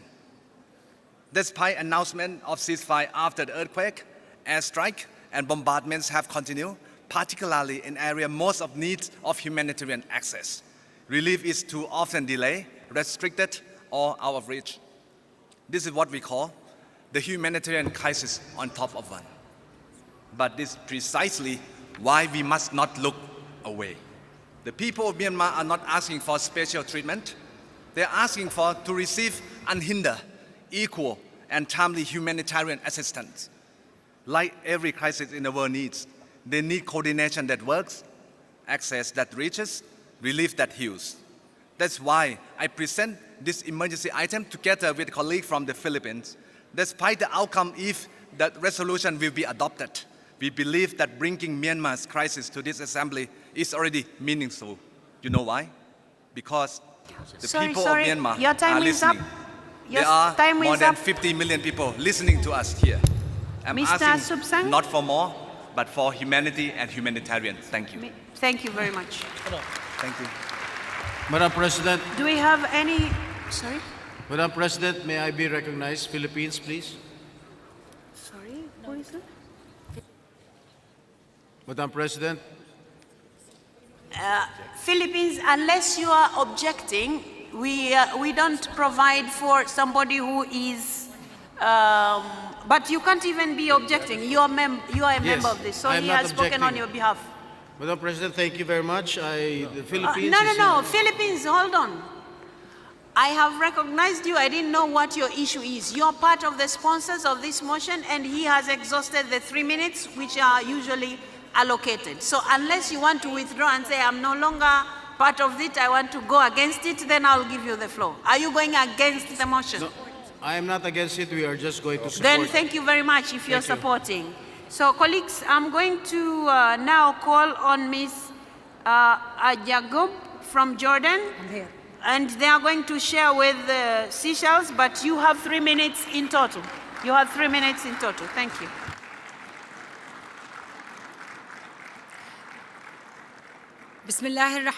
In the name of God, most gracious, most merciful, I am honored to speak to your August Assembly today, representing two geopolitical groups, the African group, represented by Seychelles and Zimbabwe, and the Arab group, represented by the Hashemite Kingdom of Jordan and the Arab Republic of Egypt, in proposing a proposal for an emergency item.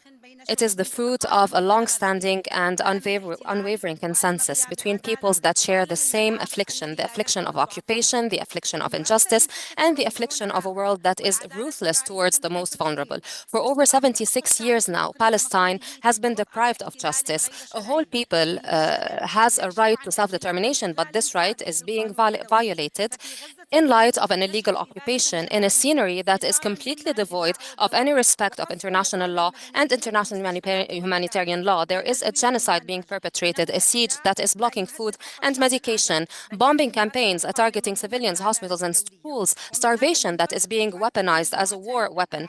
It is an aggression that not only threatens an unarmed people, but also destroying whatever remains from the international justice system. From this forum, our two geopolitical groups completely and utterly refuse the forceful displacement of peoples. We remain attached to the rights of the Palestinian peoples. And also, we call for the end of an occupation. This is the only and irreplaceable solution to achieve peace and stability in the region. Also, suffering persists in Africa. The Democratic Republic of the Congo is suffering an armed conflict that is claiming the lives of millions. These cannot be taken in isolation from the climate situation that is rather catastrophic. Droughts, sudden floods, sudden extreme and severe changes in the climate. This is very, very dangerous for the peoples of the African continent. It has always been one common position between us all, to stand in the face of occupation. This is a struggle for the freedom and dignity of peoples. I will now give the floor to my colleague, Mr. Williams, to take the floor on behalf of the African group.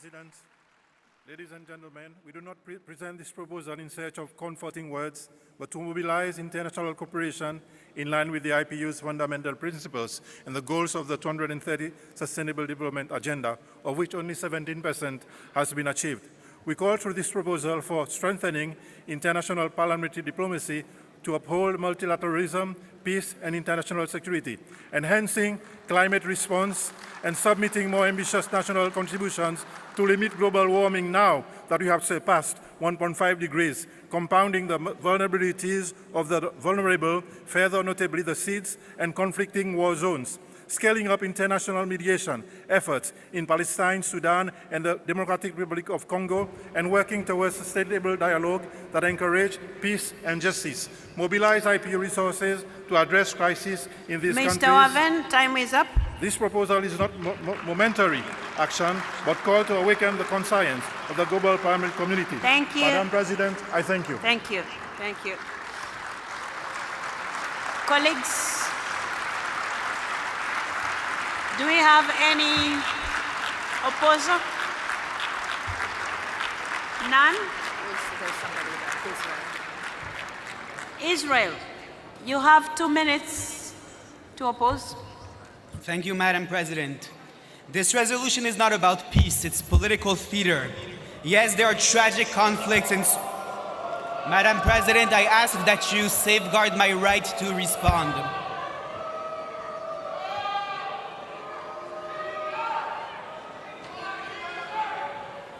Madam President, just so you know, the parliament member from Algeria gave me the middle finger beforehand, and it seems like he was insulting me again. I think there should be consequences to this type of action in the IPU. This is not how parliament members around the world should look. Israel, hold on. Hold on. Colleagues, it is your right to walk out, but please do not intimidate a delegate. Please. Let the delegate have the right like any of us have in the House. It's your right to walk out, but it is not your right to intimidate a delegate. Thank you, Madam President. Israel, are you, I don't know where you're seated, whether people have already left? Yes. Okay, please, you have the floor. Madam President, this resolution is not about peace, it's political theater. Yes, there are tragic conflicts in Sudan and the Congo, and yes, there is a tragic war in Gaza. But this text was written with one purpose: to vilify Israel while whitewashing terror. Let's be brutally honest. On October 7th, Hamas terrorists stormed across our border at dawn. They butchered families in their homes. They shot children in front of their parents and parents in front of their children. They raped women besides the corpse of their friends. They burnt entire families alive, and they dragged 240 hostages, civilians, back into Gaza like trophies. That's why this war began. And today, 59 of those hostages are still being held in underground terror dungeons. You don't mention them, not a single word. You talk about a ceasefire. The ceasefire ended because Hamas refused to release more hostages. They broke it, not Israel. And now you dare to condemn us for trying to bring our people home. A resolution that ignores October 7th, ignores our hostages, and refuses to name Hamas as the enemy is not a call for peace. It is a moral failure. It is a stain on this institution. And let me be clear, Israel will never apologize for defending itself. Not now, not ever. Thank you very much. Colleagues, we now go to the fourth item, proposed emergency item, which will be presented by Mr. Eloise, Israel.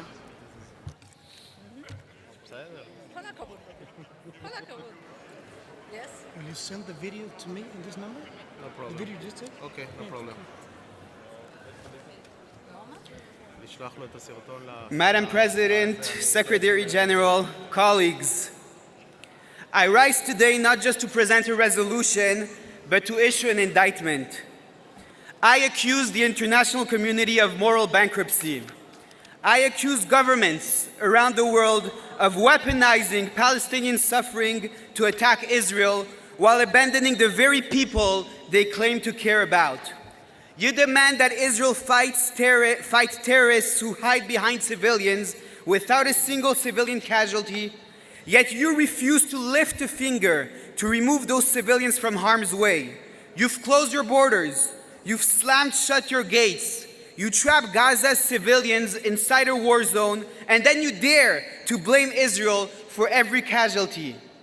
October 7th was not a military operation. It was a massacre. Over 1,200 Israelis were butchered, burned, raped, executed in their homes. And as we speak, Israeli men are still being tortured in Hamas's underground dungeons. And yet, instead of isolating Hamas, instead of demanding justice, you isolate Israel. This resolution demands an end to the double standard. It calls on countries that welcomed refugees from Syria, from Ukraine, from Afghanistan to stop pretending Gaza is the one exception. If your country has a tradition of opening its doors to victims of war, why not civilians in Gaza? Why now the silence? Let me be clear, we understand and respect nations that consistently oppose large-scale refugee absorption. That is a sovereign decision.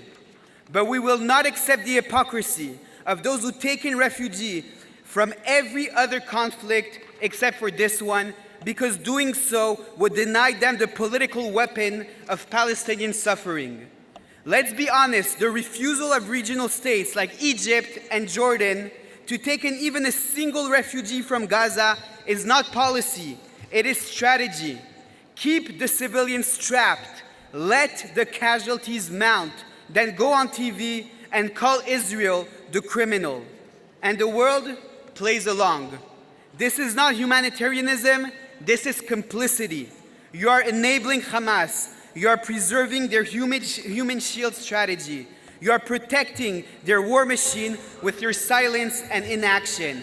Israel is fighting a war it did not start against monsters who hide behind women and children. We are doing what every responsible democracy must do, defend our people. But the international community must choose. Do you want to save lives, or do you just want to condemn Israel? This resolution does not ask the world to choose between Israel and the Palestinians. It asks the world to choose between hypocrisy and responsibility, between using civilians as political shields or saving them. Unfortunately, as I know, this resolution will not pass because of the hypocrisy of those who attack us. I actually want to ask to remove it from the agenda today and not bring it up for a vote, because unfortunately I know that the hypocrisy of the world will be here today also, and that there is no chance for this to pass. Thank you very much. Thank you.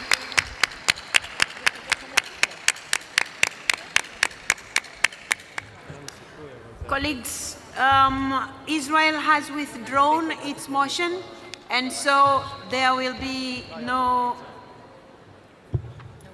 No response, as per our rules. Now, we have now had all the responses of the various items. Excuse me, Madam President. It's not fair that someone... Sorry. Who is it? Madam President, please. It's not fair. It's not fair. Hold on. I was asking who it is that requested the floor. Palestine, please. Yes. It's not fair that someone go to the podium, say whatever he wants, and then nobody reply. This is not right. This is not fair. Colleagues, I fully understand the issue that has been raised by Palestine, our colleague from Palestine, but unfortunately the rules say so. So if we have a way of dealing with that, I think just like we decided on the first matter, maybe this also should form part of our future engagement so that we change our rules. I'm so sorry, my brother, that you feel that way, but those Madam are our President, rules. this is Israel speaking. I just want to say for the record that I have no problem hearing a response. I believe in transparency, and I believe in listening to everyone's opinion. So for the record, I have no problem hearing a response. Colleagues, Madam President, Please, colleagues. Point of order. Colleagues, please. Yes. Who wants Palestine, point of order. I'm not going to speak about this. I want point of order, please. Okay, Palestine, point of order. What is it? I'm going to speak in Arabic, so please use your headphones. Madam President, dear colleagues, what we had been warning about for years. Now, when we told you that Israeli plans and actual practices of this racist entity aims at emptying our land of its native inhabitants have now become a proposal that is tabled on the podium of the IPU. This proposal that calls for the displacement of the Palestinian people, despite the fact that this entity has perpetrated ethnic cleansing and genocide against Palestine. Madam President, it's a point of order. Hold on, please. Okay. Madam President, Colleagues. every time we come here is Colleagues. Palestine and Israel. Colleagues. We didn't spend our nation's money to come here only to talk about Palestine and Israel. I have problem in Africa. We should also be given time to talk about our problem in Africa. Every time we come here is Israel and Palestine. We didn't spend money from our country to come here to talk about Israel and Palestine all the time. Nigeria, we have please problem calm in Africa down. and it should be addressed. Nigeria, please. This house should not be divided every time between Palestine and Israel. We also have problem in Africa. Colleagues, please allow me to address the issue that was being raised by Palestine. I didn't finish yet.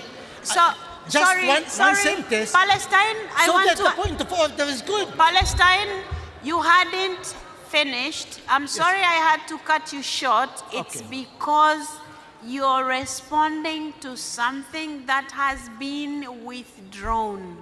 No. When it is withdrawn, hold on. We have here just ruled about the fact that we are going to go with our rules.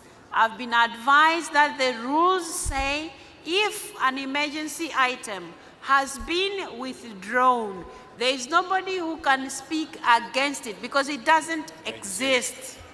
So the explanation you're giving is a response to something that has been withdrawn.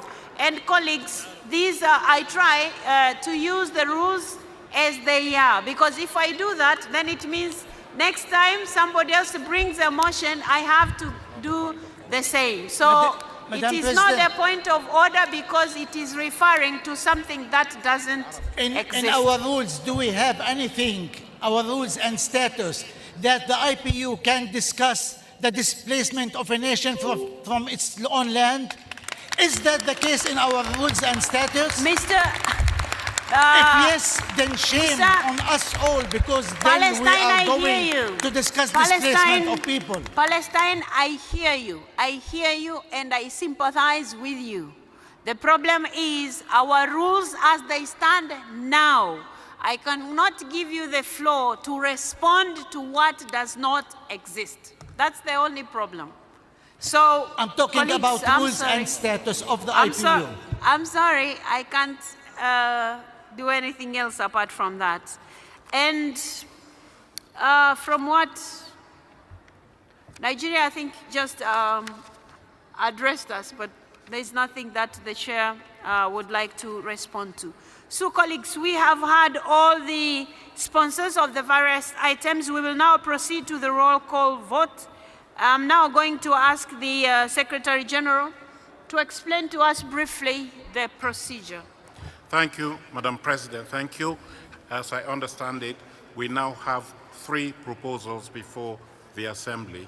And according to the rules, and that's Rule 16.1 of the statutes, the Assembly shall vote by roll call, except when the decision before Assembly meets with no opposition. And the number of votes allocated to each delegation is to be found in document A/150/inf.2. I believe you all have access to that document here. And the number of votes indicated corresponds to the number of delegates announced. Delegations in arrears of more than 2 years of contributions are not entitled to vote under the provisions of Article 5.2 of the statutes and thus do not appear on the list. Please don't walk up to us and ask us why your country name is not on the list. It is because you may be owing more than 2 years in arrears. Then we have, in accordance with 15.1 of the statutes, only delegates physically present in the plenary at the moment of the vote can take part in the vote. The statutes provide that no single delegate can record more than 10 votes, and that's Article 15.3 of the statutes. This means that if a delegation is entitled to, for example, 21 or more votes, it will need the physical presence of at least 3 delegates in the room to cast its full entitlement of votes. To ensure that a variety or a diversity of views can be expressed through the vote, the statutes envisage the possibility of splitting the votes cast by a delegation on any given subject item, and I refer you to Article 15.3 of the statutes. If a delegation is entitled to a total of 15 votes, for example, it can register 6 votes in favor, 5 against, and 4 abstentions, or 10 in favor, 5 against. Vote splitting is not mandatory. The delegation may decide to cast all 15 of its votes for or against. We now have, as I said, 3 competing proposals for the emergency item. Instead of proceeding with a separate roll call on each of them, it is our practice to combine all votes into one round. For each of the 3 proposals in turn, one by one, please state how your delegation will cast the total number of votes to which it is entitled. So, Madam President, we hope this explanation is very clear regarding the voting procedure. If that's the case, Madam President, you may now want to invite my colleague, Ambassador Philip, to proceed with the roll call vote using the table that has been distributed. Thank you. Colleagues, I'm going to ask Under Philip to lead us in this exercise. It will take some time, but I'm going to ask all delegations to be ready to announce their votes very clearly when the names are called, so that we have the actual votes that you delegates have voted. So, Under Philip, Ambassador Under Philip, you have the floor.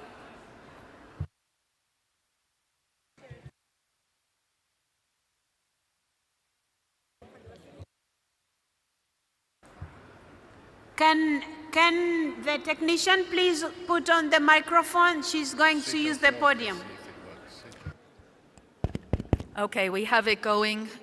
Thank you, distinguished delegates, once again for your patience. Thank you to the interpreters for bearing with us. We realize it's very late and there are places that you need to get to this evening.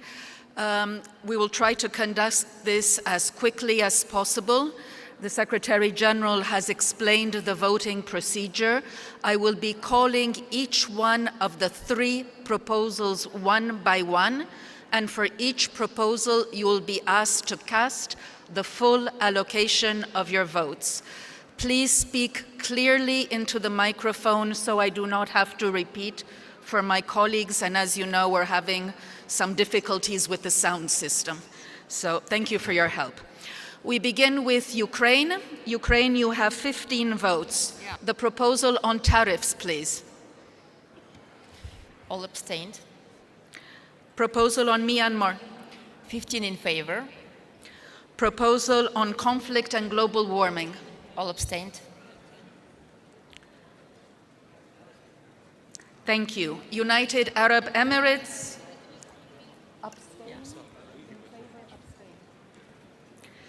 United Arab Emirates, you have 13 votes. Proposal on tariffs.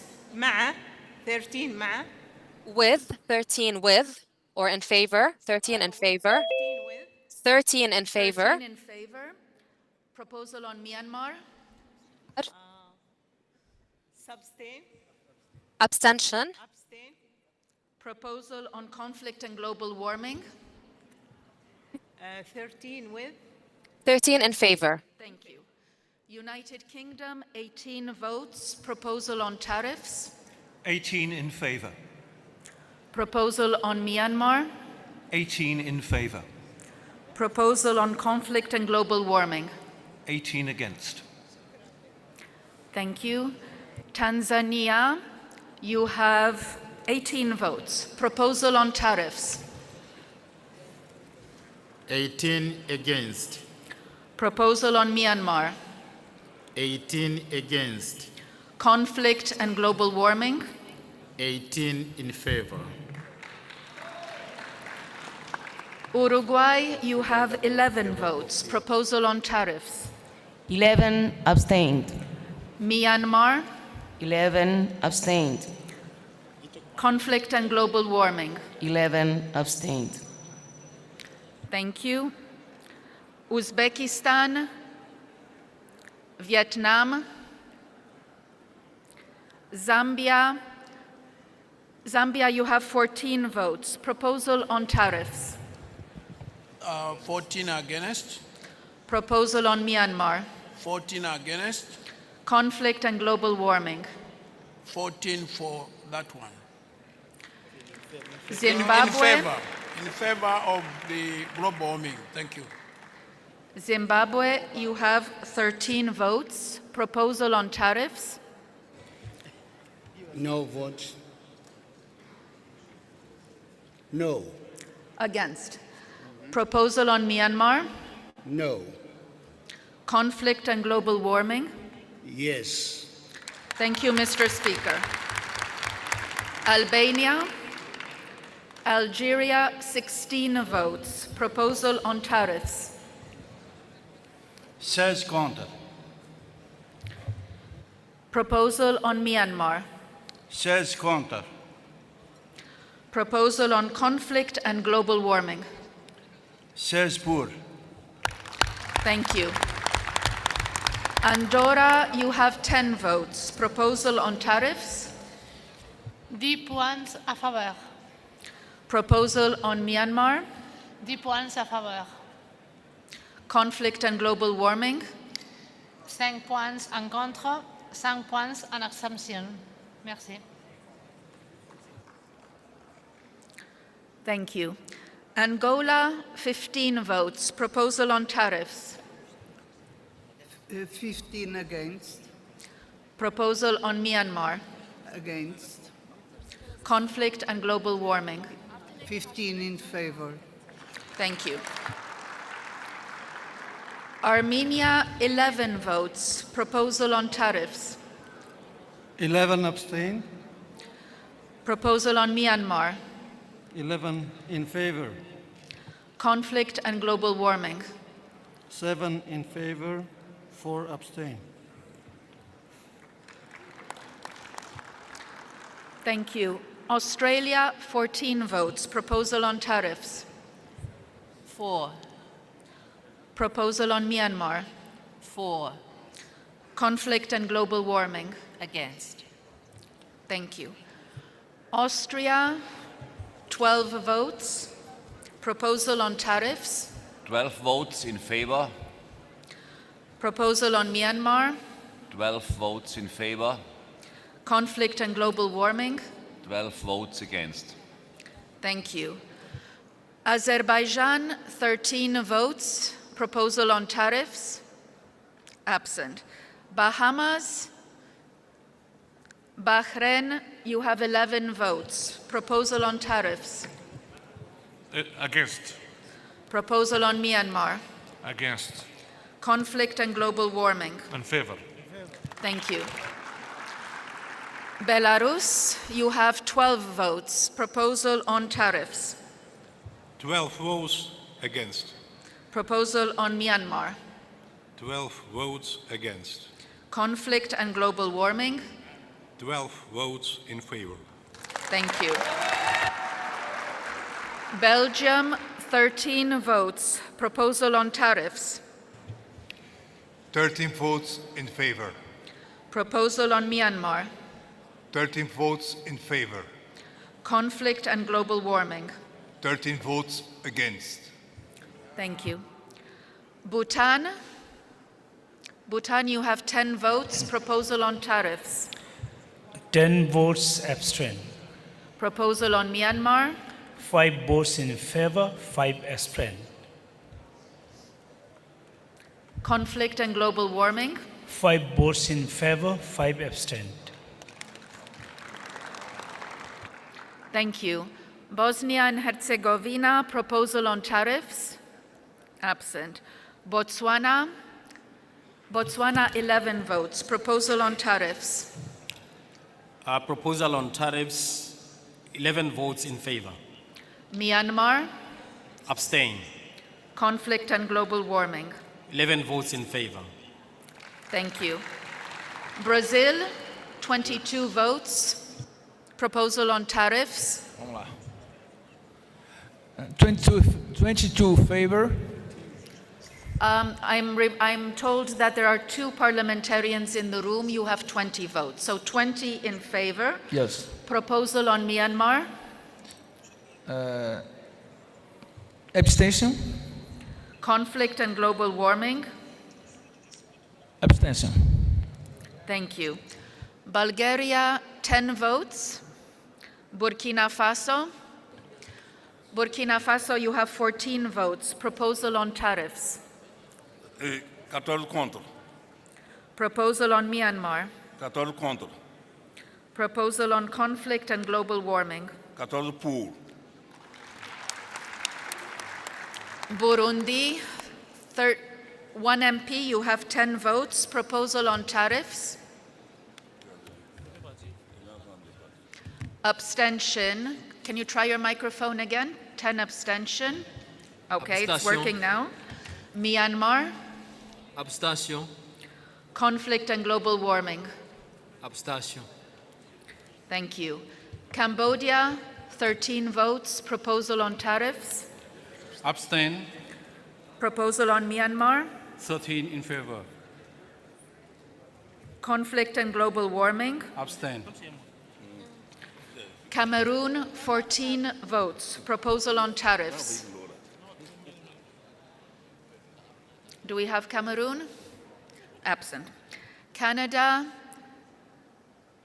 15 votes. Proposal on tariffs.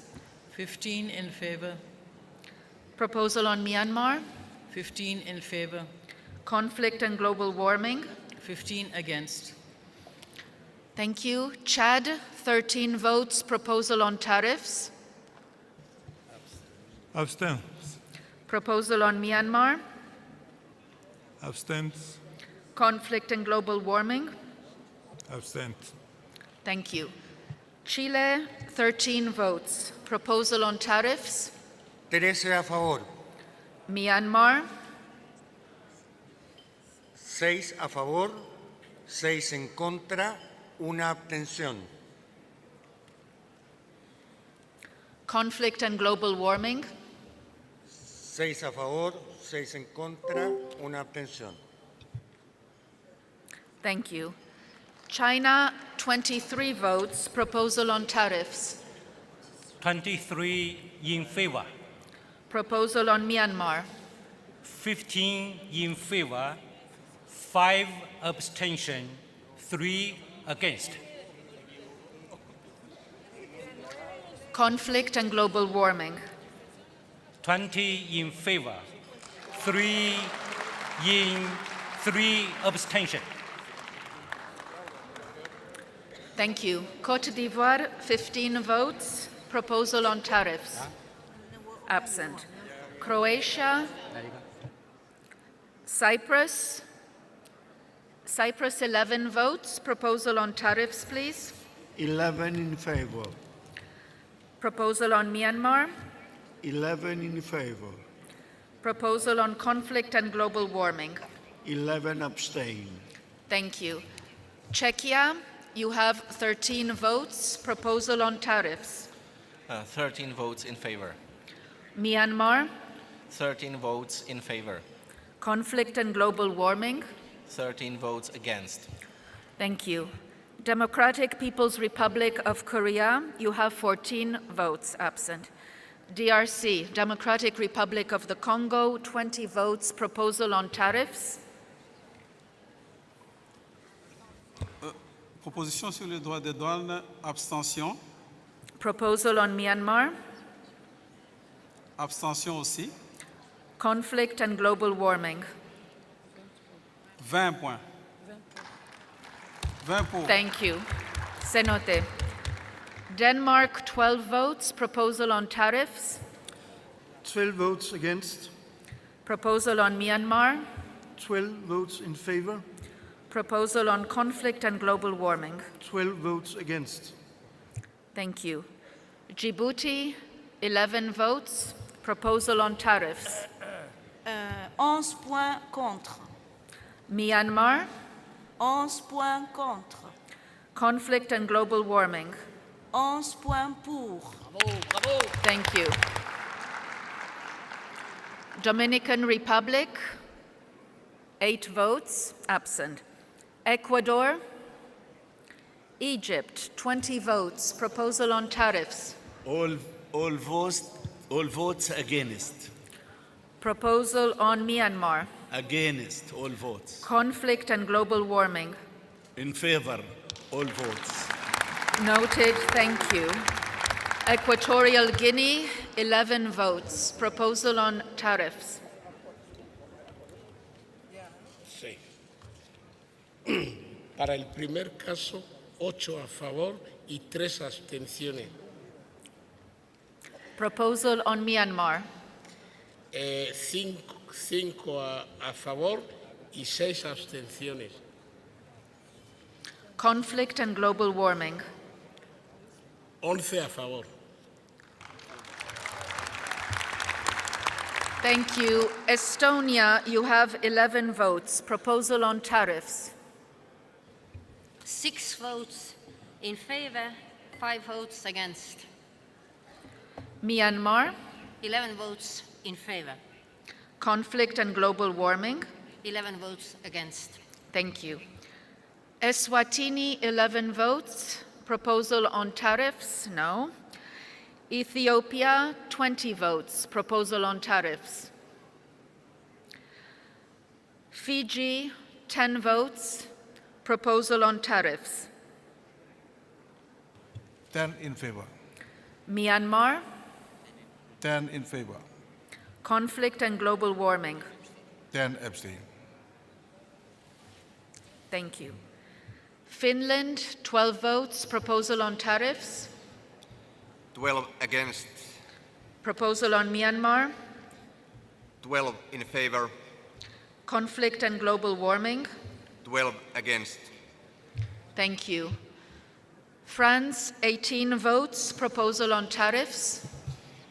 18 pour. Myanmar, 18 pour, conflict and global warming. 9 abstentions, 9 contre. Merci. Gambia, Georgia, Germany, 19 votes. Proposal on tariffs.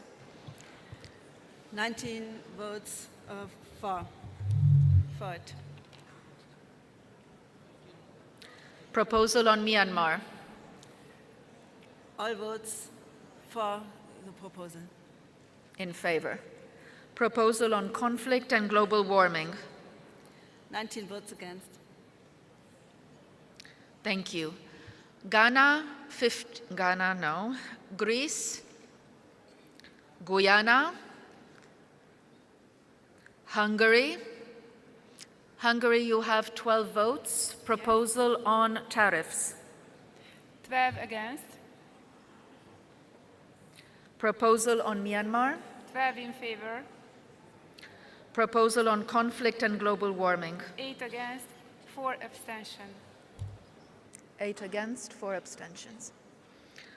Iceland, 10 votes. Proposal on tariffs, please. 10 for favor. Proposal on Myanmar. 10 for favor. Conflict and global warming. 5 for favor. 5 for abstain. Thank you. India, Indonesia, 22 votes for Indonesia. Proposal on tariffs. 22 abstain. Proposal on Myanmar. 22 abstain. Conflict and global warming. 22 in favor. Thank you. We go to Iran. Iran, you have 19 votes. Proposal on tariffs. 19 against. Proposal on Myanmar. 19 against. Conflict and global warming. 19 in favor. Thank you. Iraq, 16 votes. Proposal on tariffs. Against. Myanmar. Against. Conflict and global warming. In favor. Thank you. Ireland has 12 votes. Proposal on tariffs. I'm not sure the microphone is on. Sorry, 12 for. Myanmar. 12 for. Conflict and global warming. 6 for, 6 abstain. Thank you.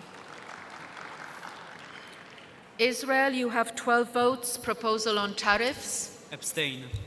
Proposal on Myanmar. 12 for. 12 for. Proposal on conflict and global warming. 12 against. Thank you. Italy, 17 votes. Proposal on tariffs. In favor. Myanmar. Favor. Conflict and global warming. Against. Japan, 20 votes. Proposal on tariffs.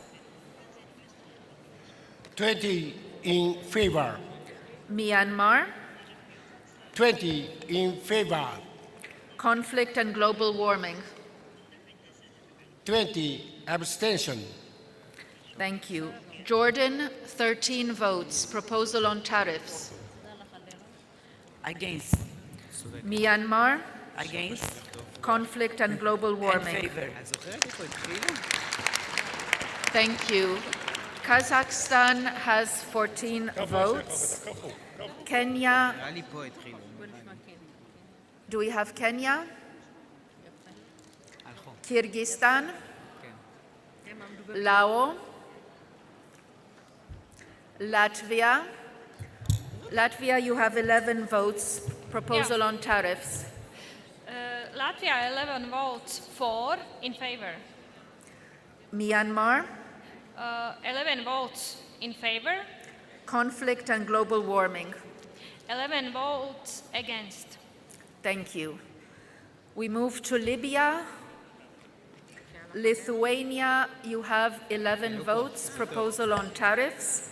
6 in favor, 5 abstain. Proposal on Myanmar. 11 in favor. Conflict and global warming. 11 against. Thank you. Luxembourg, 10 votes. Proposal on tariffs. 10 in favor. Myanmar. 10 in favor. Conflict and global warming. 10 against. Malawi, 14 votes. Proposal on tariffs. 5 in favor. 9 against. Proposal on Myanmar. 5 in favor. 9 against. Conflict and global warming. 14 in favor. Thank you. Malaysia, 15 votes. Proposal on tariffs. 15 in favor. Myanmar. 15 vote in favor. Conflict and global warming. 15 in favor. Thank you. Maldives, 10 votes. Proposal on tariffs. 10 votes against. Proposal on Myanmar. 10 votes against. Proposal on conflict and global warming. 10 votes in favor. Thank you. Malta, you have 10 votes. Proposal on tariffs. 10 votes in favor. Proposal on Myanmar. 10 votes in favor. Proposal on conflict and global warming. 4 abstention. 6 in favor. Thank you, Mr. Speaker. Mauritania, 10 votes. Proposal on tariffs. Not in the room. Mexico. Mexico has 20 votes. Proposal on tariffs. 20 votes, abstention. Myanmar.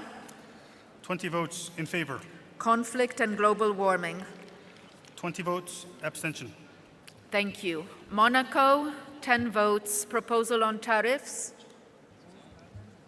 10 voix pour. Proposal on Myanmar. 10 voix pour. Conflict and global warming. 10 voix contre. 10 in favor, 10 in favor, 10 against. Mongolia, 11 votes. Proposal on tariffs.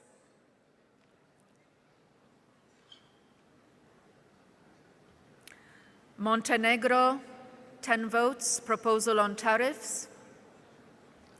Morocco, 15 votes. Proposal on tariffs. 15 against. Myanmar. 15 against. Conflict and global warming. 15 votes in favor. Thank you. Mozambique, 15 votes. 1 MP, 10 votes. Proposal on tariffs. Against. Proposal on Myanmar.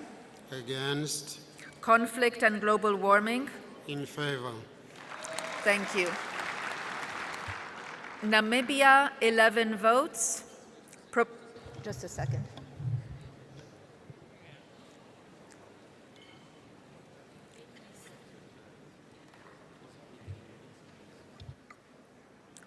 Our apologies, we need to repeat Mozambique.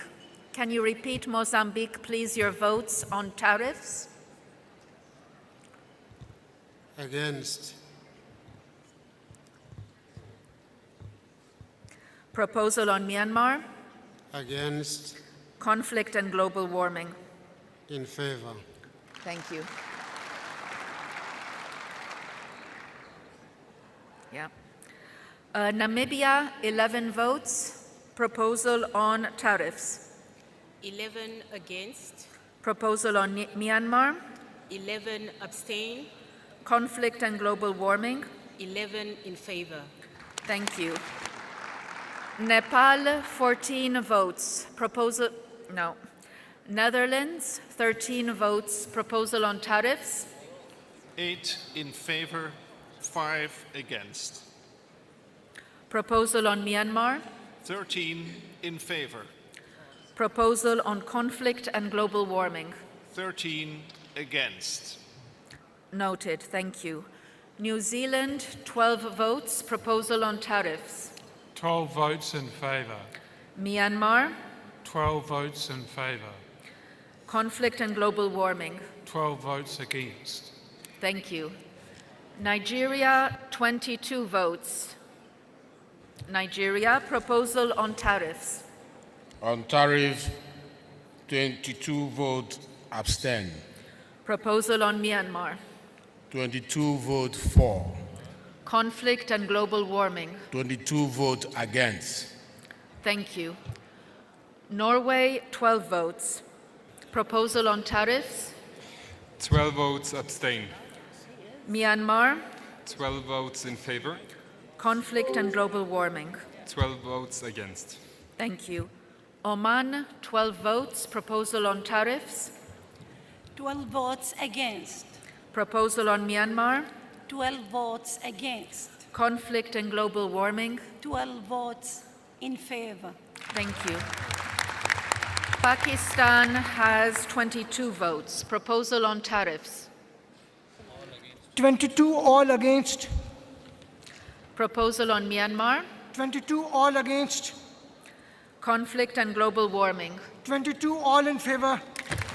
Thank you.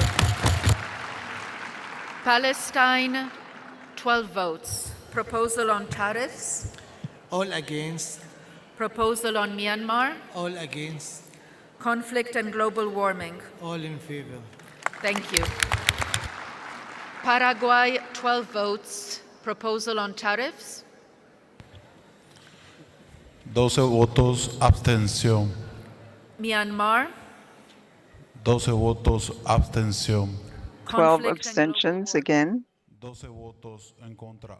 12 against.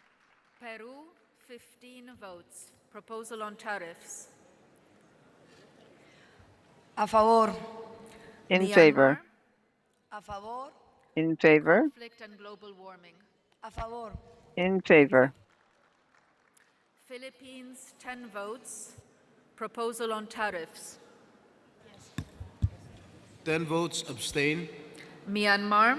10 votes for. Conflict and global warming. 10 votes abstain. Thank you. Poland, 15 votes. Proposal on tariffs. 15 against. Myanmar. 15 in favor. Conflict and global warming. 15 against. Thank you. Portugal, 13 votes. Proposal on tariffs. All votes in favor. Myanmar. All votes in favor. Conflict and global warming. All votes against. Okay, thank you. Qatar, 11 votes. Proposal on tariffs. Against. Myanmar. Against. Conflict and global warming. In favor. Thank you. Republic of Korea, you have 17 votes. Romania, 13 votes. Proposal on tariffs. All votes in favor. Myanmar. All votes in favor. Conflict and global warming. All votes against. Thank you. Russian Federation, 20 votes. Proposal on tariffs. 20 votes against. Myanmar. 20 abstentions. Conflict and global warming. Of course, 20 in favor. Thank you. Rwanda has 13 votes, but they're not in the room. San Marino, Sao Tome and Principe has 10 votes. Proposal on tariffs. 10 abstention. Myanmar. 10 abstention. Conflict and global warming. 10 abstention. Thank you. Saudi Arabia, 15 votes. Proposal on tariffs. 15 vote against. Proposal on Myanmar. 15 vote against. Conflict and global warming. 15 votes in favor. Senegal, you have 13 votes. Proposal on tariffs.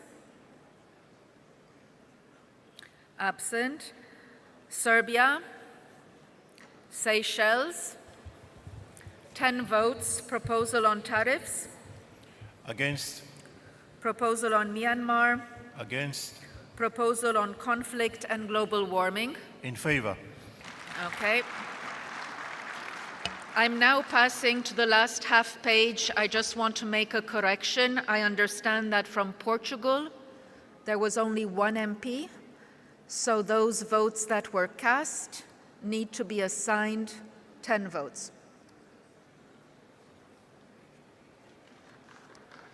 Okay. Somalia, 13 votes. Proposal on tariffs. Slovenia. 13 votes against. Proposal on Myanmar. 13 votes against. Conflict and global warming. 13 votes in favor. Yeah. Apologies, Slovenia. Apologies, Slovenia. I went too fast. You have 11 votes. Proposal on tariffs, please. 11 votes in favor. Myanmar. 11 votes in favor. Conflict and global warming. 11 votes against. Thank you. We go to South Africa with 18 votes. Proposal on tariffs. Against. Proposal on Myanmar. Against. Conflict and global warming. In favor. Thank you. South Sudan, 13 votes. Proposal on tariffs.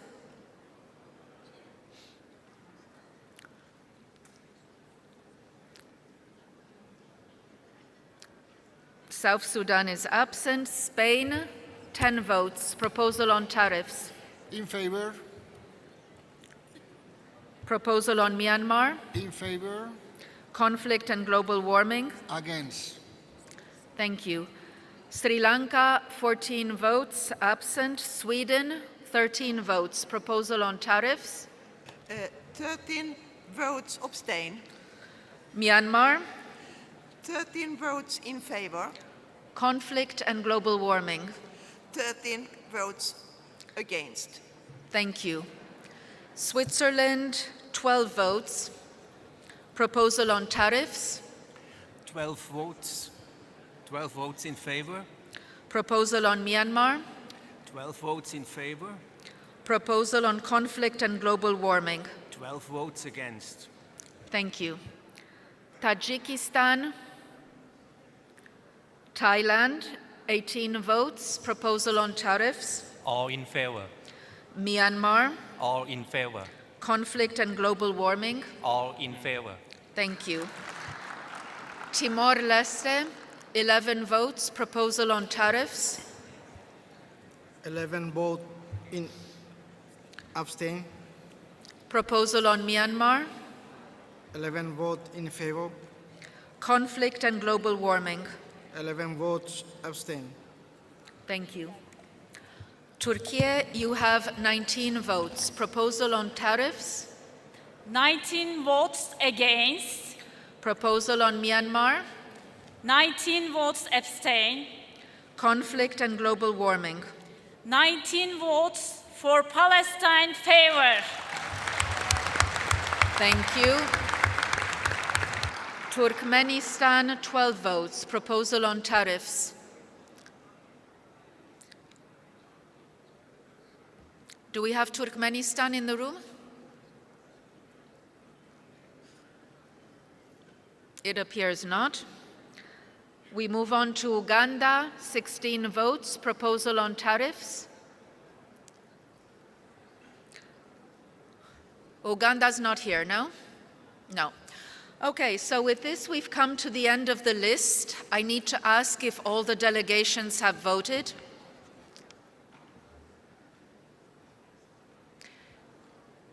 It appears, Madam President, that all the delegations have voted, and you may wish to declare the vote closed. Colleagues, the vote is closed, and I am now going to request for the results, and then announce to you the results that we have gotten. Where's Nora? When did we meet tomorrow? If there's an emergency, I think 9:30? Let me look on the app. Just check the timetable.